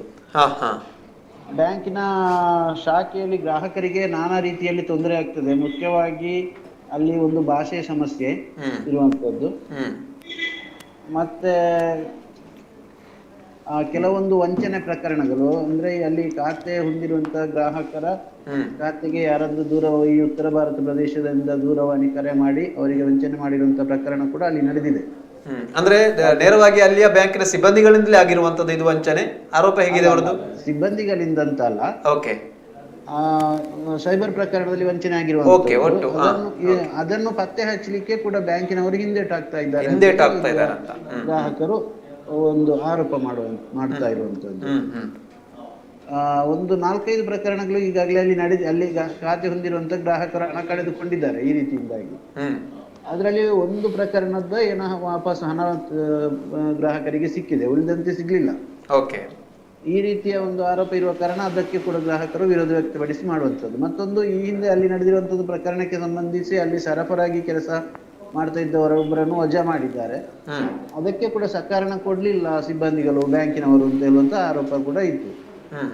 ಈ ಎಲ್ಲ ಆರೋಪಗಳ ಹಿನ್ನೆಲೆಯಲ್ಲಿ ಪ್ರತಿಭಟನೆ ನಡೆಸಿದ್ದಾರೆ. ಪ್ರತಿಭಟನಾಕಾರರು ಬೆಳಗಿನಿಂದ ಸಂಜೆ ತನಕ ಪ್ರತಿಭಟನೆ ನಡೆಸಿದ್ದು, ಅಲ್ಲಿಯೇ ಮಧ್ಯಾಹ್ನದ ಊಟವನ್ನು ತಯಾರಿಸಿ ಕೂಡ ಪ್ರತಿಭಟನೆಯನ್ನು ಮುಂದುವರಿಸಿಕೊಂಡಿರುತ್ತಾರೆ. ಮತ್ತೆ ಬ್ಯಾಂಕಿನ ಹಿರಿಯ ಅಧಿಕಾರಿಗಳು ಈ ಬಗ್ಗೆ ತನಿಖೆ ನಡೆಸುವಂತ ಭರವಸೆ ನೀಡಿರುವುದರಿಂದ ಪ್ರತಿಭಟನೆಯನ್ನು ಸಂಜೆಯ ವೇಳೆಗೆ ಹಿಂತೆಗೆದುಕೊಂಡಿದ್ದಾರೆ. ಅಂದ್ರೆ ಹಿರಿಯ ಅಧಿಕಾರಿಗಳು ಅಲ್ಲಿಗೆ ಭೇಟಿ ಕೊಟ್ಟಿದ್ದಾರಾ? ನ್ಯಾಯವಾದಿಗಳು ಮತ್ತು ಸಿಪಿಎಂ ಮುಖಂಡರಾಗಿರುವಂತಹ BM ಭಟ್, ಸಾಮಾಜಿಕ ಹೋರಾಟಗಾರರಾಗಿರುವ ಈಶ್ವರಿ, ಧನಂಜಯ, ಶ್ರೀಧರಗೌಡ, ಆ ರೀತಿ ಮುಂತಾದ ಸುಮಾರು 100ಕ್ಕೂ ಹೆಚ್ಚು ಜನರು ಪ್ರತಿಭಟನೆಯಲ್ಲಿ ಪಾಲ್ಗೊಂಡಿದ್ದರು. ಹರೀಶ್ ಅವರು, ಈಗ ಅಲ್ಲಿ ಮುಖ್ಯವಾಗಿ ಪ್ರಶ್ನೆ ಎದುರಾಗುತ್ತದೆ, ಬ್ಯಾಂಕ್ಗಳು ಅಂದ್ರೆ ಗ್ರಾಹಕ ಸ್ನೇಹಿಯಾಗಿ ಕೆಲಸ ಮಾಡಬೇಕು, ಜನಪರವಾಗಿ ಕೆಲಸ ಮಾಡಬೇಕು, ಜನರಿಗೆ ಹೇಗೆ ಸವಲತ್ತುಗಳು ಬೇಕು ಆ ರೀತಿಯಲ್ಲಿ ಕೆಲಸ ಮಾಡಬೇಕು. ಆದ್ರೆ ಇಲ್ಲಿ ಯಾಕೆ ಹಾಗೆ ಆಗ್ತಾ ಇದೆ ಅಂತ? ಒಂದು, ಈ ಗ್ರಾಮೀಣ ಪ್ರದೇಶದಲ್ಲಿ ರಾಷ್ಟ್ರೀಕೃತ ಬ್ಯಾಂಕಿಗಳಲ್ಲಿ ಹೆಚ್ಚಿನದಾಗಿ ಉತ್ತರ ಪ್ರದೇಶ ಹಿಂದಿ ಭಾಷೆ ಮಾತಾಡುವಂತ ಸಿಬ್ಬಂದಿಗಳು ಹೆಚ್ಚಾಗಿರುವಂತದ್ದು. ಇದು ಒಂದು ಗ್ರಾಹಕರಿಗೆ ಅವರ ಜೊತೆ ಸಂವಹನ ಮಾಡ್ಲಿಕ್ಕೆ ಇರುವಂತ ದೊಡ್ಡ ಸಮಸ್ಯೆಯಾಗಿ ಪರಿಣಮಿಸಿದೆ. ಇಲ್ಲಿ ಬಹುತೇಕ ನಮ್ಮ ಗ್ರಾಮೀಣ ಪ್ರದೇಶದಲ್ಲಿ ತುಳು, ಕನ್ನಡ ಬಿಟ್ರೆ ಹೆಚ್ಚಿನವರಿಗೆ ಹಿಂದಿ, ಇಂಗ್ಲಿಷ್ ಗೊತ್ತಿಲ್ಲ. ಇಂಥ ಸಂದರ್ಭದಲ್ಲಿ ಅವರೊಟ್ಟಿಗೆ ವ್ಯವಹಾರ ಮಾಡ್ಲಿಕ್ಕೆ ತುಂಬಾ ಕಷ್ಟ ಆಗ್ತದೆ. ಅದಕ್ಕೆ ಕಾರಣ ಬ್ಯಾಂಕಿನಲ್ಲಿ ಒಬ್ಬರು ಸಿಬ್ಬಂದಿ ಆದ್ರೂ ಕನ್ನಡ ಮಾತಾಡುವವರು ಇರಬೇಕು. ಮತ್ತು ಗ್ರಾಹಕರೊಂದಿಗೆ ಒಂದು ಸೌಹಾರ್ದಯುತವಾಗಿ ಅವರು ಮಾತನಾಡಬೇಕಿರುವಂತದ್ದು ಎಲ್ಲಾ ಕಡೆ ಕೇಳಿ ಬರುವಂತ ಒಂದು ಮಾತುಗಳು. ಅದು ಕೂಡ ಒಂದು ಇಲ್ಲಿನ ಸಮಸ್ಯೆಯಾಗಿತ್ತು. ಉಳಿದಂತೆ ಅದೇ ಬ್ಯಾಂಕಿನಿಂದ ಅನ್ಯಾಯ ಆಗ್ತಿದೆ ಗ್ರಾಹಕರಿಗೆ. ಅಲ್ಲಿ ಖಾತೆ ಇರುವಂತ ಗ್ರಾಹಕರ ಸೈಬರ್ ವಂಚನೆ ಪ್ರಕರಣಗಳಲ್ಲಿ 4-5 ಜನ ಗ್ರಾಹಕರು ಹಣ ಕಳೆದುಕೊಂಡ್ರು. ಅದನ್ನು ಪತ್ತೆ ಹಚ್ಚುವಲ್ಲಿ ಸಿಬ್ಬಂದಿಗಳ ಬ್ಯಾಂಕಿನವರು ಕೂಡ ಸ್ವಲ್ಪ ಹಿಂದೇಟು ಹಾಕ್ತಾ ಇದ್ದಾರೆ ಎನ್ನುವಂಥದ್ದು ಗ್ರಾಹಕರ ಆರೋಪವಾಗಿತ್ತು. ಬ್ಯಾಂಕಿನ ಅಧಿಕಾರಿಗಳೇನಾದ್ರೂ ಸಂಪರ್ಕಕ್ಕೆ ಸಿಕ್ಕಿದಾರಾ ಅದರ ಬಗ್ಗೆ ಮಾಹಿತಿ ಕೊಡ್ಲಿಕ್ಕೆ? ಬ್ಯಾಂಕಿನ ಅಧಿಕಾರಿಗಳು ಯಾರು ಸಿಗ್ಲಿಲ್ಲ. ಅಲ್ಲಿಯ ಪ್ರತಿಭಟನಾಕಾರರು ನೀಡಿರುವ ಮಾಹಿತಿಯ ಪ್ರಕಾರ ಅಂತ ಹೇಳಿದ್ರೆ, ಬ್ಯಾಂಕಿನ ಹಿರಿಯ ಅಧಿಕಾರಿಗಳು ಅವರ ಪ್ರತಿಭಟನಾಕಾರರನ್ನು ಸಂಪರ್ಕಿಸಿ ಕೇಳಿ ಬಂದಿರುವಂತಹ ಆರೋಪಗಳಿಗೆ ಎಲ್ಲ ಬಗ್ಗೆ ಸಮಗ್ರ ತನಿಖೆ ನಡೆಸ್ತೇವೆ ಎನ್ನುವಂತ ಭರವಸೆಯನ್ನು ನೀಡಿದ್ದಾರೆ ಎನ್ನುವಂತ ಮಾಹಿತಿ ಲಭಿಸಿದೆ. ಓಕೆ ಹರೀಶ್ ಅವರೇ, ಥ್ಯಾಂಕ್ ಯು ನಿಮ್ಮೆಲ್ಲ ಮಾಹಿತಿಗೆ. ಸರ್ ಇದು ಒಂದಷ್ಟು ಅಲ್ಲಿ ಅಂತ ಮಾತ್ರ ಅಲ್ಲ, ಈಗಾಗಲೇ ತಾವು ಹೇಳಿದ ರೀತಿಯಲ್ಲಿ, ಈಗ ಅವರೇ ಹೇಳಿದ ರೀತಿಯಲ್ಲಿ ಏನು ಈ ಭಾಷೆಯ ಸಮಸ್ಯೆ ಎಲ್ಲ ಕಡೆ ಎಲ್ಲ ಕಡೆ ಇದೆ. ಯಾವುದೋ ಒಂದು ಗ್ರಾಮೀಣ ಪ್ರದೇಶದಲ್ಲಿ ಹೆಚ್ಚಿನವರು ತುಳು ಕನ್ನಡ, ಇಂಗ್ಲಿಷ್ ಹಿಂದಿ ಮಾತಾಡೋ ಇಲ್ಲ ಅಂತಲ್ಲ, ಕಡಿಮೆ. ಆದ ಕಾರಣ ಹೆಚ್ಚಾಗಿ ಜನ ರಾಷ್ಟ್ರೀಕೃತ ಬ್ಯಾಂಕ್ಗಳಿಂದ ಈ ಪ್ರಾಥಮಿಕ ಕೃಷಿ ಪತ್ತಿನ ಸಹಕಾರ ಸಂಘಗಳು ಜಾಸ್ತಿ ವ್ಯವಹಾರ ಮಾಡ್ತಾ ಇದ್ದಾರೆ. ಇದೇ ಕಾರಣಕ್ಕಾಗಿ ಅದಕ್ಕೆ ರಾಷ್ಟ್ರೀಕೃತ ಬ್ಯಾಂಕ್ ಕಡ್ಡಾಯ ಆಗಿದೆ. ಅದೇ ಅನಿವಾರ್ಯತೆ ಆದ ಕಾರಣ ಹೋಗ್ತಾ ಇದ್ದಾರೆ. ಅಂದರೆ ಇಲ್ಲಿ ನನ್ನ ಪ್ರಕಾರ ಅವರಿಗೆ ಎದುರಾಗುವಂಥ ಎರಡು ಸಮಸ್ಯೆಗಳೇನಂದರೆ, ಒಂದು ಅಲ್ಲಿ ಏನು ವ್ಯವಹಾರ ಮಾಡಬೇಕು ಅಂತ ಸಹ ಮಾಹಿತಿ ಇರೋದಿಲ್ಲ. ಅಂದರೆ ಒಂದು ಚೆಕ್ ಬುಕ್ ತಗೊಂಡ್ರೆ ಅದಕ್ಕೆ ಇಲ್ಲಿ ಸೈನ್ ಹಾಕಬೇಕು ಗೊತ್ತಿಲ್ಲ. ಅದಕ್ಕೆ ಸರಿಯಾಗಿ ಅಲ್ಲಿ ಭಾಷೆಯು ಅವರಿಗೆ ಸಮಸ್ಯೆ ಆದರೆ ಖಂಡಿತವಾಗಿ ಅವರಿಗೆ ಅಲ್ಲಿ ವ್ಯವಹಾರ ನಡೆಸಲಿಕ್ಕೆ ಸಾಧ್ಯ ಆಗೋದಿಲ್ಲ ಅಂತ. ಮತ್ತು ಇನ್ನೊಂದು ನಾವು ಕಳೆದ ಸಂಚಿಕೆಯಲ್ಲೂ ನಾವು ಇದರ ಬಗ್ಗೆ ಬಹಳ ವಿವರವಾಗಿ ಚರ್ಚಿಸಿದ್ದೆ, ಆನ್ಲೈನ್ ಫ್ರಾಡ್ ಕೇಸುಗಳು. ಸೊ ಅದು ಇಲ್ಲಿ ಈಗ ಒಂದು ಮುನ್ನೆಲೆಗೆ ಬಂದಿರುವಂಥದ್ದು. ಅಂದರೆ ಎಲ್ಲ ಕಡೆಗಳಲ್ಲಿ ನಡೀತದೆ. ದಿನ ಬೆಳಗಾದ್ರೆ ನಾವು ಒಂದು 10 ಪ್ರಕರಣಗಳನ್ನು ನೋಡ್ತೇವೆ. ಅಲ್ಲಿ ಇಷ್ಟು ಲಕ್ಷ ಕಳ್ಕೊಂಡ್ರು, ಈ ತರ ಕಾಲ್ ಬಂದು ಇದಕ್ಕೆ ಕಳ್ಕೊಂಡ್ರು ಅನ್ನುವಂಥದ್ದು. ಸೊ ಅದು ಇಲ್ಲಿ ಸಮಸ್ಯೆಯನ್ನು ಹೇಳ್ಬೇಕಾದ್ರೆ ಯಾಕಂದ್ರೆ ಟೆಕ್ನಿಕಲ್ ವಿಚಾರಗಳು ಬ್ಯಾಂಕ್ನಲ್ಲಿ ಅವರೇ ಸ್ಪಂದಿಸದಿದ್ರೆ ಆರೋಪ. ಓಕೆ ಸರ್, ಮುಂದಿನ ಸುದ್ದಿಗೆ ಹೋಗೋಣ. ಮುಂದಿನ ಸುದ್ದಿ ಪಶ್ಚಿಮ ಬಂಗಾಳದಲ್ಲಿ ನಡೆದಂಥ, ಅಂದರೆ ಆಗಸ್ಟ್ 9ರಂದು ನಡೆದಂಥ ಒಂದು ಭೀಕರ ಒಂದು ಕೃತ್ಯ. ಅಲ್ಲಿಯ ಟ್ರೈನಿ ವೈದ್ಯೆಯ ಮೇಲೆ, ಅಂದರೆ ಪಿ ಜಿ ಕಾರ್ ಹಾಸ್ಪಿಟಲ್ ಅಂತ ಕೋಲ್ಕತ್ತಾದಲ್ಲಿತ್ತು, ಅಲ್ಲಿ PG ಟ್ರೈನಿ ಡಾಕ್ಟರ್ ಮೇಲೆ ನಡೆದಿರುವಂಥ ಒಂದು ಅತ್ಯಾಚಾರ ಮತ್ತು ಕೊಲೆ ಪ್ರಕರಣ. ಸೊ ಅದು ಬಹಳಷ್ಟು ಇಡೀ ದೇಶಾದ್ಯಂತ ಬಹಳಷ್ಟು ದೊಡ್ಡ ಚರ್ಚೆ ಮತ್ತು ಆಕ್ರೋಶಕ್ಕೆ ಕಾರಣ ಆಗಿತ್ತು. ಅದರ ನಂತರ ಅಲ್ಲಿ ಆರೋಪಿ ಅಂತ ಯಾರಿದ್ದ ಅವರನ್ನು ಬಂಧಿಸಿ ವಿಚಾರಣೆ ನಡೆಸುವಂಥ ಪ್ರಕ್ರಿಯೆಗಳು ನಡೀತಾ ಇದೆ. ಸೊ ಇಲ್ಲಿ ಏನು ಅಂತ ಹೇಳಿದರೆ, ಈಗ ಇಲ್ಲಿಯ ನಮ್ಮ ಪುತ್ತೂರಿನ ಭಾರತೀಯ ವೈದ್ಯಕೀಯರ ಸಂಘ ಪುತ್ತೂರು ಘಟಕದ ವತಿಯಿಂದ ಈಗ ಏನಾಗ್ತಿದೆ ಅಂತ ಹೇಳಿದ್ರೆ, ಅಲ್ಲಿ ಒಂದಷ್ಟು ಬೇಡಿಕೆಗಳನ್ನು ಇಟ್ಟು ಕೋಲ್ಕತ್ತಾದಲ್ಲಿ ಜೂನಿಯರ್ ವೈದ್ಯರು ಒಂದು ಆಮರಣಾಂತ ಉಪವಾಸವನ್ನು ಮಾಡ್ತಿದ್ದಾರೆ. ಅದು 50ನೇ ದಿನಕ್ಕೆ ಕಾಲಿಟ್ಟಿದೆ. ಅಕ್ಟೋಬರ್ 5ರಂದು ಪ್ರಾರಂಭಗೊಂಡಂಥ ಈ ಉಪವಾಸ ಸತ್ಯಾಗ್ರಹ ಒಂದಷ್ಟು ಅವ್ರದ್ದು ಬೇಡಿಕೆ ಇದೆ. ಸುರಕ್ಷತೆಗೆ ಸಂಬಂಧಪಟ್ಟ ಹಾಗೆ ಅಲ್ಲಿಯ ಕೆಲವೊಂದು ಅಧಿಕಾರಿಗಳ ಮೇಲೆ, ಆಸ್ಪತ್ರೆಯ ಕೆಲವೊಂದು ಅಧಿಕಾರಿಗಳ ಮೇಲೆ ಕ್ರಮ ಕೈಗೊಳ್ಳಬೇಕು ಅಂತ ಒಂದಷ್ಟು ಬೇಡಿಕೆಯನ್ನು ಇಟ್ಟುಕೊಂಡು ಅವರಲ್ಲಿ ಆಮರಣಾಂತ ಉಪವಾಸವನ್ನು ನಡೆಸ್ತಿದ್ದಾರೆ. ಅದಕ್ಕೆ ನೈತಿಕ ಬೆಂಬಲವನ್ನು ಸೂಚಿಸಿ ನಮ್ಮ ಭಾರತೀಯ ವೈದ್ಯಕೀಯ ಸಂಘ ಪುತ್ತೂರು ಘಟಕದ IMA ಪುತ್ತೂರು ಘಟಕದ ವತಿಯಿಂದ ಉಪವಿಭಾಗಾಧಿಕಾರಿ ಅಥವಾ AC ಅವರಿಗೊಂದು ಮನವಿ, AC ಅವರ ಮೂಲಕ ರಾಷ್ಟ್ರಪತಿಗಳಿಗೆ ಮನವಿ ಸಲ್ಲಿಸುವಂಥ ಒಂದು ಸಲ್ಲಿಸಲಾಯಿತು. ಅಂದರೆ ಯಾವಾಗ ಈ ಒಂದು ಅತ್ಯಾಚಾರ ಪ್ರಕರಣ ಆಯ್ತಾ, ಆಗ ನಾವು ಗಮನಿಸ್ಬೋದು, ಪುತ್ತೂರಿನಲ್ಲಿ ಸಹ ವೈದ್ಯರು ಒಂದು ದಿವಸ ತಮ್ಮ ಸೇವೆಗಳನ್ನು, ಅಂದರೆ ತುರ್ತು ಸೇವೆ ಬಿಟ್ಟು ಉಳಿದನ್ನ ಸ್ಥಗಿತಗೊಳಿಸಿ ಅದಕ್ಕೊಂದು OPD ಸೇವೆಗಳನ್ನು ಸ್ಥಗಿತಗೊಳಿಸಿ ಆ ಘಟನೆಯನ್ನ ಖಂಡಿಸುವಂತ ಕೆಲಸವನ್ನ ಮಾಡಿದ್ರು. ಯಾಕಂತಂದ್ರೆ ಅಲ್ಲಿ ಬೆಂಬಲವನ್ನು ಸೂಚಿಸಿದ್ರು. ಈಗ ಅದು ಮುಂದುವರೆದು ಈಗ ಏನಲ್ಲಿ ಒಂದು ಆಮರಣಾಂತ ಉಪವಾಸ ನಡೀತಾ ಇದೆ, ಅದಕ್ಕೆ ನೈತಿಕ ಬೆಂಬಲವನ್ನ ಇಲ್ಲಿ ವೈದ್ಯರು ಸಂಘದ ಮೂಲಕ ಸೂಚಿಸಿದ್ದಾರೆ. ಮತ್ತೆ ಅದಕ್ಕೆ ಒಂದು ಸಂಬಂಧಪಟ್ಟಂತಹ ಮನವಿಯನ್ನು ಸಹ AC ಅವರ ಮೂಲಕ ರಾಷ್ಟ್ರಪತಿಯವರಿಗೆ ಸಲ್ಲಿಸಿದ್ದಾರೆ. ಸೊ ಇದರ ಬಗ್ಗೆ ನಮಗೆ ಮಾಹಿತಿಯನ್ನ ನೀಡಲಿಕ್ಕೆ ಡಾಕ್ಟರ್ ಭಾರತೀಯ ವೈದ್ಯಕೀಯ ಸಂಘ ಪುತ್ತೂರು ಘಟಕದ ಕಾರ್ಯದರ್ಶಿ ಆಗಿರುವಂಥ ಡಾಕ್ಟರ್ ಗಣೇಶ್ ಪ್ರಸಾದ್ ಮುದ್ರಾಜಿ ಅವರು ನಮ್ಮೊಟ್ಟಿಗೆ ಸಂಪರ್ಕದಲ್ಲಿದ್ದಾರೆ. ಅವರಿಂದ ನಾವು ಇನ್ನು ಹೆಚ್ಚಿನ ಮಾಹಿತಿಯನ್ನು ಪಡ್ಕೊಳ್ಳೋಣ. ಡಾಕ್ಟರ್ ನಮಸ್ಕಾರ. ನಮಸ್ಕಾರ ಸರ್. ಈಗ ಮೊನ್ನೆ ನೀವು AC ಅವರ ಮೂಲಕ ರಾಷ್ಟ್ರಪತಿ ಅವರಿಗೆ ಮನವಿಯನ್ನು ಸಲ್ಲಿಸಿರುವಂಥದ್ದು, ಏನು ಕೋಲ್ಕತ್ತಾದಲ್ಲಿ ಜೂನಿಯರ್ ವೈದ್ಯರು ಆ ಒಂದು ಆಮರಣಾಂತ ಉಪವಾಸ ಸತ್ಯಾಗ್ರಹ ನಡೆಸ್ತಾ ಇದ್ದಾರೆ, ಅದಕ್ಕೆ ನೈತಿಕ ಬೆಂಬಲವನ್ನು ಸೂಚಿಸಿ ಮತ್ತೆ ಅವರ ಬೇಡಿಕೆಗಳನ್ನು ಈಡೇರಿಸಬೇಕು ಅನ್ನುವಂಥ ಒಂದು ನಿಟ್ಟಿನಲ್ಲಿ ನಿಮ್ಮ ಆಗ್ರಹವನ್ನು ಸೇರಿಸಿ ನೀವು AC ಅವರಿಗೆ ಮನವಿ ಸಲ್ಲಿಸಿರುವಂಥದ್ದು. ಏನಿತ್ತು ಸರ್ ಈ ಮನವಿಯಲ್ಲಿ? ನಿಮ್ಮ ಸಂಘದ ನಿರ್ಧಾರ ಏನು? ಯಾವ ರೀತಿಯಾದಂಥ ಮನವಿಯನ್ನು ನೀವು ಸಲ್ಲಿಸಿದ್ರಿ ಅಂತ? ಸುದ್ದಿ ಬಿಡುಗಡೆಯ ಈ ಒಂದು ವಿಶೇಷ ಕಾರ್ಯಕ್ರಮಕ್ಕೆ ಧನ್ಯವಾದಗಳು. ಯಾಕೆಂದ್ರೆ ವೈದ್ಯರಾದವರು ನಾವು ಯಾವ ರೀತಿ ಸಮಸ್ಯೆಯಲ್ಲಿ ಹೇಳಿ ಸರ್, ಹೇಳಿ. ಸಂಪರ್ಕ ಕಡಿತಗೊಂಡಿದೆ, ಮಾತಾಡ್ತಾ ಇದ್ರು, ಮತ್ತೆ ಸಂಪರ್ಕಕ್ಕೆ ಪ್ರಯತ್ನಿಸ್ತಾ ಇದ್ದೇವೆ ಸರ್. ಈ ರೀತಿಯಾಗಿ ಒಂದು ಅಂದರೆ ಇದು ಅಲ್ಲಿ ನಡೆದಿರುವಂಥದ್ದು ಬಹಳ ಒಂದು ದೊಡ್ಡ ಒಂದು ಘೋರ ಕೃತ್ಯ. ಆದರೆ ನಾವು ಅಲ್ಲಲ್ಲಿ ಕೇಳ್ತಾ ಇರ್ತೇವೆ ವಿವಿಧ ಕಡೆಗಳಲ್ಲಿ ವೈದ್ಯರ ಮೇಲೆ ಹಲ್ಲೆ ಅಥವಾ ಆಸ್ಪತ್ರೆಗಳಲ್ಲಿ. ಹಲೋ ಹೇಳಿ ಸರ್, ನೀವು ಮಾತಾಡ್ತಿದ್ರಿ, ಮಧ್ಯೆ ಅಲ್ಲಿ ಕಟ್ಟಾಯಿತು ಕರೆ, ನೀವು ಮಾತಾಡಿ ಸರ್. ಹೌದು, ಈಗ ನಮ್ಮ ಭಾರತೀಯ ವೈದ್ಯಕೀಯ ಸಂಘ ಪುತ್ತೂರು ಶಾಖೆ ಈಗ ನಿನ್ನೆ ತಾನೇ ನಾವು ಮಾನ್ಯ ಅಸಿಸ್ಟೆಂಟ್ ಕಮಿಷನರ್ ಅವರಿಗೆ ನಮ್ಮ ವೈದ್ಯರೆಲ್ಲರ ಒಬ್ಬರೆಲ್ಲ ಮನವಿಯನ್ನು ನಾವು ನಿನ್ನೆ ಕೊಟ್ಟಿರುವಂತದ್ದು ತಲುಪಿಸಿರ್ತಕ್ಕಂಥ ವಿಷಯ. ನಮ್ಮ ಮನವಿಯಲ್ಲಿ ಮುಖ್ಯವಾಗಿ ಏನಿದೆ ಅಂತ ಹೇಳಿದ್ರೆ, ಸುಮಾರು 50-55 ದಿನಗಳ ಹಿಂದೆ ಅತ್ಯಂತ ದುರದೃಷ್ಟಕರವಾದ ಒಂದು ಘಟನೆ ಭಾರತ ದೇಶದ ಕಂಡು ಕೇಳದೆ ಅಂತಹ ಒಂದು ಘಟನೆ. ಒಬ್ರು ನಾವು ಅವರನ್ನ ಸಾಂಕೇತಿಕವಾಗಿ ಅಭಯ ಅಂತ ಕರಿತೇವೆ.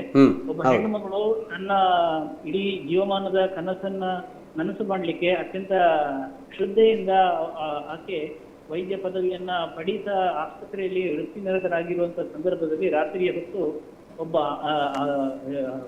ಕೆಲವು ವ್ಯಕ್ತಿಗಳಿಂದ ಅಥವಾ ಒಬ್ಬನಿಂದ ತನಿಖೆಯಲ್ಲಿದೆ ಅತ್ಯಂತ ಹೀನವಾಗಿ ಆಕೆಯನ್ನ ರೇಪ್ ಮಾಡಿ ಆಕೆಯನ್ನ ಕೊಲೆಗೈಯಲಾಯಿತು. ಆದ್ರೆ ಈ 55 ದಿನಗಳ ಈ ನಂತರ ಕೂಡ ನಮ್ಮೆಲ್ಲರ ಅಂದ್ರೆ ವೈದ್ಯರೆಲ್ಲರ ಪ್ರತಿಭಟನೆಯ ಹೊರತಾಗಿ ಕೂಡ ಪಶ್ಚಿಮ ಬಂಗಾಳ ಸರ್ಕಾರ ಇರ್ಬೋದು ಅಥವಾ ಸುಪ್ರೀಂ ಕೋರ್ಟಿನ ಆಗ್ರಹ ಇದ್ರೂ ಕೂಡ ಈ ಸಿಬಿಐ ತನಿಖೆ ಏನ್ ನಡೀತಾ ಇದೆ ಇದು ತಾರ್ಕಿಕ ಅಂತ್ಯವನ್ನ ಕಾಣ್ಲಿಕ್ಕೆ ಸಾಧ್ಯ ಆಗ್ತಾ ಇಲ್ಲ. ಮತ್ತೆ ಯಾರು ದುರದೃಷ್ಟಕರವಾಗಿ ಯಾರು ತೀರಿ ಹೋಗಿದ್ದಾರೆ ಅವರು ಇನ್ನೂ ನ್ಯಾಯ ಸಿಕ್ಕಿಲ್ಲ ಅಂತ ಹೇಳಿಕ್ಕೆ ಬಹಳ ವಿಷಾದ ಅನಿಸ್ತಾ ಇದೆ. ಆ ಹಿನ್ನೆಲೆಯಲ್ಲಿ ಏನು ಪಶ್ಚಿಮ ಬಂಗಾಳದ ಯಾರು ಜೂನಿಯರ್ ಡಾಕ್ಟರ್ಸ್ ಅಸೋಸಿಯೇಷನ್ ಯಾರಿದ್ದಾರೆ ಮತ್ತೆ ರೆಸಿಡೆಂಟ್ ಡಾಕ್ಟರ್ ಅಸೋಸಿಯೇಷನ್ ಅಂತ ಇದೆ, ಇವೆರಡು ಸಂಘಟನೆಗಳು ಇಲ್ಲಿ ಪಶ್ಚಿಮ ಬಂಗಾಳದಲ್ಲಿ ಎಲ್ಲಿ ಯಾವ ಆಸ್ಪತ್ರೆಯಲ್ಲಿ ಈ ಹೀನ ಘಟನೆ ಆಗಿದೆ ಆ ಘಟನೆ ಆದಂತ ಅದೇ ಸ್ಥಳದಲ್ಲಿ ಆಮರಣಾಂತ ಉಪವಾಸವನ್ನು ನಡೆಸ್ತಾ ಇದ್ದಾರೆ. ಸೊ ಅವರಿಗೆ ನೈತಿಕ ಬೆಂಬಲವನ್ನ ನೀಡುತ್ತಾ ಜೊತೆಗೆ ಸರ್ಕಾರಕ್ಕೆ ಮತ್ತೆ ರಾಷ್ಟ್ರಪತಿಗೆ ಪ್ರಧಾನಮಂತ್ರಿಗಳಿಗೆ ಒಂದು ಆಗ್ರಹವನ್ನ ನೀಡುವ ಉದ್ದೇಶದಿಂದ ಇವರೆಲ್ಲರಿಗೂ ಕೂಡ ನಾವು ಒಂದು ಮನವಿಯನ್ನ ಕೊಡ್ಲಿಕ್ಕೆ ಅಂದ್ರೆ ಒಂದು ಸೂಕ್ತ ರೀತಿಯಲ್ಲಿ ನಾವು ಮನವಿ ಕೊಡ್ಬೇಕು. ನಾವು ಅಸಿಸ್ಟೆಂಟ್ ಕಮಿಷನರ್ ಮೂಲಕ ಈ ಮನವಿಯನ್ನ ನಾವು ಈಗಾಗಲೇ ಕೊಟ್ಟಿದ್ದೇವೆ. ಏನಂದ್ರೆ ಈ ಒಂದು ಸಂತ್ರಸ್ತೆಯಾದ ದುರದೃಷ್ಟಕರವಾಗಿ ತೀರೋದ ಒಂದು ಯಾರು ಹಿರಿಯ ವೈದ್ಯ ಇದ್ದಾಳೆ ಅವರಿಗೆ ಮತ್ತು ಅವರ ಫ್ಯಾಮಿಲಿಗೆ ನ್ಯಾಯ ಸಲ್ಲಿಸಬೇಕು. ಅದರ ಜೊತೆಗೆ ನಮ್ಮೆಲ್ಲ ವೈದ್ಯ ಬಂಧುಗಳು ಅಂದ್ರೆ ಯಾರ್ಯಾರು ಇದ್ದಾರೆ ಜೂನಿಯರ್ ಡಾಕ್ಟರ್ಸ್ ಇರ್ಬೋದು ಅಥವಾ ಪಶ್ಚಿಮ ಬಂಗಾಳದಲ್ಲಿ ಇರ್ತಕ್ಕಂಥ ಇನ್ನಿತರ ಅನೇಕ ವೈದ್ಯರು ಇರ್ಬೋದು ಅಥವಾ ಇಡೀ ರಾಷ್ಟ್ರದಲ್ಲಿ ಇತ್ತೀಚೆಗೆ ನಾವು ಕಾಣ್ತಾ ಇರ್ತಕ್ಕಂಥ ಸಮಸ್ಯೆ ಏನಂದ್ರೆ ವೈದ್ಯರ ಮೇಲೆ ಅವ್ಯಾಹತವಾಗಿ ಏನು ಒಂದು ಶಬ್ದ ಹೇಳ್ಬೋದು ನಾವು. ಅವ್ಯಾಹತ ಅಂತ ಯಾಕೆ ಯೂಸ್ ಮಾಡ್ತಾ ಇದ್ದೇವೆ ಅಂದ್ರೆ ಅದು ಕೇವಲ ಪಶ್ಚಿಮ ಬಂಗಾಳಕ್ಕೆ ಮೀಸಲಾಗಿಲ್ಲ. ರಾಜಸ್ಥಾನ ಇರ್ಬೋದು, ಮಧ್ಯಪ್ರದೇಶ ಇರ್ಬೋದು, ಕರ್ನಾಟಕ ಇರ್ಬೋದು ಅಥವಾ ಡೆಲ್ಲಿ ಇರ್ಬೋದು, ಹಲವು ರಾಜ್ಯಗಳಲ್ಲಿ ನಿತ್ಯ ನಿರಂತರವಾಗಿ ಒಂದಲ್ಲ ಒಂದ್ ಕಡೆ ವೈದ್ಯರ ಮೇಲೆ ಹಲ್ಲೆಗಳು, ವೈದ್ಯರನ್ನ ಅವಹೇಳನ ಮಾಡ್ತಕ್ಕಂಥದ್ದು, ವೈದ್ಯರನ್ನ ಹೀನ ದೃಷ್ಟಿಯಿಂದ ನೋಡ್ತಕ್ಕಂಥದ್ದು ನಾವು ಕಾಣ್ತಾ ಇದ್ದೀವಿ. ಇದೆಲ್ಲ ನಮ್ಮ ಮನಸ್ಸಿಗೆ ನೋವಾಗಿದೆ. ಸೊ ಇದಕ್ಕೊಂದು ತಾರ್ಕಿಕ ಅಂತ್ಯ ಸಿಗಬೇಕು. ಮತ್ತೆ ಸರ್ಕಾರ ಈ ಬಗ್ಗೆ ಒಂದು ಕಠಿಣ ನಿಲುವನ್ನು ತಾಳ್ಬೇಕು, ಒಂದು ಕಠಿಣ ಕಾನೂನು ತರಬೇಕು. ಮತ್ತೆ ಜೂನಿಯರ್ ಡಾಕ್ಟರ್ಸ್ಗಳಿಗೆ ಒಂದು ಅವರ ಬೇಡಿಕೆಗಳೇನಿದೆ 10 ಬೇಡಿಕೆಗಳನ್ನ ಇಟ್ಟು ಅವರು ಮುಂದಿಟ್ಕೊಂಡು ಅವರು ಆಮರಣ ಅಂತ ಉಪವಾಸ ಮಾಡ್ತಾ ಇದ್ದಾರೆ. ಆ ಬೇಡಿಕೆಗಳನ್ನ ಏನು ಪಶ್ಚಿಮ ಬಂಗಾಳ ಸರ್ಕಾರ ಆದಷ್ಟು ಶೀಘ್ರವಾಗಿ ಅದನ್ನ ಸಕಾರಾತ್ಮಕವಾಗಿ ತೆಗೆದುಕೊಂಡು ಅದಕ್ಕೆ ಒಂದು ಪರಿಹಾರ ಕೊಡಬೇಕು, ಅದನ್ನ ಬೇಡಿಕೆಗಳನ್ನ ಈಡೇರಿಸಬೇಕು ಅಂತ ಹೇಳ್ತಕ್ಕಂಥ ಸದುದ್ದೇಶದಿಂದ ನಾವು ನಿನ್ನೆ ದಿವಸ ಮನವಿಯನ್ನ ಕೊಟ್ಟಿದ್ದೇವೆ ಅಂತ ಹೇಳಲಿಕ್ಕೆ ಇಷ್ಟಪಡ್ತೇವೆ. ಖಂಡಿತ ಸರ್.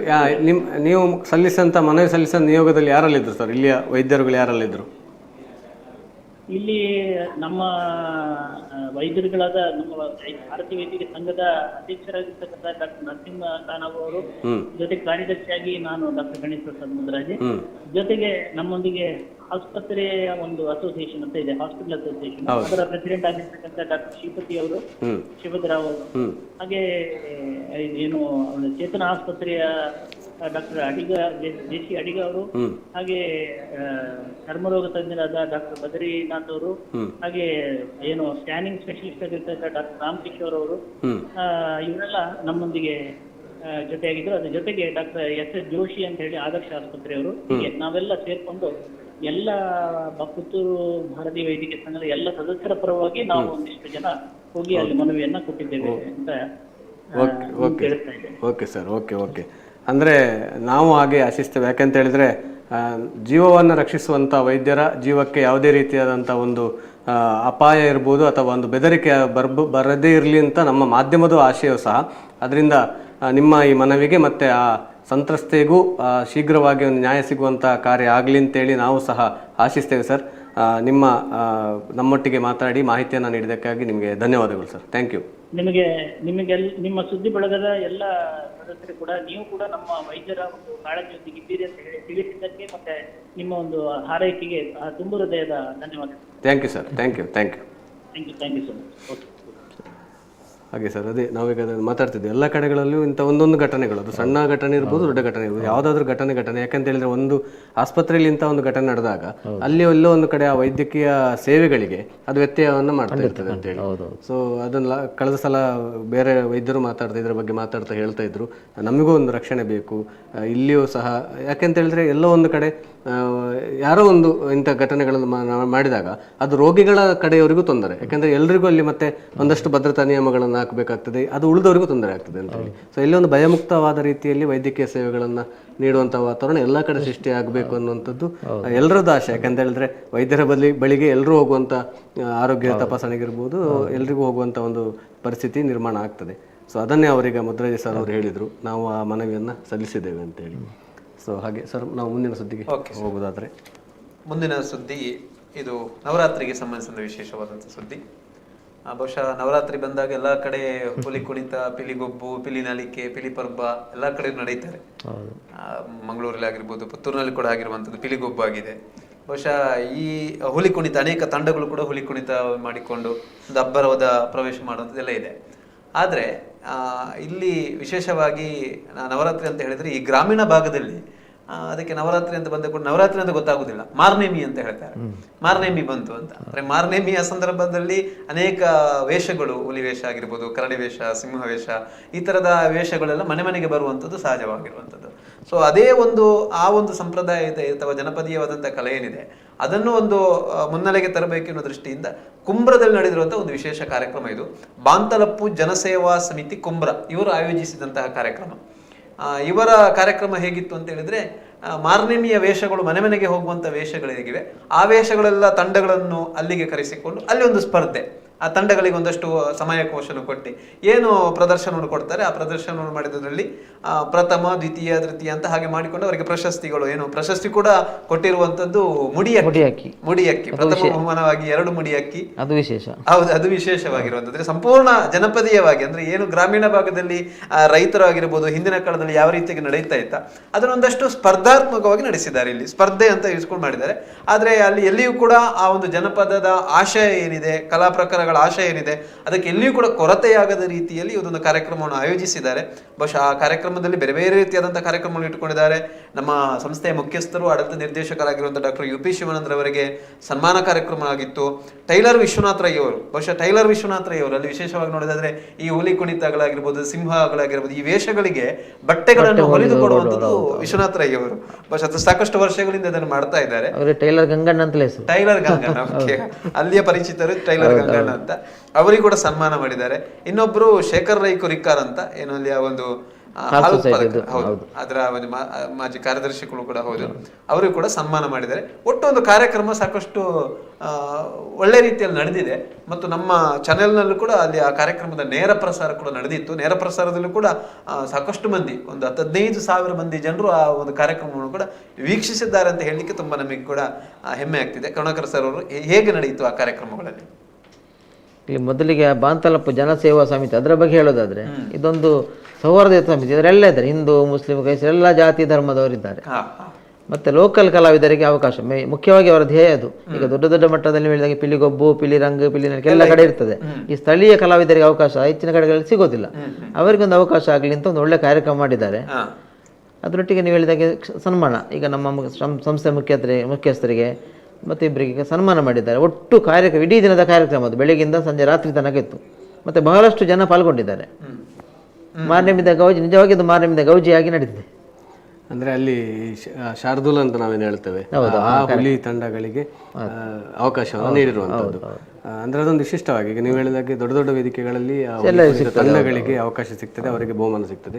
ಆದ್ರೆ ನಾವು ಈಗ ಮೊನ್ನೆ ನವರಾತ್ರಿ ಸಂದರ್ಭ ನೋಡಿದೆವು, 3 ಜನರ ತಂಡ, 4 ಜನರ ತಂಡ, ಅಥವಾ ಕೆಲವೊಮ್ಮೆ ಇಬ್ಬರೇ, ಒಂದು ವೇಷಧಾರಿ ಮತ್ತು ಒಂದು ತಾಸೆಯವರು, ಇಷ್ಟೇ ಅವರು ಇಡೀ ಹಳ್ಳಿಗಳಿಗಿರ್ಬೋದು, ಪೇಟೆಗಳಲ್ಲಿ ತಿರುಗಾಡ್ತಾ, ಅಂಗಡಿಯಲ್ಲಿ ತಿರುಗಾಡ್ತಾ ಪ್ರದರ್ಶನ ನೀಡ್ತಾ ಇರುವಂತದ್ದು. ಸೊ ಅವರಿಗೆಲ್ಲ ಒಂದು ಕಡೆ ಸೂಕ್ತ ಮಟ್ಟದ ಪ್ರೋತ್ಸಾಹದ ಕೊರತೆ ಇತ್ತು. ಅದನ್ನೊಂದ ನೀಗಿಸುವ ನಿಟ್ಟಿನಲ್ಲಿ ಇದೊಂದು ಬಹಳ ಉತ್ತಮವಾದ ಪ್ರಯತ್ನ ಅಂತ ಹೇಳಿ ನಾವು ಅನ್ಕೊಳ್ಬಹುದು. ಅಲ್ಲಿ 41 ತಂಡಗಳೇನು ಭಾಗವಹಿಸಿವೆ. ಬಹುಶಃ 41 ತಂಡಗಳಿಗೆ ಕೂಡ ಪ್ರೋತ್ಸಾಹಕವಾಗಿ 2,000 ರೂಪಾಯಿಗಳನ್ನು ಕೂಡ ಕೊಟ್ಟಿದ್ದಾರೆ. ಅವರೊಂದು ಖರ್ಚಿಗೆ ಇರಲಿ ಅಂತ ಹೇಳಿ ಕೊಟ್ಟಿದ್ದಾರೆ. ಒಳ್ಳೆ ರೀತಿಯಲ್ಲಿ ಕಾರ್ಯಕ್ರಮ ಆಯೋಜಿಸಿದ್ದಾರೆ. ಕುಮ್ರ ದುರ್ಗಾ ಪ್ರಸಾದ್ ರೈ ಅವರ ನ್ಯಾಯವಾದಿಗಳು, ಕುಮ್ರ ದುರ್ಗಾ ಪ್ರಸಾದ್ ಅವರ ನೇತೃತ್ವದಲ್ಲಿ ಅವರ ಒಂದು ಸಮಿತಿಯವರು ಅಲ್ಲಿ ಏನು ರಕ್ಷಿತ ಮುಗಿಯರ ಅಧ್ಯಕ್ಷರಾಗಿರೋದು ಸಮಿತಿ ಅವರೆಲ್ಲ ಸೇರಿಕೊಂಡು ನಡೆಸಿರುವಂತಹ ಒಂದು ಕಾರ್ಯಕ್ರಮ.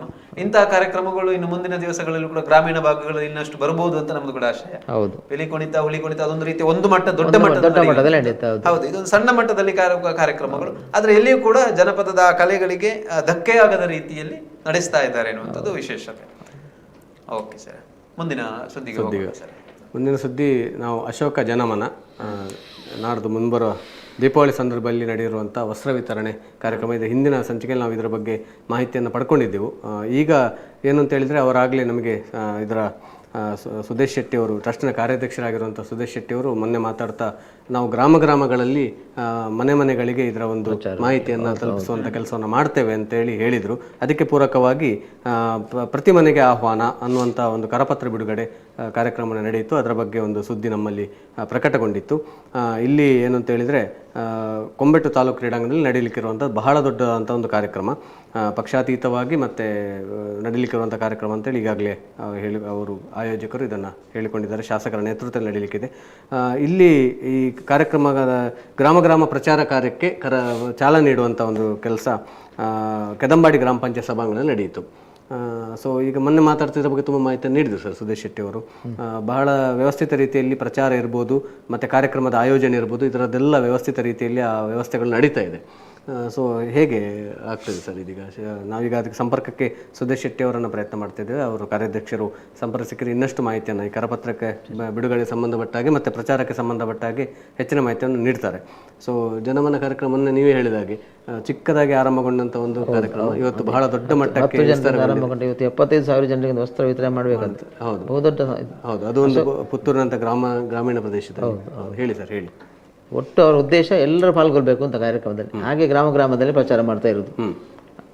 ಅಶೋಕ್ರವರಿಗೆ ಶಾಸಕರಾಗಲಿಕ್ಕೆ ಮೊದಲೇ ಸ್ಟಾರ್ಟ್ ಆಗಿದ್ದರು ಕಾರ್ಯಕ್ರಮ. ಈಗ ಟ್ರಸ್ಟಿನ ಕಾರ್ಯಾಧ್ಯಕ್ಷರಾಗಿರುವಂಥ ಸುದೇಶ್ ಶೆಟ್ಟಿ ಅವರು ನಮ್ಮೊಟ್ಟಿಗೆ ಸಂಪರ್ಕಕ್ಕೆ ಲಭ್ಯರಾಗಿದ್ದಾರೆ. ಸರ್ ನಮಸ್ತೆ. ಸರ್ ನಮಸ್ತೆ. ನಮಸ್ತೆ. ಮತ್ತೆ ನಿಮ್ಮನ್ನು ನಾವು ಸಂಪರ್ಕಿಸ್ತಾ ಇದ್ದೇವೆ ಅಶೋಕ ಜನಮನ ಕಾರ್ಯಕ್ರಮಕ್ಕೆ ಸಂಬಂಧಿಸಿದ ಹಾಗೆ. ಈಗ ಈ ಪ್ರಚಾರದ ಗ್ರಾಮ ಪ್ರಚಾರದ ಕರಪತ್ರ ವಿತರಣೆ ಇದು ಬಿಡುಗಡೆ ಆಗಿದೆ. ನೀವೇ ಕಳೆದ ಸಲ ನಮ್ಮ ಹತ್ರ ಮಾತಾಡ್ತಾ ಹೇಳಿದ್ರಿ, ನಾವು ಪ್ರತಿ ಮನೆಗೂ ಈ ಮಾಹಿತಿಯನ್ನು ತಲುಪಿಸುವಂಥ ಕೆಲಸವನ್ನು ಮಾಡ್ತೇವೆ, ನಮ್ಮ ಕಾರ್ಯಕರ್ತರು ಮಾಡ್ತಾರೆ. ಎಲ್ಲೋ ಒಂದು ಕಡೆ ಸ್ವಲ್ಪ ನೀತಿ ಸಂಹಿತೆ ಅಡ್ಡಿ ಇದ್ರೂ ಸಹ ಇದನ್ನು ನಾವು ವ್ಯವಸ್ಥಿತವಾಗಿ ಮಾಡ್ತೇವೆ ಅನ್ನುವಂಥ ಒಂದು ವಿಚಾರನ ಹೇಳಿದ್ರಿ ಸರ್.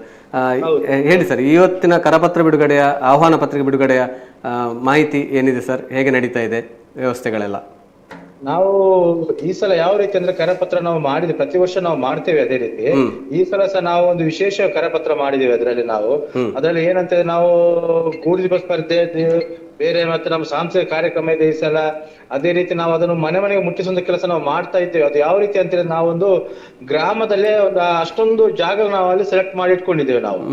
ಅದಕ್ಕೆ ಬೇರೆ ಬೇರೆ ತಂಡ ನಾವು ಮಾಡ್ಕೊಂಡು 6 ತಂಡಗಳ ನಾವು ರಚನೆ ಮಾಡಿದ್ದೇವೆ.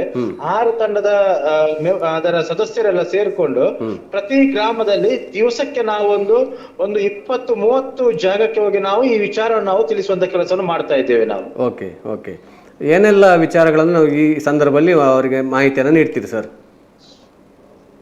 ನಾವು ಈ ಸಂದರ್ಭದಲ್ಲಿ ಅವರಿಗೆ ನಾವು ನೋಡಿ ಪ್ರತಿ ವರ್ಷ ಅಂದ್ರೆ ಒಂದು ಮನೆಯಿಂದ ಒಬ್ಬ ಅಲ್ಲ ಎಷ್ಟು ಜನ ಮಹಿಳೆಯರು ಬಂದ್ರು ಅಷ್ಟು ಮಂದಿಗೂ ನಾವು ಸೀರೆ ವಿತರಣೆ ಮಾಡ್ತೇವೆ.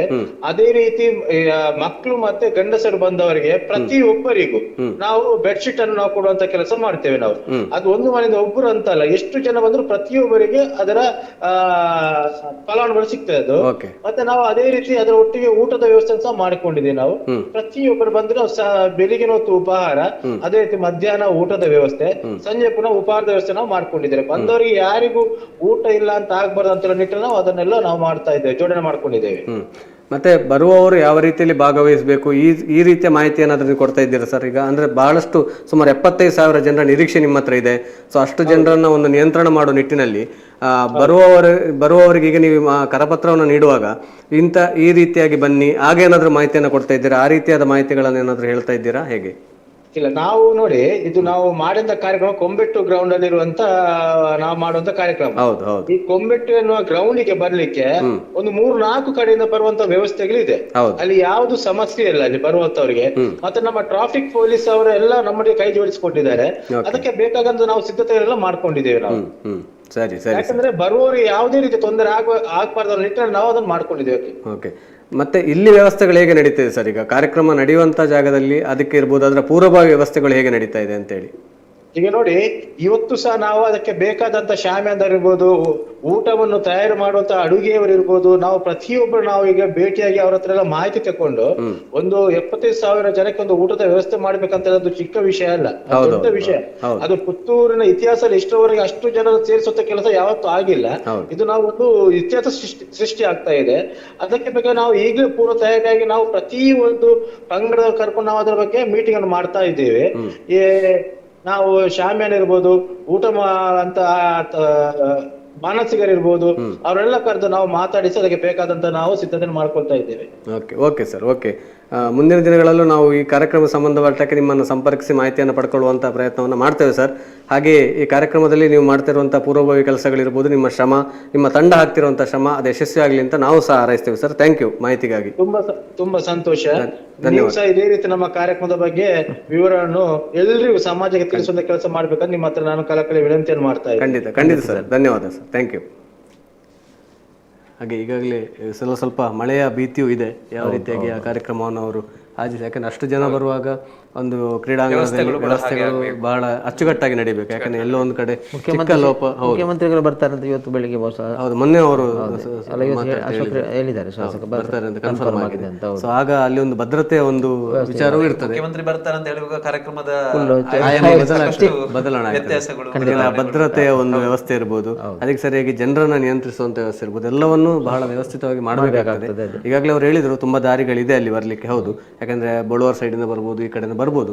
ಆದ್ರೆ ಎಲ್ಲೋ ಒಂದ್ ಕಡೆ 70,000 ಜನ ಬರುವಾಗ ಖಂಡಿತವಾಗ್ಲೂ ಒಂದು ಸ್ವಲ್ಪ ಅಲ್ಲಿ ವ್ಯವಸ್ಥೆಗಳು ಅಚ್ಚುಕಟ್ಟಾಗಿ ಇರ್ಬೇಕಾಗ್ತದೆ. ಸೊ ಅದ್ರ ಬಗ್ಗೆ ನಾವು ಮುಂದಿನ ದಿನಗಳಲ್ಲೂ ನಾವು ಅದ್ರ ಬಗ್ಗೆ ಮಾಹಿತಿಯನ್ನ, ಅಂದ್ರೆ ನೆಕ್ಸ್ಟ್ ಅಪ್ಡೇಟ್ ಏನಿದೆ ಅಂತ ಅವರು ಮಾಹಿತಿಯನ್ನು ಕೊಡ್ತಾ ಹೋಗ್ತಾರೆ. ಸೊ ನಾವು ಕಾರ್ಯಕ್ರಮದ ಮುಂದಿನ ಸುದ್ದಿಗೆ ನಾವು ಹೋಗ್ಬೋದು ಅಂತ ಹೇಳಿ ಹೋಗೋದಾದ್ರೆ, ಇದು ವಿವೇಕಾನಂದ ಇಂಜಿನಿಯರಿಂಗ್ ಕಾಲೇಜಿನಲ್ಲಿ ಪೂಲ್ ಕ್ಯಾಂಪಸ್ ನೇಮಕಾತಿ ಅಭಿಯಾನ ಆಗಿರುವಂಥದ್ದು. ಇದರ ಬಗೆಗಿನ ಒಂದು ವರದಿ ಪ್ರಕಟಗೊಂಡಿರುವಂಥದ್ದು ನಮ್ಮಲ್ಲಿ 9ನೇ ತಾರೀಕಿನಂದು ಪ್ರಕಟಗೊಂಡಿರುವಂತಹ ವರದಿ. ಬಹುಶಃ ಎಲೆಕ್ಟ್ರಾನಿಕ್ಸ್ ಸಿಸ್ಟಮ್ ಡಿಸೈನ್ ಕ್ಷೇತ್ರದಲ್ಲಿ ದಿಗ್ಗಜ ಸಂಸ್ಥೆ ಅಂತ ಅನಿಸ್ಕೊಂಡದ್ದು ಕೆಡೆನ್ಸ್ ಸಿಸ್ಟಮ್ಸ್. ಈ ಒಂದು ಸಂಸ್ಥೆ ಕಾಲೇಜಿಗೆ ಭೇಟಿ ನೀಡಿ ಒಂದು ಕ್ಯಾಂಪಸ್ ನೇಮಕಾತಿಯನ್ನು ಮಾಡಿರುವಂಥದ್ದು. ಅದು ಕೇವಲ ವಿವೇಕಾನಂದ ಇಂಜಿನಿಯರಿಂಗ್ ಕಾಲೇಜಿನ ವಿದ್ಯಾರ್ಥಿಗಳಿಗೆ ಮಾತ್ರ ಅಲ್ಲ, ಅದರ ಜೊತೆಗೆ ದಕ್ಷಿಣ ಕನ್ನಡ ಮತ್ತು ಉಡುಪಿ ಜಿಲ್ಲೆಗಳ 12 ಇಂಜಿನಿಯರಿಂಗ್ ಕಾಲೇಜುಗಳ ಏನು ಎಲೆಕ್ಟ್ರಾನಿಕ್ಸ್ ಆ್ಯಂಡ್ ಕಮ್ಯುನಿಕೇಶನ್ ವಿಭಾಗದ 623 ಅರ್ಹ ಅಭ್ಯರ್ಥಿಗಳು ಈ ಒಂದು ಪ್ರಕ್ರಿಯೆಯಲ್ಲಿ, ನೇಮಕಾತಿ ಪ್ರಕ್ರಿಯೆಯಲ್ಲಿ ಪಾಲ್ಗೊಂಡಿದ್ದರು. ಅದರ ಜೊತೆಗೆ ವಿಶೇಷವಾಗಿ ಈ ಒಂದು ಸಂಸ್ಥೆ ಕೂಡ ಕೆಡೆನ್ಸ್ ಸಿಸ್ಟಮ್ಸ್ ಏನಿದೆ, ಇದು ವಿದ್ಯಾರ್ಥಿಗಳಿಗೆ ಒಪ್ಪಂದವನ್ನು ಕೂಡ ಮಾಡಿಕೊಂಡಿರುವಂಥದ್ದು. ನೇಮಕಾತಿ ಪ್ರಕ್ರಿಯೆಗೆ ಸಂಬಂಧಿಸಿದಂತೆ ವಾರ್ಷಿಕ 15 ಲಕ್ಷ ರೂಪಾಯಿಗಳ ಸಂಬಳ ಅಥವಾ ವೇತನವನ್ನು ಕೊಡುವಂಥ ಒಂದು ಒಪ್ಪಂದ ಕೂಡ ಆಗಿದೆ. ಅದರಲ್ಲಿ ಅಂತಿಮ ಸುತ್ತಿನಲ್ಲಿ ಈಗ ವಿವೇಕಾನಂದ ಇಂಜಿನಿಯರಿಂಗ್ ಕಾಲೇಜಿನಿಂದ 5 ವಿದ್ಯಾರ್ಥಿಗಳು ಸೇರಿದಂತೆ ಒಟ್ಟು 20 ವಿದ್ಯಾರ್ಥಿಗಳನ್ನು ಈ ಒಂದು ಕ್ಯಾಂಪಸ್ ಸೆಲೆಕ್ಷನ್ನಲ್ಲಿ ನೇಮಕಾತಿ ಮಾಡಿಕೊಳ್ಳಲಾಗಿದೆ ಎನ್ನುವಂಥದ್ದು. ಬಹುಶಃ Vivekananda engineering college of engineering and technology ಪ್ರತಿ ವರ್ಷ ಕೂಡ ಈ ಒಂದು ನೇಮಕಾತಿ ವಿಭಾಗವನ್ನು ನಡೆಸ್ತಾ ಇದೆ, ಪ್ರಕ್ರಿಯೆ ನಡೆಸ್ತಾ ಇದೆ. ಬೇರೆ ಬೇರೆ ಸಂಸ್ಥೆಯನ್ನು ಕೂಡ ಕರೆಸಿಕೊಂಡು ಕ್ಯಾಂಪಸ್ ಸೆಲೆಕ್ಷನ್ ಮಾಡುವಂಥ ಕಾರ್ಯವನ್ನು ನಡೆಸ್ತಾ ಇದ್ದಾರೆ. ಬಹುಶಃ ಈ ಬಾರಿ ಕೂಡ ವಿಶೇಷವಾಗಿ ಒಂದು ಸಂಸ್ಥೆಯನ್ನು, ಕೆಡೆನ್ಸ್ ಸಿಸ್ಟಮ್ಸ್ ಅನ್ನು ಕರೆಸಿಕೊಂಡು ಅದಕ್ಕೆ ವಿದ್ಯಾರ್ಥಿಗಳನ್ನು ಅಂದ್ರೆ ಮೊದಲಾಗಿ ಅವರನ್ನು ಒಪ್ಪಂದದ ಮುಖಾಂತರವಾಗಿ ನೇಮಕಾತಿ ಮಾಡಿಕೊಳ್ಳುವಂಥ ಒಂದು ಪ್ರಕ್ರಿಯೆ ಇದನ್ನು ಮಾಡಿದೆ ಎನ್ನುವಂಥದ್ದು ವರದಿ ಪ್ರಕಟಗೊಂಡಿರುವಂಥದ್ದು. ಈಗಾಗಲೇ ಇದರ ಬಗ್ಗೆ ನಮಗೆ ಮಾಹಿತಿ ಕೊಡಲಿಕ್ಕೆ ಅಲ್ಲಿಯ ಪ್ರಾಂಶುಪಾಲರನ್ನು ನಾವು ಪ್ರಯತ್ನಿಸ್ತಾ ಇದ್ದೇವೆ, ಯಾವ ರೀತಿಯಾಗಿ ನಡೆದಿದೆ ಅನ್ನೋದ್ರ ಬಗ್ಗೆ. ಬಹುಶಃ ಇವತ್ತು ಏನು ಈ ಒಂದು ಕ್ಯಾಂಪಸ್ ಸೆಲೆಕ್ಷನ್ ಎನ್ನುವಂಥದ್ದು ಒಂದಷ್ಟು ಕಡಿಮೆ ಆಗ್ತಾ ಇದೆ. ಅಂದ್ರೆ ಕಂಪನಿಗಳು ಕ್ಯಾಂಪಸ್ನಲ್ಲಿ ಬಂದು ನೇಮಕಾತಿ ಮಾಡಿಕೊಳ್ಳುವಂಥ ಪ್ರಕ್ರಿಯೆಗಳು ಒಂದಷ್ಟು ವರ್ಷಗಳ ಹಿಂದೆ ಹೋದ್ರೆ ಸಾಕಷ್ಟು ನಡೀತಾ ಇದ್ದು, ಆದ್ರೆ ನಡೀತಾ ಇಲ್ಲ ಈಗ. ಬಹುಶಃ ಒಂದು ಕಡೆ ನಾವೇನು ಕೋವಿಡ್ ನಂತರ ಈ ಕಂಪನಿಗಳೇನಾಗಿರ್ಬೋದು, ಎಲೆಕ್ಟ್ರಾನಿಕ್ಸ್ ಆಗಿರ್ಬೋದು, ಇಂತಹ ಕಂಪನಿ ಎಲ್ಲವೂ ಕೂಡ ವರ್ಕ್ ಫ್ರಮ್ ಹೋಮ್ ಎನ್ನುವಂಥ ಸಿಸ್ಟಮ್ಗೆ ಹೋಗಿದೆ. ಒಂದಷ್ಟು ನೇಮಕಾತಿಯನ್ನು ಕೂಡ ಮಾಡಿಕೊಳ್ಳಲು ಕೂಡ ಹಿಂಜರಿತಾ ಇದೆ ಅನ್ನುವಂಥದ್ದು.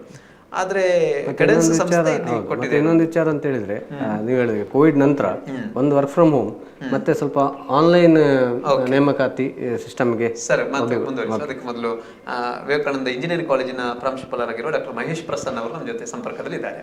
ಸರ್ ನಮಸ್ತೆ. ನಮಸ್ತೆ ಸರ್. ನಮಸ್ತೆ ಸರ್. ನಮಸ್ತೆ. ನಾವು ಈಗಾಗಲೇ ಏನ್ ತಮ್ಮ ಒಂದು ಕಾಲೇಜಿನಲ್ಲಿ ಪೂಲ್ ಕ್ಯಾಂಪಸ್ ನೇಮಕಾತಿ ಅಭಿಯಾನ ಆಗಿರುವಂತದ್ದು, ಅದರ ಬಗ್ಗೆ ಮಾತನಾಡ್ತಾ ಇದ್ದೆವು. ಸರ್, ಒಟ್ಟು ನೇಮಕಾತಿ ಪ್ರಕ್ರಿಯೆ ಯಾವ ರೀತಿಯಾಗಿ ನಡೆಸ್ತಾರೆ ಕಾಲೇಜಿನಲ್ಲಿ? ಎಷ್ಟು ವಿದ್ಯಾರ್ಥಿಗಳು ಭಾಗವಹಿಸಿದ್ರು ಮತ್ತು ಅಂತಿಮ ಸುತ್ತಿನಲ್ಲಿ ಯಾವೆಲ್ಲ ವಿದ್ಯಾರ್ಥಿಗಳು ಆಯ್ಕೆಗೊಂಡರು ಅಂತ? Yes sir. ಇವಾಗ ಈ ಕೋವಿಡ್ ಅಂತ ಇದ್ದ ಸಂದರ್ಭದಲ್ಲಿ ಮತ್ತು ಒಂದೆರಡು ವರ್ಷಗಳಲ್ಲಿ ಆನ್ಲೈನ್ ಕ್ಯಾಂಪಸ್ ಇಂಟರ್ವ್ಯೂಗಳು ಜಾಸ್ತಿಯಾಗಿ ಮಾಡ್ತಾ ಇದ್ರು. ಹೌದು ಸರ್. ಇವಾಗ ಟ್ರೆಂಡ್ ನಿಧಾನಕ್ಕೆ ಚೇಂಜ್ ಆಗ್ತಾ ಉಂಟು. ಮತ್ತೆ ಕ್ಯಾಂಪಸ್ಗೆ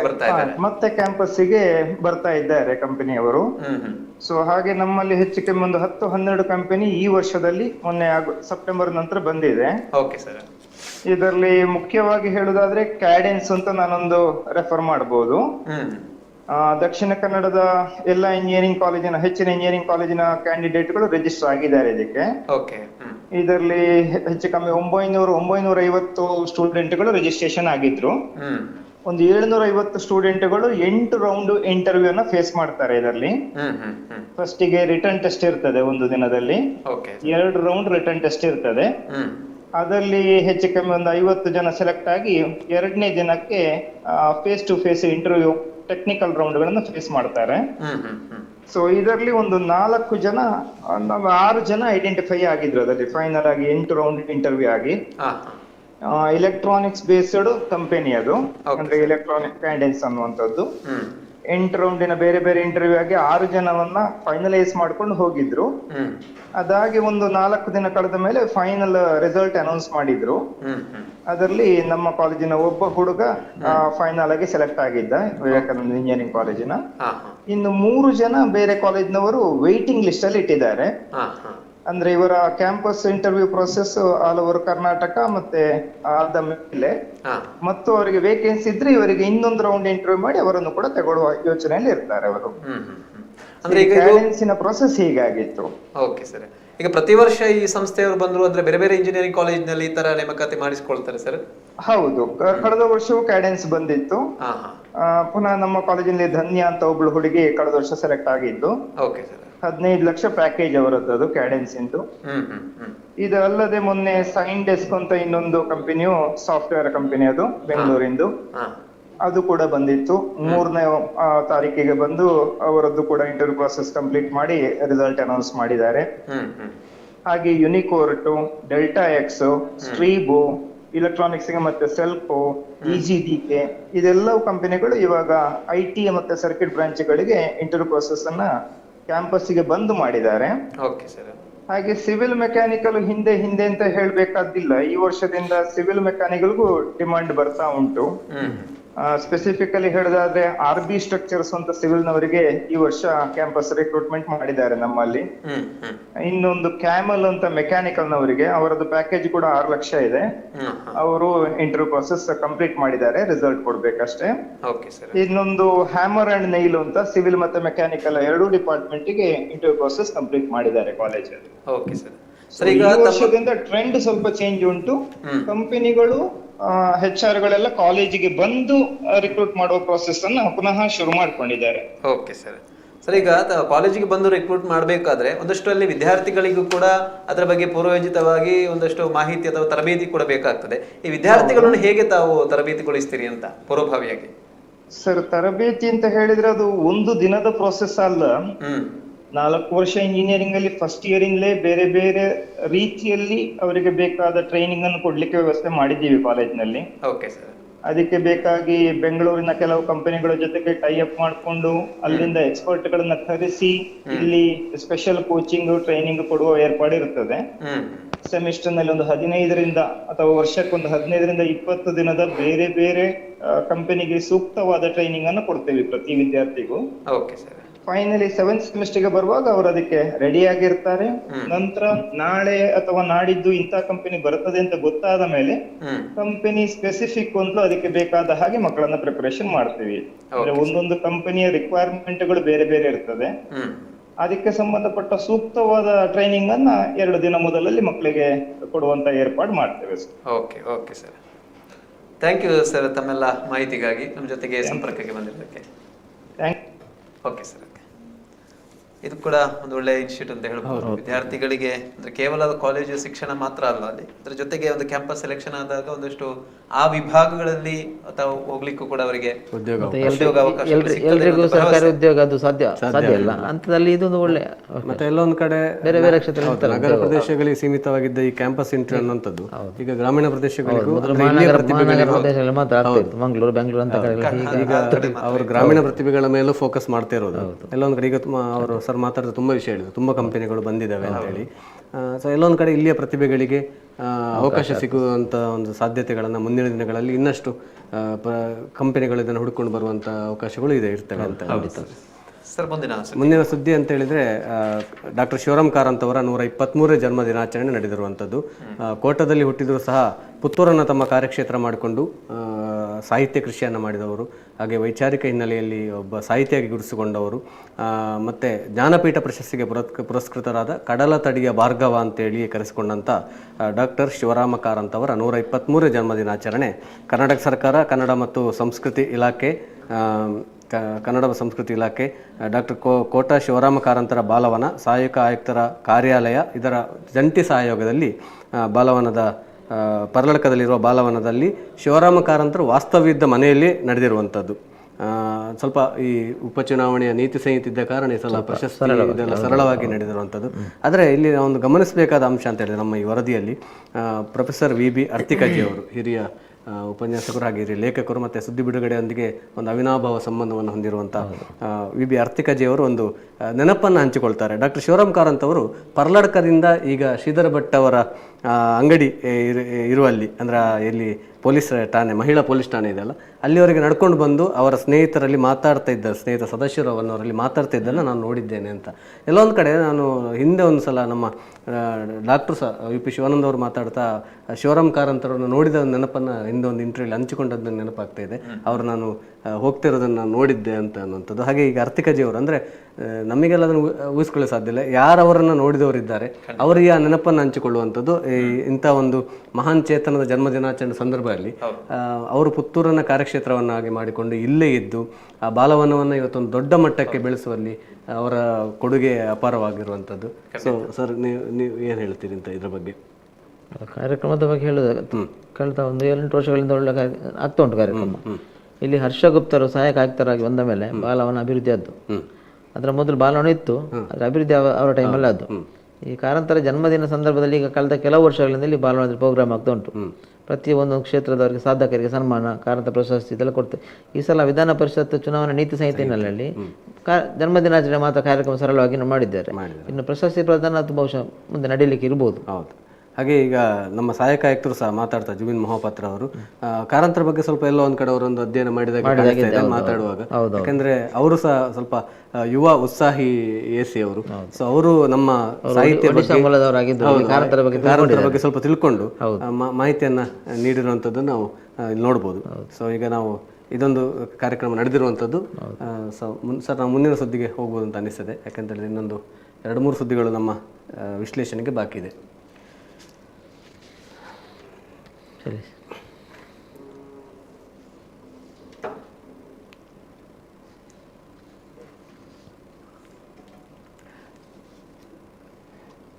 ಬಾಲವನದ ಬಗ್ಗೆ ಈಗ ಇವತ್ತೇ ಬಾಲವನ ಏನಾಗಿದೆ ಅಂತ ಹೇಳಿದ್ರೆ ಅಲ್ಲಿ ನಮ್ಮ ಮಕ್ಕಳನ್ನು ನಾವು ಕರ್ಕೊಂಡು ಹೋಗ್ಬೋದು, ಅಲ್ಲಿ ಅವರಿದ್ದ ಮನೆಯನ್ನು ನೋಡ್ಬೋದು, ಅಲ್ಲಿ ಕೆಲವೊಂದು ಅವರ ಮನೆಯಲ್ಲಿ ಉಪಯೋಗಿಸಿದಂಥ ವಸ್ತುಗಳು ಇದೆಲ್ಲ ಅಲ್ಲಿ ಒಂದು ಅಚ್ಚುಕಟ್ಟಾಗಿ ಜೋಡಿಸುವಂಥ ವ್ಯವಸ್ಥೆ ಆಗಿದೆ.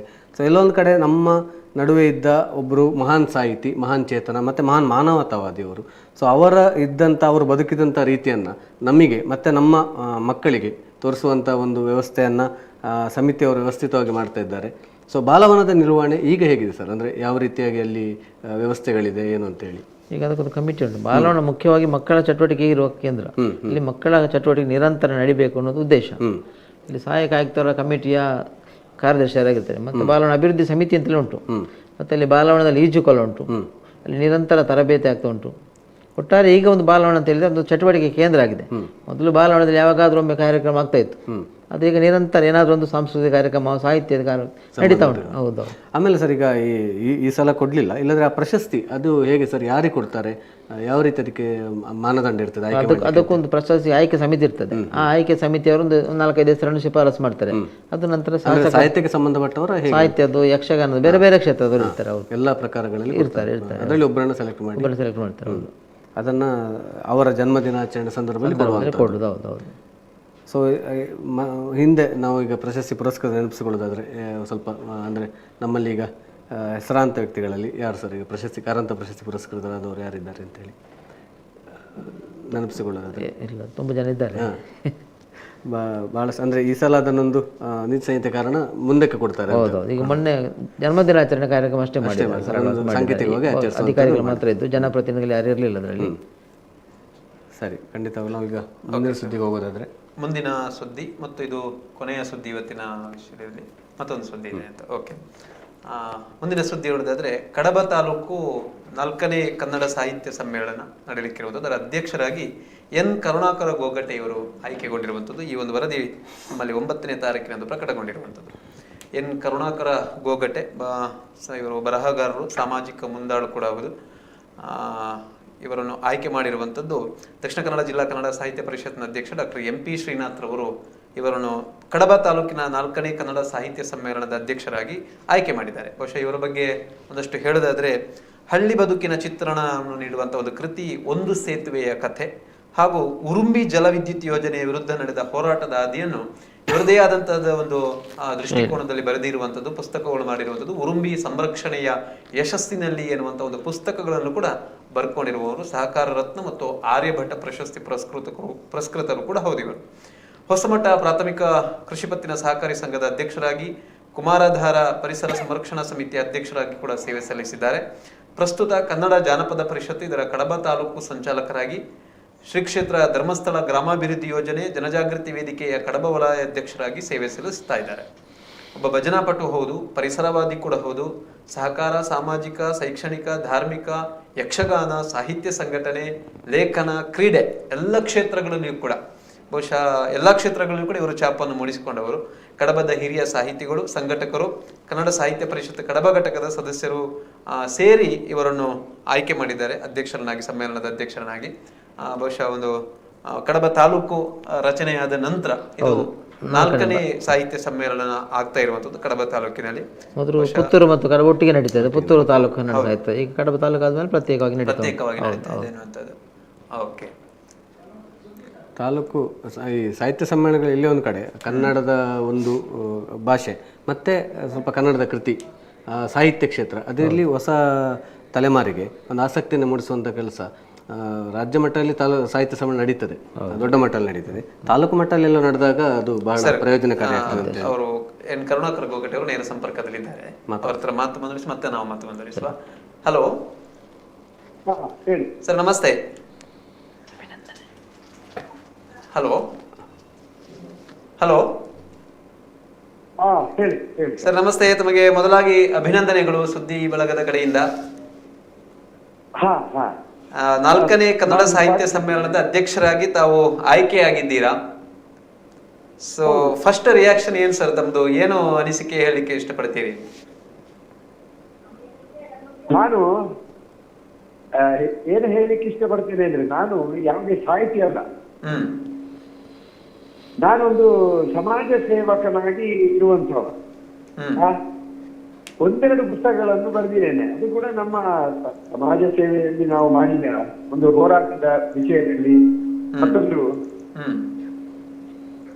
ಕೇಳ್ತಾರಲ್ಲ ಸರ್? ಕೇಳ್ತದೆ, ಹೇಳಿ ಸರ್. ನಾವೊಂದು ಕಪಿಲಾ ನದಿಗೆ ಒಂದು ಸೇತುವೆಯನ್ನು ಮಾಡಿದ ಆ ಒಂದು ವಿಚಾರವನ್ನು ಹೀಗೆ ಒಂದೆರಡು ಪುಸ್ತಕಗಳನ್ನು ಬರೆದಿದ್ದೇನಲ್ಲದೆ ನಾನು ಸಾಹಿತ್ಯದಲ್ಲಿ ಕೃಷಿ ಮಾಡಿದವಲ್ಲ.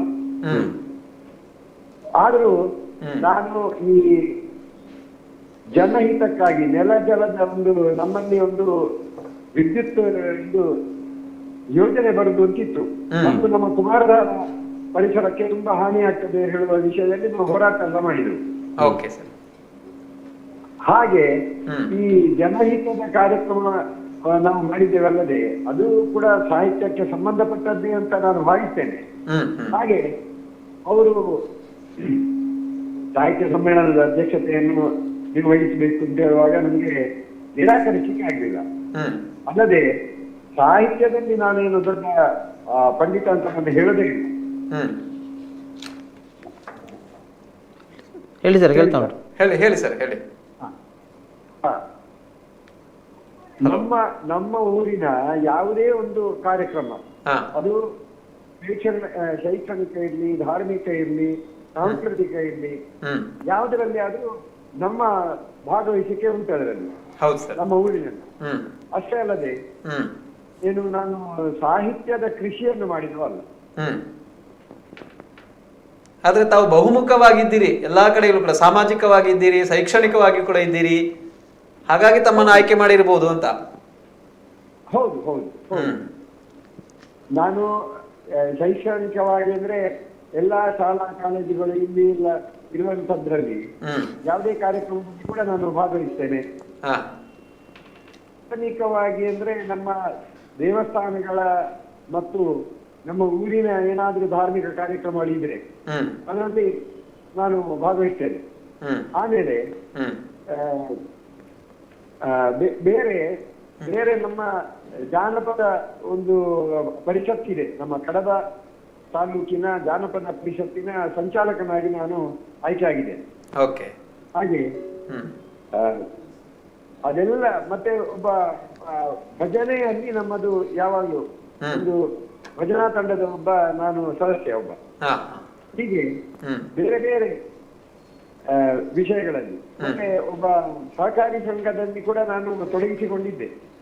ಒಂದು 20 ವರ್ಷದಿಂದ ಸಹಕಾರಿ ರಂಗದಲ್ಲಿ ದುಡಿದಿದ್ದೇನೆ. ಹೀಗೆ ಬೇರೆ ಬೇರೆ ಕ್ಷೇತ್ರಗಳಲ್ಲಿ. ನವೆಂಬರ್ 30. ಹೌದು ಹೌದು. ಪೂರ್ವಭಾವಿ ಅವರಿಗೆ ನೆಟ್ವರ್ಕ್ ಸಮಸ್ಯೆ ಇದೆ. ಹೌದು. ಇದರ ಪೂರ್ವಭಾವಿಯಾಗಿ ಏನಾದ್ರು ಈಗ ರೂಪುರೇಷೆಗಳು ಯಾವ ರೀತಿ ಕಾರ್ಯಕ್ರಮ ನಡೆಯುತ್ತದೆ ಅನ್ನೋದ್ರ ಬಗ್ಗೆ ಏನಾದ್ರು ತಮಗೆ ಮಾಹಿತಿ ಇದೆಯಾ ಅಂತ? ಯಾವ ರೀತಿ ನಡೀತದೆ ಅಂತ ಹೇಳುವ ಪೂರ್ತಿ ಮಾಹಿತಿ ಇಲ್ಲ ಸರ್ ನನಗೆ. Okay sir. ಆದ್ರೆ ಭಾಗವಹಿಸಿದ್ದೇನೆ. ಧ್ವಜಾರೋಹಣ, ಆಮೇಲೆ ಉದ್ಘಾಟನಾ ಕಾರ್ಯಕ್ರಮ, ಆಮೇಲೆ ವಿಚಾರಗೋಷ್ಠಿಗಳು, ಆಮೇಲೆ ಅಧ್ಯಕ್ಷರೊಂದಿಗೆ ಸಂವಾದ, ಸಾಧಕರಿಗೆ ಸನ್ಮಾನಗಳು, ಸಾಂಸ್ಕೃತಿಕ ಕಾರ್ಯಕ್ರಮ ಎಲ್ಲ ಈ ವರ್ಷ ಕೂಡ ಅದನ್ನು ಹೆಚ್ಚಿನಂಶ ಅವರು ಮಾಡ್ತಾರೆ. ಇಷ್ಟೆಲ್ಲ ನಡೆಯುವ ಸಾಧ್ಯತೆಗಳಿದೆ. ಓಕೆ ಸರ್, ಆಗ್ಲಿ ಸರ್. ತಮ್ಮ ಒಂದು ಸಮ್ಮೇಳನ ಅಧ್ಯಕ್ಷತೆಯಲ್ಲಿ ಕಡಬ ತಾಲೂಕಿನಲ್ಲಿ ಸಾಹಿತ್ಯ ಕ್ಷೇತ್ರ ಇನ್ನಷ್ಟು ಬೆಳೆದು ಬರಲಿ ಅಂತ ನಮ್ದು ಕೂಡ ಆಶಯ ಸರ್. ಖಂಡಿತ ನಮ್ಮ ಕೂಡ ಅದೇ ಆಶಯ. ಮತ್ತೆ ಮಕ್ಕಳಲ್ಲಿ ಈ ಸಾಹಿತ್ಯದ ಬಗ್ಗೆ ಒಲವು ಬರಬೇಕು. ಮತ್ತೆ ಹೆಚ್ಚಿನ ಸಾಹಿತ್ಯಕ್ಕೆ ಇನ್ನೂ ಕೂಡ ನಮ್ಮ ಸರ್ಕಾರದಿಂದ ಕೂಡ ಒಳ್ಳೆಯ ಒಂದು ಅನುದಾನಗಳು ಮತ್ತೆ ಒಂದು ಸಹಕಾರ ಇನ್ನೂ ಕೂಡ ಸಿಗಬೇಕು ಅಂತ ಹೇಳುವುದು ನಮ್ಮ ಆಶಯ. ಓಕೆ, ಆಯ್ತು ಸರ್. ಧನ್ಯವಾದಗಳು ಸರ್ ತಮ್ಮ ಎಲ್ಲ ಮಾಹಿತಿಗಾಗಿ. ಸರ್, ನಿಮ್ಮ ಹೆಸರು? ಉಮೇಶ್ ಅಂತ ಸರ್. ಧನ್ಯವಾದ. ಓಕೆ ಸರ್, ಮುಂದಿನ ಸುದ್ದಿಗೆ ಹೋಗೋಣ. ಹೌದು, ಈಗ ಕೊನೆಯ ಸುದ್ದಿ ಸಹಕಾರಿ ಕ್ಷೇತ್ರಕ್ಕೆ ಸಂಬಂಧಪಟ್ಟದ್ದು. ನೆಲ್ಯಾಡಿ ಪ್ರಾಥಮಿಕ ಕೃಷಿ ಪತ್ತಿನ ಸಹಕಾರ ಸಂಘದ ಶಿರಾಡಿ ಶಾಖೆಯ ನೂತನ ಕಟ್ಟಡ ಕಲ್ಪತರು ಸಹಕಾರಿ ಸೌಧ ಬಹಳ ವ್ಯವಸ್ಥಿತವಾಗಿ ಬಹಳ ದೊಡ್ಡ ಕಟ್ಟಡವನ್ನು ಉದ್ಘಾಟನೆಗೊಂಡಿರುವಂಥದ್ದು ಸುದ್ದಿ ನಮ್ಮಲ್ಲಿ ಬಹಳ ವಿವರವಾಗಿ ಪ್ರಕಟವಾಗಿರುವಂಥದ್ದು. ಇಲ್ಲಿ ಏನು ಅಂತ ಹೇಳಿದರೆ ಕ್ಯಾಂಪ್ಕೋ ಖರೀದಿ ಕೇಂದ್ರವು ಸಹ ಇಲ್ಲಿ ವಾರದಲ್ಲಿ 2 ದಿನ ಕಾರ್ಯನಿರ್ವಹಿಸಲಿಕ್ಕಿದೆ. ಶಿರಾಡಿ ಅನ್ನುವಂಥದ್ದು ನಮ್ಮ ದಕ್ಷಿಣ ಕನ್ನಡ ಜಿಲ್ಲೆಯ ಗಡಿಭಾಗವಾಗಿರುವಂಥ ಪ್ರದೇಶ. ಸುಮಾರು ನೆಲ್ಯಾಡಿಯಿಂದ 20-22 ಕಿಲೋಮೀಟರ್ ದೂರ ಇರುವಂಥ ಪ್ರದೇಶ. ಇಲ್ಲಿ ಎಲ್ಲ ರೈತಾಪಿ ವರ್ಗದ ಜನರೇ ಬಹಳಷ್ಟು ಇರುವಂಥದ್ದು. ಅದರಿಂದ ಈ ಕಲ್ಪತರು ಸಹಕಾರಿ ಸೌಧ ಅಲ್ಲಿಗೆ ಒಂದು ಬಹಳ ಅಗತ್ಯ ಇತ್ತು ಅನ್ನುವಂಥ ಒಂದು ಅವಶ್ಯಕತೆ ಇತ್ತು ಅನ್ನುವಂಥ ಒಂದು ನಿಟ್ಟಿನಲ್ಲಿ ಈಗ ಬಹಳ ಒಂದು ಸುಸಜ್ಜಿತವಾಗಿರುವಂಥ, ಅಂದರೆ ಅಲ್ಲಿ ಕ್ಯಾಂಪ್ಕೋ ಖರೀದಿ ಕೇಂದ್ರವೂ ಇದೆ, ಹಾಗೆ ಶಾಖಾ ಕಚೇರಿಯೂ ಇರ್ತದೆ, ಪಡಿತರ ವ್ಯವಸ್ಥೆ ಇರ್ತದೆ. ಅಂದರೆ ಎಲ್ಲ ಮುಂದಿನ ಭವಿಷ್ಯದ ಒಂದು ಸಹಕಾರಿ ಇದನ್ನು ಗಮನದಲ್ಲಿಟ್ಟುಕೊಂಡು ಉತ್ತಮವಾದ ರೀತಿಯಲ್ಲಿ ಸೌಧವನ್ನು ನಿರ್ಮಿಸಿರುವಂಥದ್ದು ಮತ್ತು ಅದರ ಉದ್ಘಾಟನೆ ಆಗಿರುವಂಥದ್ದು. ಶಶಿಕುಮಾರ್ ರೈ ಬಾಲ್ಯೋಟ್ಟು ಅವರು ಅಂದರೆ ದಕ್ಷಿಣ ಕನ್ನಡ ಜಿಲ್ಲಾ ಕೇಂದ್ರ ಸಹಕಾರಿ ಬ್ಯಾಂಕ್ನ ನಿರ್ದೇಶಕರಾದಂಥ ಶಶಿಕುಮಾರ್ ರೈ ಬಾಲ್ಯೊಟ್ಟು ಅವರು ಸಹಕಾರಿ ಸೌಧ ಹಾಗೂ ಶಾಖಾ ಕಚೇರಿಯನ್ನು ಉದ್ಘಾಟಿಸ್ತಾರೆ. ಹಾಗೆಯೇ ಕ್ಯಾಂಪ್ಕೋ ಖರೀದಿ ಕೇಂದ್ರವನ್ನು ಕ್ಯಾಂಪ್ಕೋ ಉಪಾಧ್ಯಕ್ಷರಾಗಿರುವಂಥ ಶಂಕರನಾರಾಯಣ ಖಂಡಿಗೆ ಅವರು ಉದ್ಘಾಟಿಸಿ ಇಲ್ಲಿ ವಾರದಲ್ಲಿ 2 ದಿವಸ ನಾವು ಕ್ಯಾಂಪ್ಕೋ ಖರೀದಿ ಮಾಡ್ತೇವೆ ಅನ್ನುವಂಥ ಒಂದು ಘೋಷಣೆಯನ್ನು ಸಹ ಅಲ್ಲಿ ಮಾಡ್ತಾರೆ. ಹಾಗೆ ಓಕೆ, CEO ಆಗಿರುವಂಥ ದಯಾಕರ್ ಅವರು ನಮ್ಮೊಟ್ಟಿಗೆ ಈಗ ನೇರ ಸಂಪರ್ಕದಲ್ಲಿದ್ದಾರೆ. ಸರ್ ನಮಸ್ತೆ. ಸರ್ ನಮಸ್ತೆ. ಸರ್ ನಮಸ್ತೆ. ಶಿರಾಡಿಯಲ್ಲಿ ನೆಲ್ಯಾಡಿ ಪ್ರಾಥಮಿಕ ಕೃಷಿ ಪತ್ತಿನ ಸಹಕಾರ ಸಂಘದ ಒಂದು ನೂತನ ಕಟ್ಟಡ ಕಲ್ಪತರು ಸಹಕಾರಿ ಸೌಧ ಉದ್ಘಾಟನೆಗೊಂಡಿದೆ. ಏನೆಲ್ಲ ವ್ಯವಸ್ಥೆಗಳಿದೆ ಸರ್? ಆ ಕಾರ್ಯಕ್ರಮ ಮೊದಲನೇದಾಗಿ ಕಟ್ಟಡದ ವಿಶೇಷತೆಗಳ ಬಗ್ಗೆ ಹೇಳಿ, ಆಮೇಲೆ ಆ ಕಾರ್ಯಕ್ರಮ ಹೇಗೆ ಆಯಿತು ಅಂತ ನಮಗೆ ಮಾಹಿತಿ ಕೊಡಿ ಸರ್. ಸರಿ ಸರ್. ಕಾರ್ಯಕ್ರಮವನ್ನು ನಾವು ಅಕ್ಟೋಬರ್ 7ನೇ ತಾರೀಕಿಗೆ ನಿಗದಿಪಡಿಸಿದ್ದೆವು ಸರ್. ಓಕೆ. ಈ ಸಂದರ್ಭದಲ್ಲಿ ನಾವು ಸೆಪ್ಟೆಂಬರ್ ಪ್ರಾರಂಭದಲ್ಲಿಯೇ ಈ ಬಗ್ಗೆ ಕಾರ್ಯಕ್ರಮವನ್ನು ಮಾಡಬೇಕಂತ ನಿಗದಿಪಡಿಸಿ ನಮ್ಮ ಸಂಘದ ಮಹಾಸಭೆಯಲ್ಲಿ ಸಾಧಾರಣ 3,000 ಜನರಿಗೆ ಆಮಂತ್ರಣ ಪತ್ರಿಕೆಯನ್ನು ವಿತರಿಸಿದ್ದೆವು. ಆ ಸಂದರ್ಭದಲ್ಲಿ ನೀತಿ ಸಂಹಿತೆ ಬಂದ ಕಾರಣ ನಮಗೆ ಸ್ವಲ್ಪ ಅಡಚಣೆ ಆಯಿತು. ಮತ್ತೆ ನಾವು ನಮ್ಮ ಸಹಕಾರಿ ಸಂಘಗಳ ಢಾಕಾ ಜಿಲ್ಲಾ ಸಹಕಾರಿ ಸಂಘ ನಿಬಂಧಕರನ್ನು ಸಂಪರ್ಕಿಸಿದಾಗ ಜನಪ್ರತಿನಿಧಿಗಳನ್ನು ಹೊರತುಪಡಿಸಿದ್ರೆ ಈ ಕಾರ್ಯಕ್ರಮವನ್ನು ಮಾಡಬಹುದಂತ ಸೂಚನೆಯನ್ನು ಕೊಟ್ಟ ಪ್ರಕಾರ ನಾವು ಜಿಲ್ಲಾಧಿಕಾರಿ ಅವರಿಂದ ಅನುಮತಿಯನ್ನು ಪಡೆದು ಈ ಕಾರ್ಯಕ್ರಮವನ್ನು ಜನಪ್ರತಿನಿಧಿಗಳನ್ನು ಹೊರತುಪಡಿಸಿ ನಾವು ಕಾರ್ಯಕ್ರಮವನ್ನು ಬೇರೆ ಬೇರೆ ಗಣ್ಯ ವ್ಯಕ್ತಿಗಳು ಅಂದ್ರೆ ಮೊದಲೇ ನಿರ್ಧಾರದ ದಿನಾಂಕದಲ್ಲಿ ಮಾಡಿದ್ದೀರಿ ಈ ಕಾರ್ಯಕ್ರಮ? ಹೌದೌದೌದು. ಇಲ್ಲದಿದ್ರೆ ನಮ್ಮ ಈ ಕಾರ್ಯಕ್ರಮದಲ್ಲಿ ಮಾನ್ಯ ಉಸ್ತುವಾರಿ ಸಚಿವರಾಗಿರೋ ದಿನೇಶ್ ಗುಂಡೂರಾವ್ ಅವರು ಹಾಗೂ ಲೋಕಸಭಾ ಸದಸ್ಯರು, ಅಲ್ಲಿನ MLA ಅವರೆಲ್ಲ ಭಾಗವಹಿಸಬೇಕಿತ್ತು. ಮತ್ತೆ ಅವರನ್ನು ಹೊರತುಪಡಿಸಿ ನಾವು ಕಾರ್ಯಕ್ರಮವನ್ನು ಮಾಡಿದ್ದೆವು. ಸರ್, ಕಲ್ಪತರು ಸಹಕಾರಿ ಸೌಧ ಯಾವ ರೀತಿ ಇದೆ ಸರ್? ಏನೆಲ್ಲ ವ್ಯವಸ್ಥೆಗಳಲ್ಲಿ ಸದಸ್ಯರಿರ್ಬೋದು ಅವರಿಗೆ ಲಭ್ಯ ಇದೆ ಅಂತ ಹೇಳಿ? ಈ ಸಹಕಾರಿ ಸೌಧವು ಸಾಧಾರಣ 1.52 1.5 ಕೋಟಿ ವೆಚ್ಚದಲ್ಲಿ ನಿರ್ಮಾಣವಾಗಿರುವಂತಹ ಒಂದು ಸಹಕಾರಿ ಸೌಧ. ಇದರಲ್ಲಿ ಪಡಿತರ ವ್ಯವಸ್ಥೆಗೆ ವಿಶೇಷ ರೀತಿಯ ಗೋಡೌನು, ಕ್ಯಾಂಪ್ಕೋಗೆ ಸಂಬಂಧಿಸಿದ ಗೋಡೌನ್, ರಸಗೊಬ್ಬರಕ್ಕೆ ಸಂಬಂಧಿಸಿದ ಗೋದಾಮು, ವಿಶೇಷ ರೀತಿಯಲ್ಲಿ ಕಚೇರಿಯನ್ನು ನಿರ್ಮಿಸಲಾಗಿದೆ. ಸಾಧಾರಣ 6,027 ಚದರಡಿಯ ಒಂದು ದೊಡ್ಡ ಮಟ್ಟದ ಒಂದು ಕಟ್ಟಡವಾಗಿರುತ್ತೆ. Okay okay. ಹಾಗೆ ಅಂದ್ರೆ ಎಲ್ಲೋ ಒಂದು ಕಡೆ ಶಿರಾಡಿ ಭಾಗ ಅನ್ನುವಂಥದ್ದು ಸಂಪೂರ್ಣವಾಗಿ ರೈತಾಪಿ ವರ್ಗದವರು ಇರುವಂತ ಒಂದು ಜಾಗ, ಬಹಳಷ್ಟು ಕೃಷಿ ಉತ್ಪನ್ನಗಳು ಸಿಗುವಂತ ಉತ್ಪಾದನೆ ಆಗುವಂತ ಜಾಗ. ಸೊ ಅಲ್ಲಿಗೊಂದು ಎಷ್ಟು ನಿಮಗೆ ಅಂದ್ರೆ ಎಷ್ಟು ವರ್ಷದ ಒಂದು ಕನಸಾಗಿದೆ ಸರ್ ಎಲ್ಲಿ ಮಾಡಬೇಕು ಸಹಕಾರಿ ಸೌಧ ಒಂದು ಆಗಬೇಕು ಅಂತೇಳಿ? ಎಷ್ಟು ವರ್ಷದಿಂದ ಒಂದು ಕನಸಿತ್ತು ಸರ್ ಮಾಡಬೇಕು? ಸಾಧಾರಣ ಒಂದು 30 ವರ್ಷಗಳಿಂದ ಅಲ್ಲಿನ ಒಂದು ಸದಸ್ಯರ ಒಂದು ಕನಸಾಗಿತ್ತು, ಹಾಗೂ ನಮ್ಮ ಆಡಳಿತ ಮಂಡಳಿ ಹಾಗೂ ನಮ್ಮೆಲ್ಲರ ಒಂದು ಕನಸಾಗಿತ್ತು ಇಲ್ಲಿ ಒಂದು ನೂತನ ಕಟ್ಟಡ ನಿರ್ಮಾಣವಾಗಬೇಕಂತ. ಈ ನಿಟ್ಟಿನಲ್ಲಿ ನಾವು ಸುಸಜ್ಜಿತವಾದ ಕಟ್ಟಡವನ್ನು ನಿರ್ಮಿಸುವಲ್ಲಿ ನಾವು ಯಶಸ್ವಿಯಾಗಿದ್ದೇವೆ ಅಂತ ಹೇಳಲಿಕ್ಕೆ ಸಂತೋಷವಾಗಿ ಪಡ್ತೇವೆ. ಸರ್, ಒಂದು ಕೊನೆಯ ಪ್ರಶ್ನೆ ಸರ್, ಏನಂತ ಹೇಳಿದ್ರೆ ಶಿರಾಡಿಯಲ್ಲಿ ಈಗ ನಿರ್ಮಾಣ ಆಗಿರುವಂತಹ ಈ ಸೌಧ ಯಾವೆಲ್ಲ ಭಾಗದ ಜನರಿಗೆ ಉಪಯೋಗ ಆಗ್ತದೆ ಸರ್? ಇದು ಅಲ್ಲಿ ಶಿರಾಡಿ ಪಂಚಾಯತ್ ವ್ಯಾಪ್ತಿಯ ಎಲ್ಲ, ಅಂದ್ರೆ ಶಿರಾಡಿ ಅಂದ್ರೆ ಅಲ್ಲಿ ಒಂದು ಗ್ರಾಮ, ಅಲ್ಲಿ ಆಸುಪಾಸಿನ ಜನರು ಕೋನಾಜೆ ಅಲ್ಲಿ ಹತ್ತಿರದ ಉದಾನೆ ಅವರಿಗೆಲ್ಲ ಇದರಿಂದ ಪ್ರಯೋಜನವನ್ನು ಪಡ್ಕೊಳ್ಳಿಕ್ಕೆ ಸಾಧ್ಯ ಆಗ್ತದೆ. ಖಂಡಿತವಾಗ್ಲು ಸರ್. ಮುಂದಿನ ದಿನಗಳಲ್ಲಿ ನೆಲ್ಯಾಡಿ ಪ್ರಾಥಮಿಕ ಕೃಷಿ ಪತ್ತಿನ ಸಹಕಾರಿ ಸಂಘ ಇನ್ನಷ್ಟು ಕಾರ್ಯಚಟುವಟಿಕೆಯಲ್ಲಿ ಇನ್ನಷ್ಟು ಅಭಿವೃದ್ಧಿಯನ್ನು ಹೊಂದಲಿ ಮತ್ತು ಸದಸ್ಯರಿಗೆ ಉತ್ತಮವಾದ ಸೇವೆಯನ್ನು ನೀಡುವಂತಾಗಲಿ ಅಂತ ನಾವು ಸಹ ಹಾರೈಸ್ತಾ ಇದ್ದೇವೆ ಸರ್. ಧನ್ಯವಾದಗಳು ನಿಮ್ಮ ಎಲ್ಲ ಮಾಹಿತಿಗಾಗಿ. Okay sir, thank you sir.